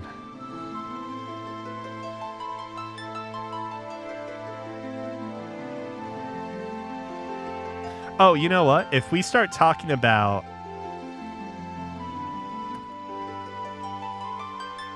If we get Delita in here. Oops.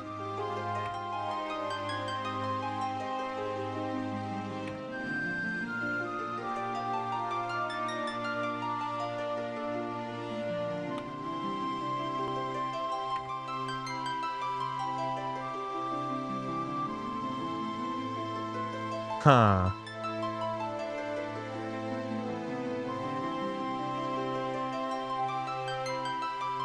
I mean,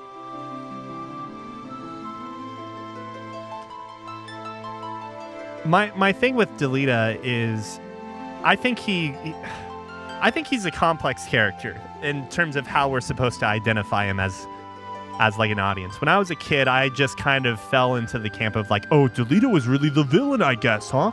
He betrays people. But I think Delita only does one thing wrong. Only one thing.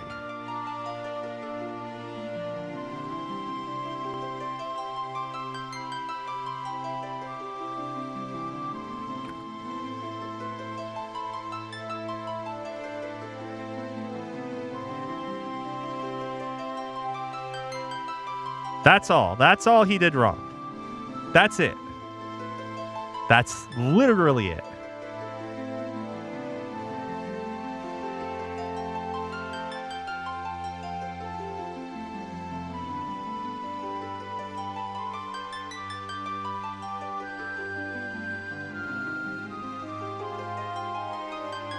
What is? Let's think about it this way.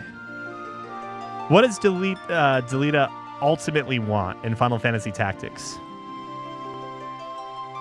He wants to like essentially change the way the world works, right? No, but that's the thing. I kind of view this in a different way. Ramza's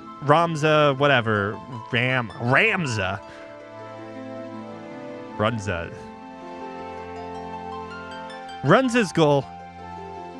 I guess if you guys don't know what Runza is, then like the joke is lost. But Runza's a fast food restaurant in the Midwest.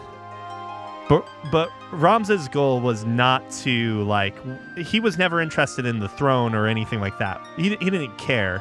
He didn't care about that at all, right? He wanted to save the world, basically. He saw like a more horrible and dire situation happening. Delita is ultimately a good person. In fact, Delita was necessary because if Ramza just goes off and goes crazy on everyone, he starts killing off like important leaders and so forth. There's something called a power vacuum that happens. And a power vacuum is just going to enable more corrupt people to ultimately take power.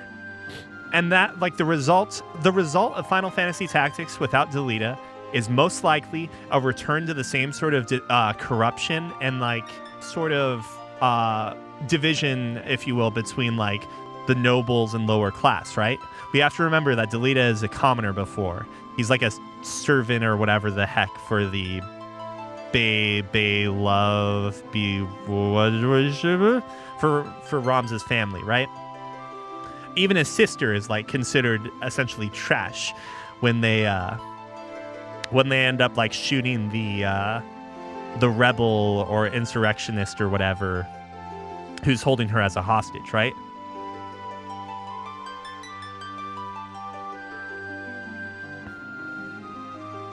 Is that their last name, Beloved? Because I do not remember.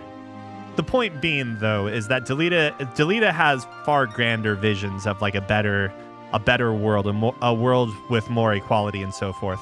And let's also remember, I think one of the most important parts of the start of the game is that his reign is ultimately a good reign, and he's viewed as like a very positive king. Now, granted, there's a degree of, you know, winners writing history, blah, blah, blah.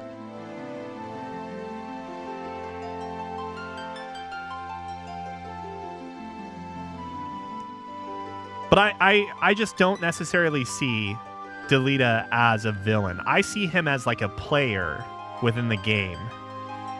You know what I mean? Like a manipulator and so forth. Yes. But ultimately, I think outside of him stabbing the princess, I don't think he really does anything that bad.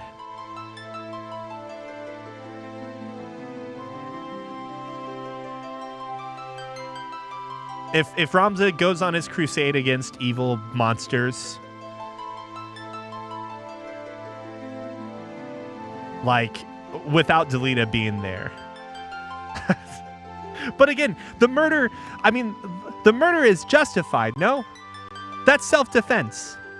Sure, you could argue that, like, well, at some point, you know, he's in control of the situation.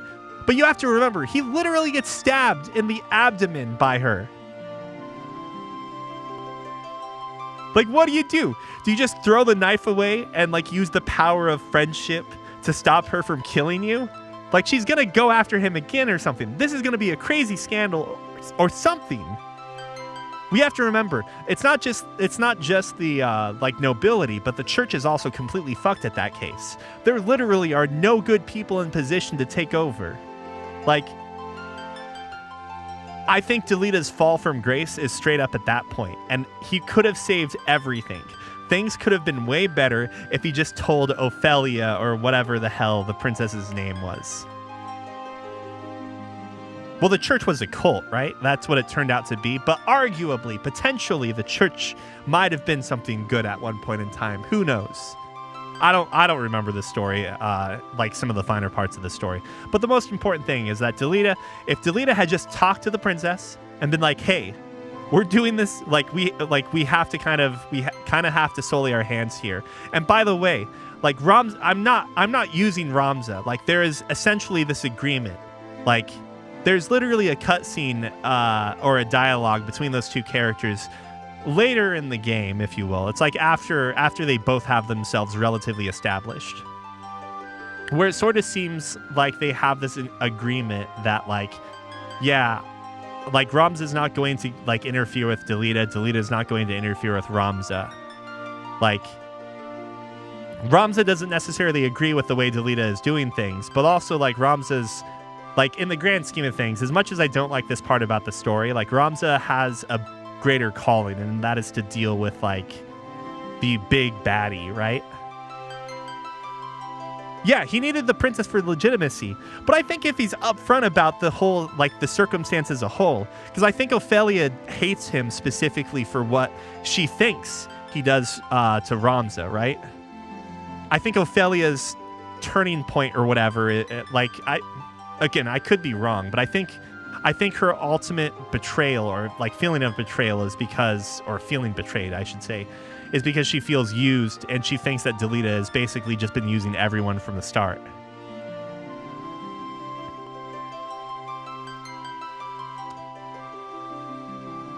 But a big point for Ophelia was her connection with Ramza and what is the sister's name? I don't remember her stupid name.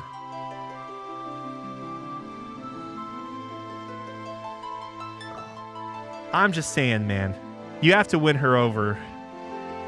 Just talk to her. Everything is much better in that case.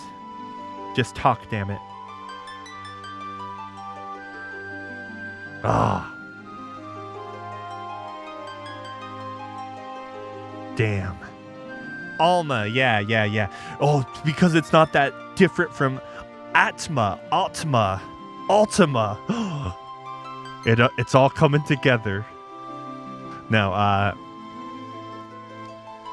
but the fact that we can get so, or at least I'm getting so heated over the story of Final Fantasy Tactics, like, that's partly the reason why I think it's really high up there. I think that game is real interesting. I think it's real good. The battle system sort of becomes whatever. Like, there are certain classes that just, I mean, you can probably do a variety of different things, but there, like, you could probably just make a bunch of archers or a bunch of gunners or something. Maybe not guns. I think they might fall off at some point. Or you start using, like, the OP classes like Holy Knight and so forth. So it's more about stats, less about strategy. But that's kind of true of all the Final Fantasies.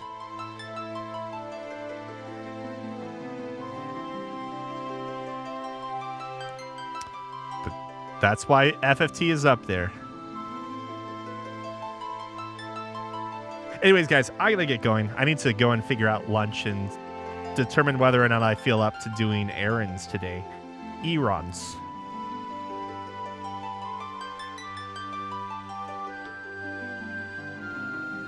So have a good one, everyone.